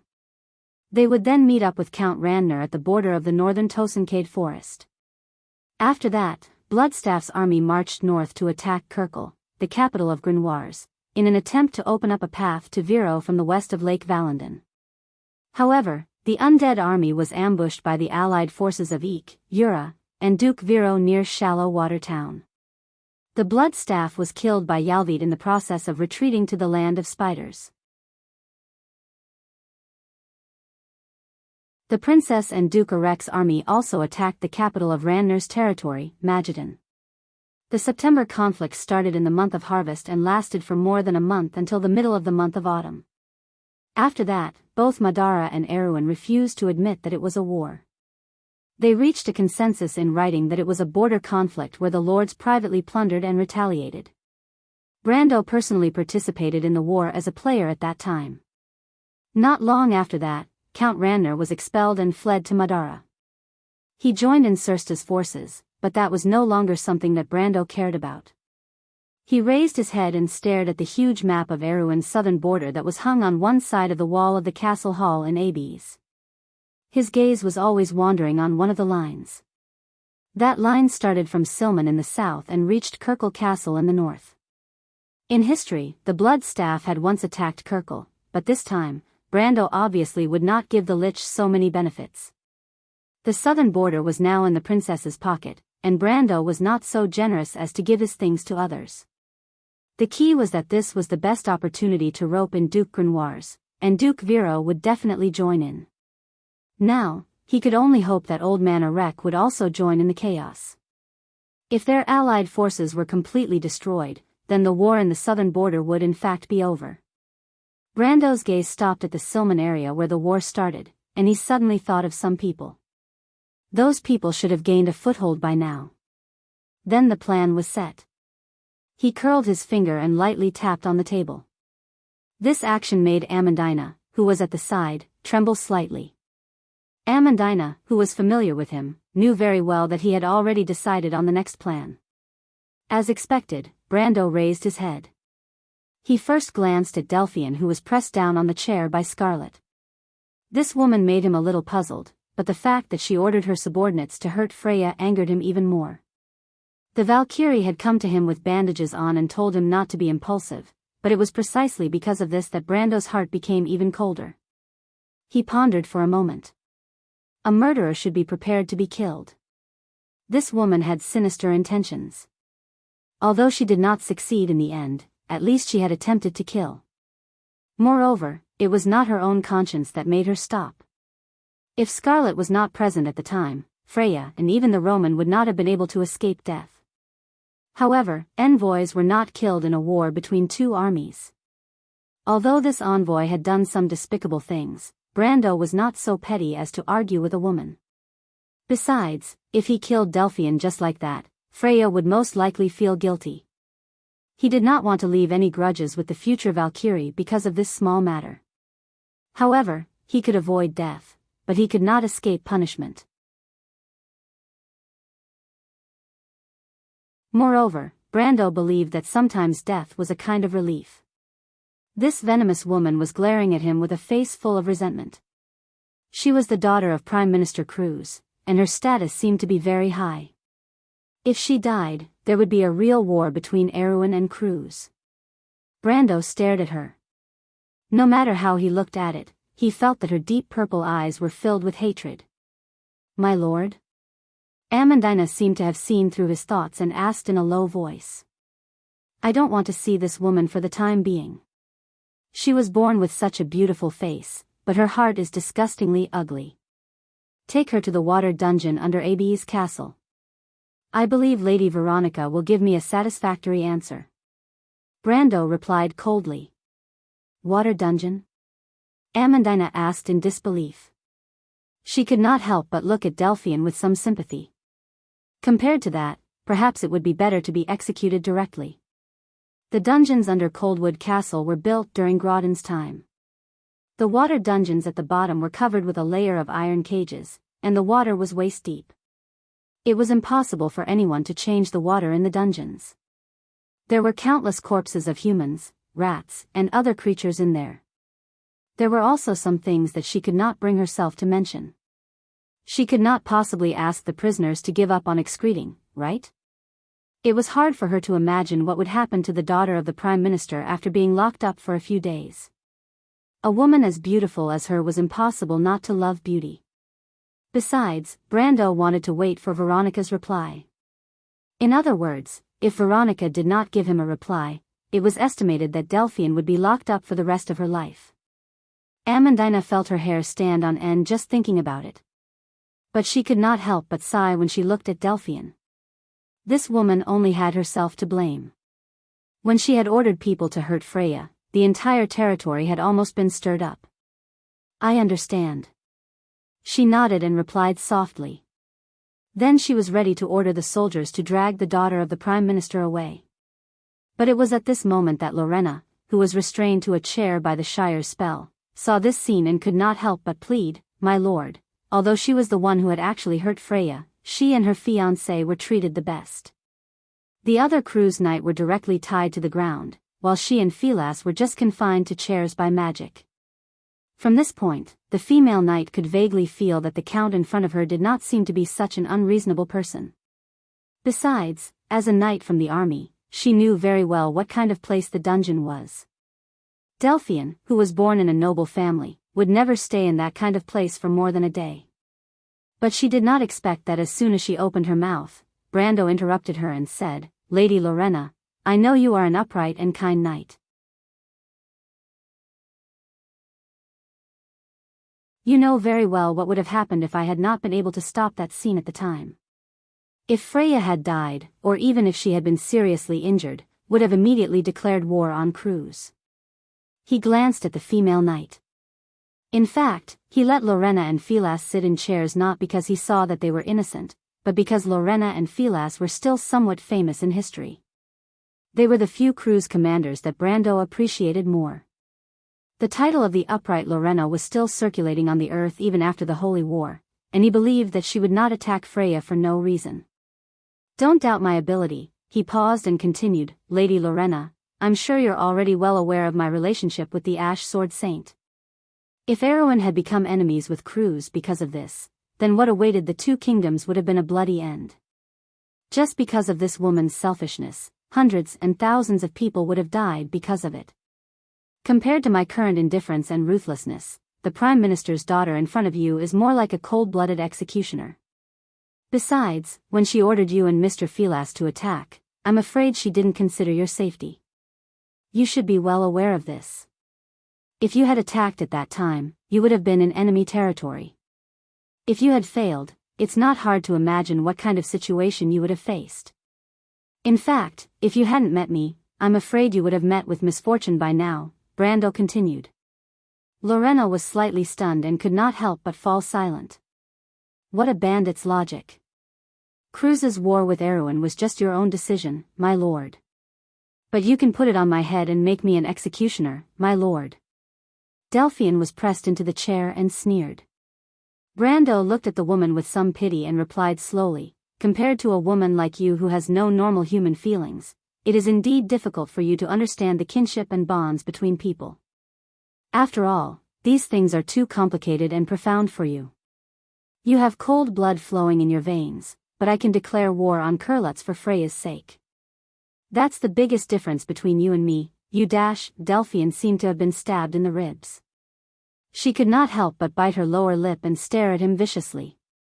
Miss Delphian, I can endorse Count Tanagel's words and ensure that he is not an alarmist. Princess Griffin, who was watching silently from the side, suddenly interjected at this time. She replied quietly, Mr. Brando is right. This has nothing to do with reason or interest. The murderer must pay with his life. Erwin has the ability to protect its people. Brando turned his head. He looked at the princess with some gratitude.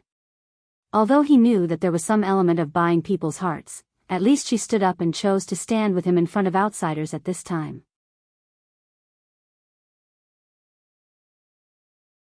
It meant that she would always be on his side in this matter.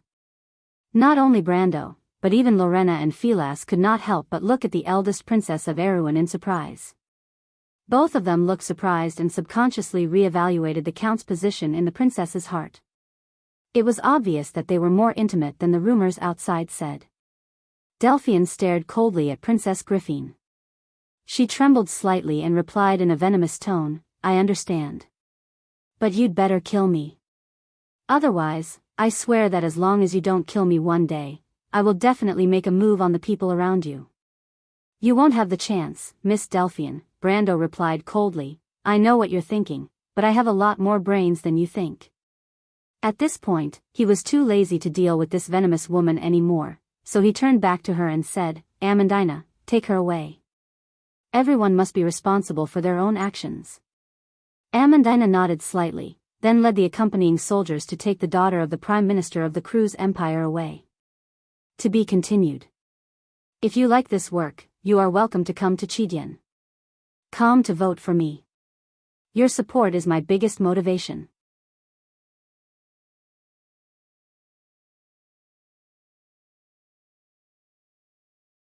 Chapter 687. Delphian was unusually quiet as she was taken away, but she kept staring at him with eyes like a viper, which made Brando shudder a little. To be honest, if it weren't for his relationship with Veronica, he really would have put this woman to death. Anyway, a bad relationship with the Prime Minister of the Empire was inevitable, and he thought that Cruz's people might not really dare to declare war on Erwin over a woman. Lorena watched Delphian being taken away, and the female knight wanted to say something but couldn't for a moment. As an emissary of the Empire, it would naturally be disgruntled to be dealt with in this way, but the problem was that she didn't seem to have any right to be disgruntled. She thought for a long time before saying weakly, "My lord, I hope you can carefully consider the way you get along with the Empire. Of course I understand, but it also depends on who it is. I naturally know the difference between friend and foe. I can only say that Lady Veronica chose the wrong person to complete the wrong mission this time." Brando replied. He gestured to the Shire, and Lorena and Philas, who were imprisoned in their chairs by magic, suddenly felt their bodies loosen. The female knight was still able to maintain her composure. But her fiancé couldn't help but let out a long sigh immediately, staring at Brando with a little fear. He had suffered a lot at the hands of the Prime Minister's daughter along the way because of his glib tongue, but he didn't expect such a terrifying woman to be locked up in the dark prison by this inhumane guy. He thought for a moment, and if it were him, he would certainly be reluctant to do so. Delphian's beauty was famous throughout the Empire. Thinking of this, Philas couldn't help but look at Brando with some fear again. In his eyes, he had already decided that the other party was probably one of those legendary barbarians in the wilderness. No, he should be called a chieftain. No matter how beautiful a woman was, she was meaningless to such a boor, and in some knight novels, it was even mentioned that these barbarians seemed to prefer men. The young knight's thoughts diverged to this extent, and he couldn't help but take another look at the Shire, who had been controlling him and Lorena with magic, with a thoughtful look on his face. Of course, Brando didn't know that some strange thoughts were running through the mind of the famous idiot, and almost unbelievably lucky gigolo, in history in front of him. This title wasn't given to him, but the real title of Cruz's #1 lucky knight in history. First of all, he defeated many outstanding children from various noble families in Cruz, and married Lorena, Cruz's future's most talented beauty. Lorena's future achievements in Cruz could even stand shoulder to shoulder with Freya's in Erewhon, and because she had a higher starting point, her achievements far beyond that of Lorena's.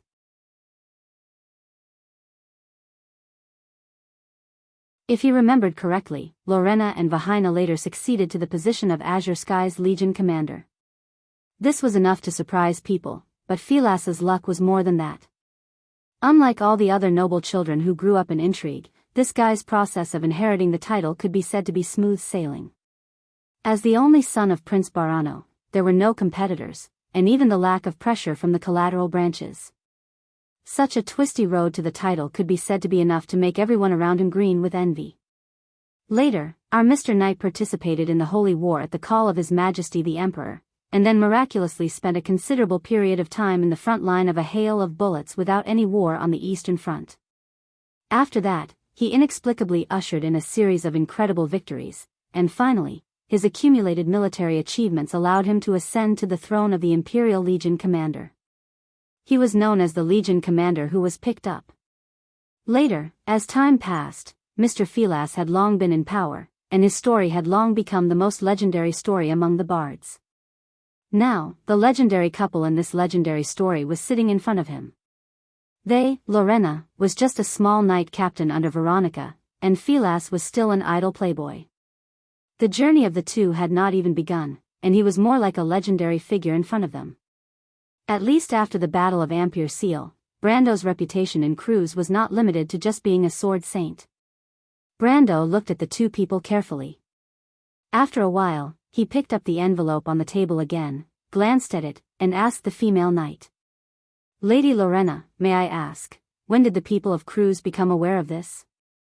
Lorena looked at him, slightly startled, and realized what he was asking. She frowned and replied with a businesslike expression, 2 months ago, my lord." This question and answer was actually talking about the second matter mentioned in Veronica's letter to him. Compared to the first matter, which was neither painful nor itchy, the second matter was much trickier in Brando's opinion. Things had to start with the Battle of Ampere Seal. In that battle, Erewhon's people finally shattered the 3 doors of flame and sent the demons back to their hometown under the Sulphur River. Of course, Brando also experienced this part of the story himself. The demon army was defeated and fled in all directions, and then completely dispersed by the Silver Elves and the Highland Knight, as well as the craftsman mages who arrived later. But there was still a small number of them who survived and escaped into the wilderness of Erewhon. This small number caused a huge problem for the people of Cruz. Originally, the whole thing should have come to an end after Cruz's people were forced to completely retreat from the port of Ampere Seal for the sake of saving face.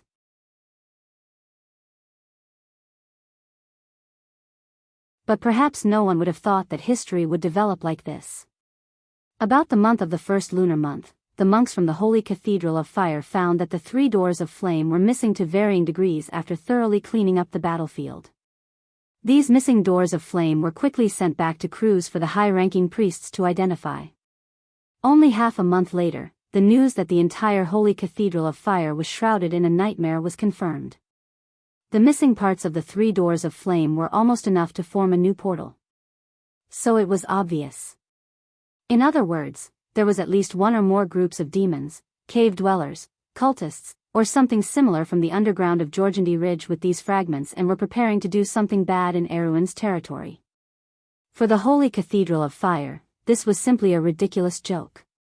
Or rather, it was a resounding slap to the face of the Holy Cathedral of Fire. Even Brando couldn't help but be a little dumbfounded when he saw the news, let alone the others. Although it was an almost open secret that the Holy Cathedral of Fire was infiltrated by All for One, he didn't expect the other party to be so useless. It was no wonder that the power core of the Cruz Empire was leaning more and more towards the royal power day by day. In the face of such a useless enemy, it was difficult for Her Majesty the Silver Queen to not win. Brando thought silently for a moment, then shook the letter in his hand. Now he was almost certain that Veronica must be having trouble sleeping and eating at the moment. If possible, he was afraid that the army commander would rather not send this letter to him. The Cruz Empire had never been so humiliated in a century, and it was continuous humiliation. But the problem was that there was now a group of people who were wandering around with these fragments of the portal, and could find an energy core to rebuild the portal at any time. Veronica couldn't turn a blind eye to it. This was actually not a serious problem for Erewhon. After all, if they could get rid of 3 portals, they could naturally get rid of an incomplete temporary portal. But it was a big problem for the Holy Cathedral of Fire, no matter when or where the portal was built by these cultists. Even if it was built in a random pigsty in Erewhon's countryside, the Holy Cathedral of Fire would not be able to raise its head in front of the other major holy cathedrals for at least half a century. As for the Holy War, it might be better to just hang up the true sign and hand over the benefits in their hands. Besides, the problem of face was secondary. Such an incident would be the biggest blow to the reputation of the Holy Cathedral of Fire, and would inevitably cause many people's faith to waver. Brando never thought that the largest number of farmers and craftsmen among the believers of the Holy Cathedral of Fire would have strong faith, and once faith collapsed, it was difficult to rebuild. But this was not the biggest disaster. For the people of Cruz, the worst possibility was that these cultists would bring the fragments of the portal back to the Cruz Empire. For the sake of Martha, just imagining that scene would probably give the higher-ups of the Holy Cathedral of Fire nightmares at night. Not to mention that the demons would study and replicate these fragments. Although this possibility was very small, once it was successful, the higher-ups of the Holy Cathedral of Fire would probably have to atone for their sins with death.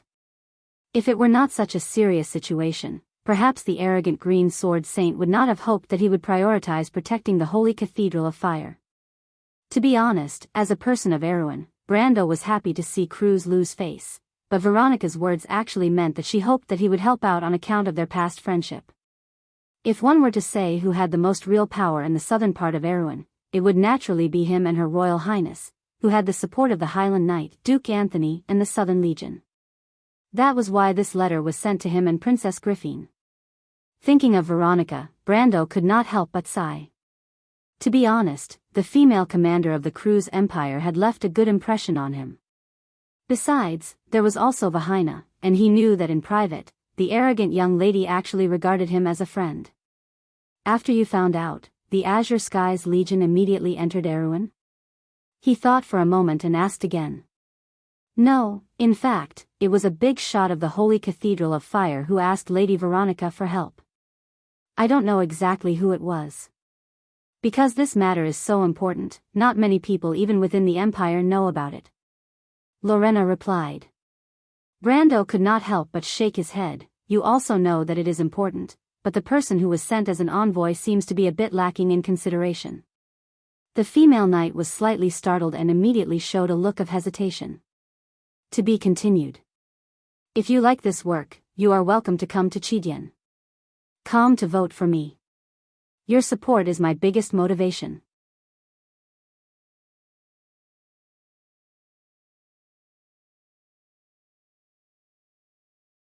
Chapter 688. What's the matter? Brando saw her expression. If you have something to say, you might as well say it, Miss Knight. I've heard of your reputation, so I won't equate you with someone else. Miss Delphian volunteered to go, and Lady Veronica didn't know about what happened between her and you. I only noticed it later by accident. I just didn't expect her to be so resolute. In fact, it's all my fault. I shouldn't have taken any chances with such an important matter. Lorena sighed and replied with a little self-blame. Brando was suddenly curious. How so? You know what's going on. He couldn't help but be curious. Anyone who was targeted by a crazy woman for no reason would feel creeped out. In fact, he still felt very uncomfortable when he thought of Delphian's resentful eyes. It felt as if he had done something unforgivable to her, but for Marcia's sake, there was nothing between him and her. Brando remembered clearly that he had only met her from afar when he was at the front line against the calamity of wolves in the Black Forest. Actually, it's like this. Lorena was also a little embarrassed when it came to this matter. She sorted out her thoughts and then told him about Delphian in detail. Although Viscount Elman died at the hands of Andesha, Miss Delphian has always thought that you deliberately left them behind. Plus, she has always been in love with Viscount Elman, which is well known in the Empire. The Viscount's death was a great blow to Miss Delphian. This is really an unexpected disaster, Lady Lorena. Brando smiled bitterly. After listening to this ridiculous story, he suddenly felt a little speechless. This was a disaster from the heavens. If he had known that he would offend such a paranoid lady, he would have carefully sent Viscount Elman out of the country. He would never have given Andesha a chance to take advantage of him. I'm sorry, my lord. Miss Delphian, she. Lorena seemed to want to further plead for the Prime Minister's daughter. But Brando interrupted her first. I understand what you mean, Ms. Lorena. But even so, she shouldn't have attacked innocent people. This isn't revenge, it's just venting her anger. He thought for a moment and added, I will consider your words, but not now. It's better to let that young lady calm down. You don't want her to ruin Lady Veronica's plan, do you? Lorena was startled, and then it occurred to her that this was indeed a possibility. According to Delphian's current mentality, as long as she could get revenge, she wouldn't hesitate to sacrifice the Empire. After thinking for a moment, she couldn't help but sigh, I understand. Then let's continue. Brando replied, since not many people in the Empire know about your operation this time, then there shouldn't be many people from Azure Skies, right? May I know how many people you have? This. I'm sorry, this is confidential, Count. Lorena was a little embarrassed, but she still refused Brando's question. It's okay, I was just asking casually. Brando narrowed his eyes. In fact, he could already be sure that the Azure Skies that sneaked into Erewhon might only be a small elite group. As mentioned in the information he received, it might be an elite knight regiment under the Azure Skies. But there was no need to delve into this matter. He asked again, the letter says that the Holy Cathedral of Fire suspects that the fragments may be with Grand Duke Arek. Is this true? The female knight nodded and said, yes, since entering Erewhon, Lady Veronica has received information that matches this speculation. Maybe it was Grand Duke Arek who colluded with the cultists and demons to steal the fragments of the portal that day. I heard that Grand Duke Arek and Count Ranner have recently formed an alliance, which means that this batch of fragments may have been transported to Magedon. It's possible. Lorena frowned. But the news from the Holy Cathedral of Fire indicates that the fragments may not have stayed in Magedon, but moved north. Do you have a way to track the location of those fragments? Brando was stunned. He looked back at the female knight, thinking that these cruise people weren't here to make fun of him. If they had the ability to locate those fragments, why would they need him? But Lorena's answer immediately answered the question in his heart. No, it's just some trivial divination and prophecies, my lord. Brando then realized. Then north. Where north? He suddenly asked. This. The female knight was speechless. How could she know such a thing? But her naturally serious personality still made her reply, I'm sorry, I don't know either. But she didn't expect Brando to interrupt her and say, it's okay, maybe I know. He looked back and his eyes fell on the point marked with the name Mageddon on the huge map. From here to the north, it was the vast misty forest, and further north into Lantern Island. His eyes moved up quickly, the Ansra Forest, the Goldfinch Mountains, the mountains on the north shore of Lake Valendon. A bolt of lightning flashed through his mind, as if bringing with it a fire seed called wisdom. He suddenly raised his head and realized what these demons, or cultists, or Grand Duke Arek wanted to do. To rebuild a portal, first of all, a lot of magic power must be needed. Preferably an energy core. The crew's people had fire gems. Then what about Grand Duke Arek? Brando's gaze finally stopped. There, on the map, was a line of fine text marked in rough font, Falling Needle Hills Avenue. Falling Needle Hills Avenue, Stained Frost Forest Maze, Heart of the Dragon. Your Highness. As soon as Brando walked out of the hall, he found Princess Griffin standing outside the porch. The half-elf girl stood by the stone window, looking out at the hills in the direction of the Gars River beach.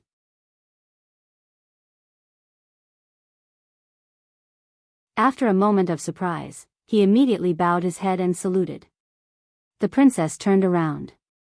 She seemed to have been waiting for him here for a long time. After looking at him quietly, she asked slowly, Your Excellency, how should we deal with the relationship with the Kurlutzians next? Are we going to help them this time? This time we must help, Your Highness, Brando answered truthfully. Huh? Princess Griffin looked back with a little surprise. Why? I remember you don't like them very much.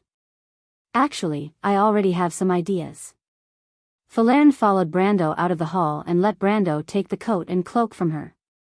Brando looked out of the window. The undulating ridge line was covered by a green forest, and above it were snow-like clouds and blue skyline. He looked at the flock of migratory birds flying away and said, Now is a good opportunity to persuade Grand Duke Viro to join our side. If we're lucky, he added, we might be able to get Grenoires to join us. Griffin was not stupid. On the contrary, her wisdom was one of the best among the royal family members of Erwin's generation.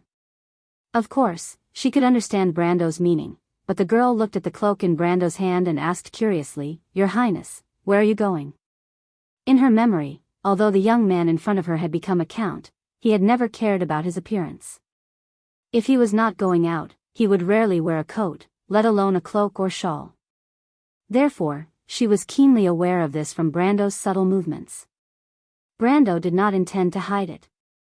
He nodded and said, I suddenly have an idea. An idea?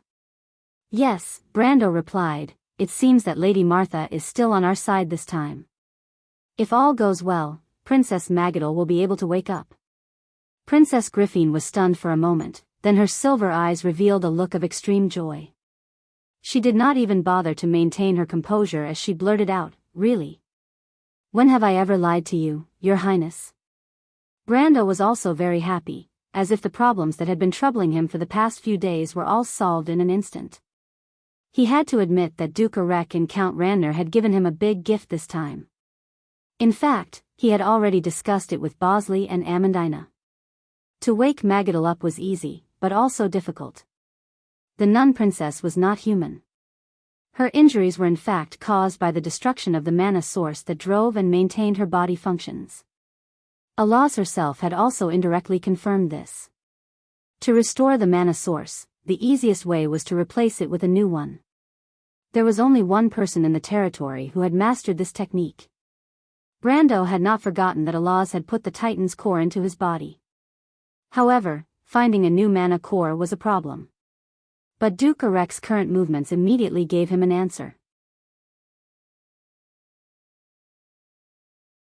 Because he had been busy participating in and planning Erewhon's civil war, he had almost forgotten that he was once a player. The Falling Needle Hill's main path, the Stained Frost Forest Labyrinth Instance Dungeon, just so happened to have the most suitable mana source. The Heart of the Dragon. Duke Arek obviously went there for this thing, although Brando did not know how this guy knew about the existence of the Heart of the Dragon. But what he had to do now was obviously to find this treasure before the other party. Also, if those idiots really did build a portal there, he would not hesitate to destroy it. This way, not only would he be able to complete Veronica's mission, but he would also be able to clear up a lot of things here. For Brando, there was nothing more practical than this gift. Seeing the confident look on his face, Princess Griffin took a light breath and asked cautiously, "Are you going now?" "No," Brando shook his head. "Before that, I have to take care of something first." "What is it?" Brando grinned and replied, "Private matter. P.S. Today's third watch is 10,000. In addition, I strongly recommend the novel by the Roaring Lord Wind and Moon, Heaven's Drive. The book number is 024932550.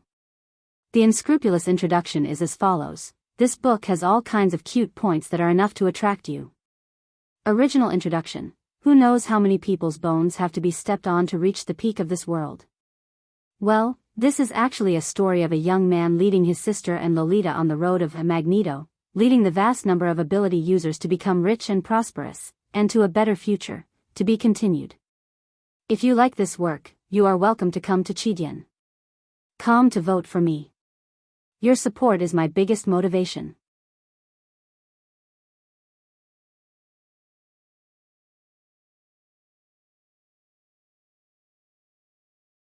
Chapter 690. Brando, where are we going? The metal parts on the two warhorses rattled as they moved through the forest one after the other.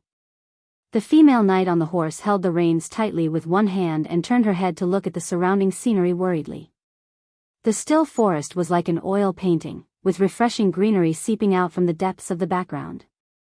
Sunlight passed through the canopy and scattered on the withered leaves like a curtain of light. The forest was silent, except for the rustling of the horse's hooves on the withered leaves and the sound of metal colliding, which made one's hair stand on end.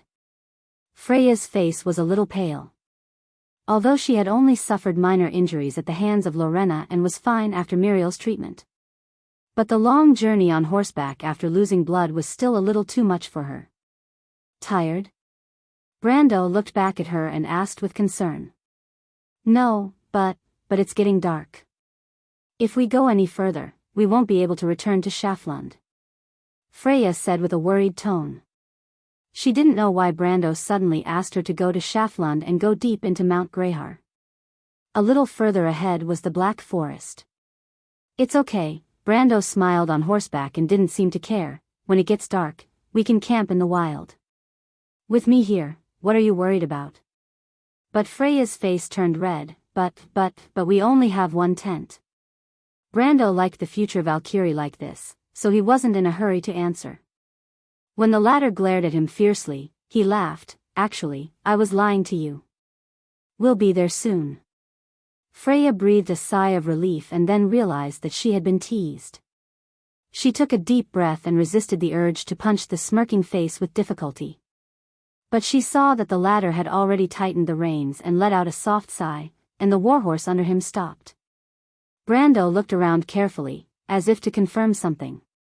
Then, he dismounted from the horse with a whoosh. With one hand on the hilt of his sword, he dragged his cloak and slowly walked forward.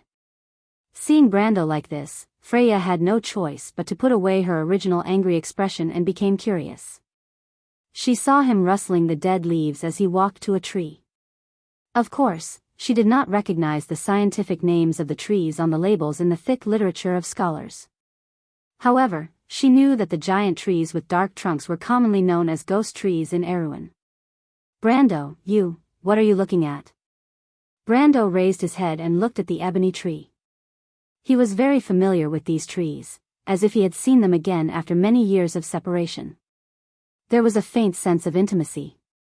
He thought of something in silence, of all the past, some of which he could not remember clearly, but the memory still flashed through his mind like shards of glittering fragments, like seashells in a sea of sand.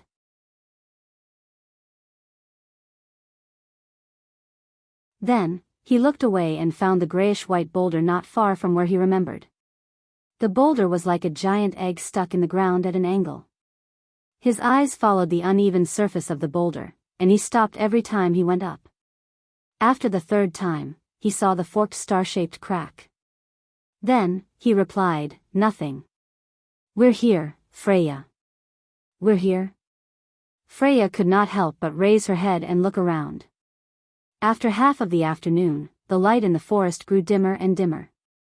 She could only see an empty space made up of dark green treetops, twisted tree trunks, and intertwined roots. From this angle, the forest looked more like a semi-enclosed cave with intersecting tunnels leading in all directions. Unlike the other places in Tanajul, the black coniferous forests that were commonly seen in Grenoires and Ranner mountains were rarely seen.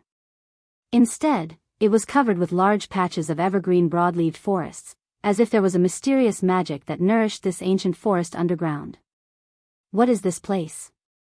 This should be the border of the Black Forest in this direction. Brando took a few steps forward and pushed aside a large patch of shrubs. He noticed that they were almost at the top of the mountain. Looking to the east, there were black ridges that went from south to north, like the backs of several dragons. He stretched out his hand and pointed in that direction and said, "To the east is the Eversong Forest. You should have heard of it, right? The mountains of Chablis?" Freya asked curiously. The mountains of Chablis were a famous landmark in the southern part of Erewhon. The beautiful scenery of the Eversong Forest had always been a tourist destination, so she had heard of it even when she was in Buchi. Yes, Brando nodded, but to be more precise, it should be the border between Tosankade Forest and the Eversong Forest. The Tusk Fortress is located in that direction, and it's the southern border of Erewhon. After saying that, he stared in that direction without saying a word. Surrounded by clouds and mist was a vast wilderness. The dark forest was scattered all over the place, and it was a rare sight for explorers. Any player who saw such a scene would be filled with ambition, just like a sailor trying to conquer the magnificent sea. But why did we come here? "Boo, Brando, what are you doing?" The Night Maiden was puzzled. She did not understand why Brando would bring her to such a desolate place. But when she saw Brando taking off his cloak and coat, she was startled. She subconsciously placed her hand on the hilt of her sword and stared at him nervously. Brando stopped and looked at the future goddess of war in confusion. "What are you thinking about?" Why are you taking off your clothes?" "Of course I'm going to climb down from here." "What are you thinking?" Brando replied snappily, "Am I not worthy of your trust? Come and help me get my clothes. Wait here for me, idiot."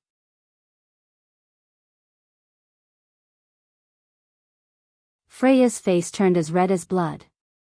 She lowered her head as if she wanted to find a hole to hide in.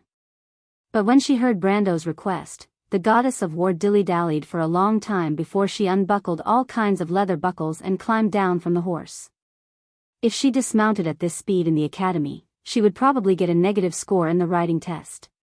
Then she took the coat from Brando with trembling hands. Where are you going?" She held the coat in a daze and asked gingerly like a clumsy maid. "You'll know later," Brando replied. Then she looked up and saw him walking to the side. He pulled out a rope from the bag on the horse and tied it to the ghost tree from before. She saw him let go of the rope little by little and slowly walk to the edge of the cliff. Then he looked down and threw the other half of the rope down. "Brando, what's down there?" The goddess of war was slightly stunned and finally realized what Brando was going to do. Brando raised his head and looked at her from that direction. He put a finger to his lips and shook his head at the girl from the countryside of Buchi. Then he grabbed the rope with one hand and suddenly jumped down. "Be careful." Freya could not help but shout in a low voice. But the shout seemed to be dragged further and further away from his ears. The biting cold wind above the cliff made him squint his eyes, and when he finally managed to distinguish the scenery in front of him, he felt that the fog below the cliff was very close to him, just like the illusion of being close to the surface of the water when he jumped into the water. Then, with a whoosh, he felt himself falling into the clouds. Brando hurriedly grabbed some ropes. With his strength as a gold ranker, he naturally did not need to climb down the rope bit by bit. But the last time he came here was at least 10 years ago, and nearly 100 years had passed in the game. He was afraid that he remembered the wrong location, so he brought the rope for insurance. After all, before he really activated his elemental activation, he could not fly in the sky. Brando stared at the cliff. In just a few seconds, a platform protruding out of the bushes swept past his sight. His reaction was quick. He clenched his fist, and the rope in his hand immediately tightened with a bang. The strong reaction force pulled him back and forth in the air. There was a burnt smell on the rope, but he did not feel anything strange in his hand. The physical fitness of a gold ranker had long exceeded the range of what a normal person could imagine. He raised his head and looked up. The location of the platform was not much different from what he remembered. It was more than 10 meters away from him. But this distance was almost non-existent to him. Brando gently swung the rope close to the cliff, then grabbed the jagged rocks and climbed up lightly like a monkey.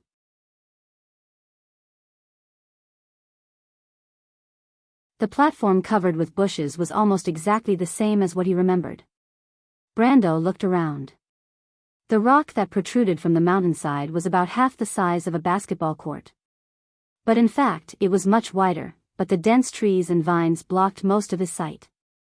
He carefully walked in a direction according to his memory, then pulled away the thick entangled vines. With a crash, accompanied by the sound of soil rolling down, Brando did not use much strength to pull away the dead branches and rotten leaves. Sure enough, a cone-shaped stone slab was revealed below. This stone slab was about his height and 2 people wide. It was a bit like the stone statue of wisdom, one that was commonly seen in forests everywhere, but it was not the image of Misokai, the weaver of magic and storm, but a black moon. The silent moon, Erewhon's 7th moon. This moonless moon could never be observed from the sky, but it really existed in history. Brando did not say a word. He cleaned up the vines on the platform one by one, and then revealed another 11 similar stone tablets below. On each stone tablet, there was a moon, which in turn represented the flowing fate and the source of magic in Erewhon's sky. This place was the Temple of Fate. Or rather, it was where the players called it the Class Change Center. Brando had once checked the information. These stone tablets were built by a race even older than the Myernas. The purpose of their construction seemed to be to stabilize the original Martha's Law of Tiamat. In the whole of Wonde, such stone tablets existed in many places, but they were all built in extremely hidden places. For example, the one in Tonajul was built on the border of the Black Forest in Mount Greyhar and had been buried for countless years. However, when Brando went to these places in the game, these stone tablets had already been cleaned up by the players in front of him, so he did not have to waste so much time on them like today. He carefully looked at the thin veins on the ground in the center of the stone tablet array, then raised his head, and his gaze followed them to the center of the platform. These rune lines and veins with a metallic glow were very familiar to him. They were very similar to the energy transmission magic circles he saw under Valhalla, as if they were made by the same civilization. This doubt flashed through Brando's mind. Then he put away his thoughts and walked to the center of the platform. Although these stone tablets in Wonde contained all kinds of secrets, they only had one function in the game. That was to let the players receive their own elemental activation missions. To be continued. If you like this work, you are welcome to come to Chidian. Come to vote for me. Your support is my biggest motivation. You're tuning in to the Carefree Valley YouTube channel. Don't forget to subscribe and join us on this journey to catch the most captivating stories.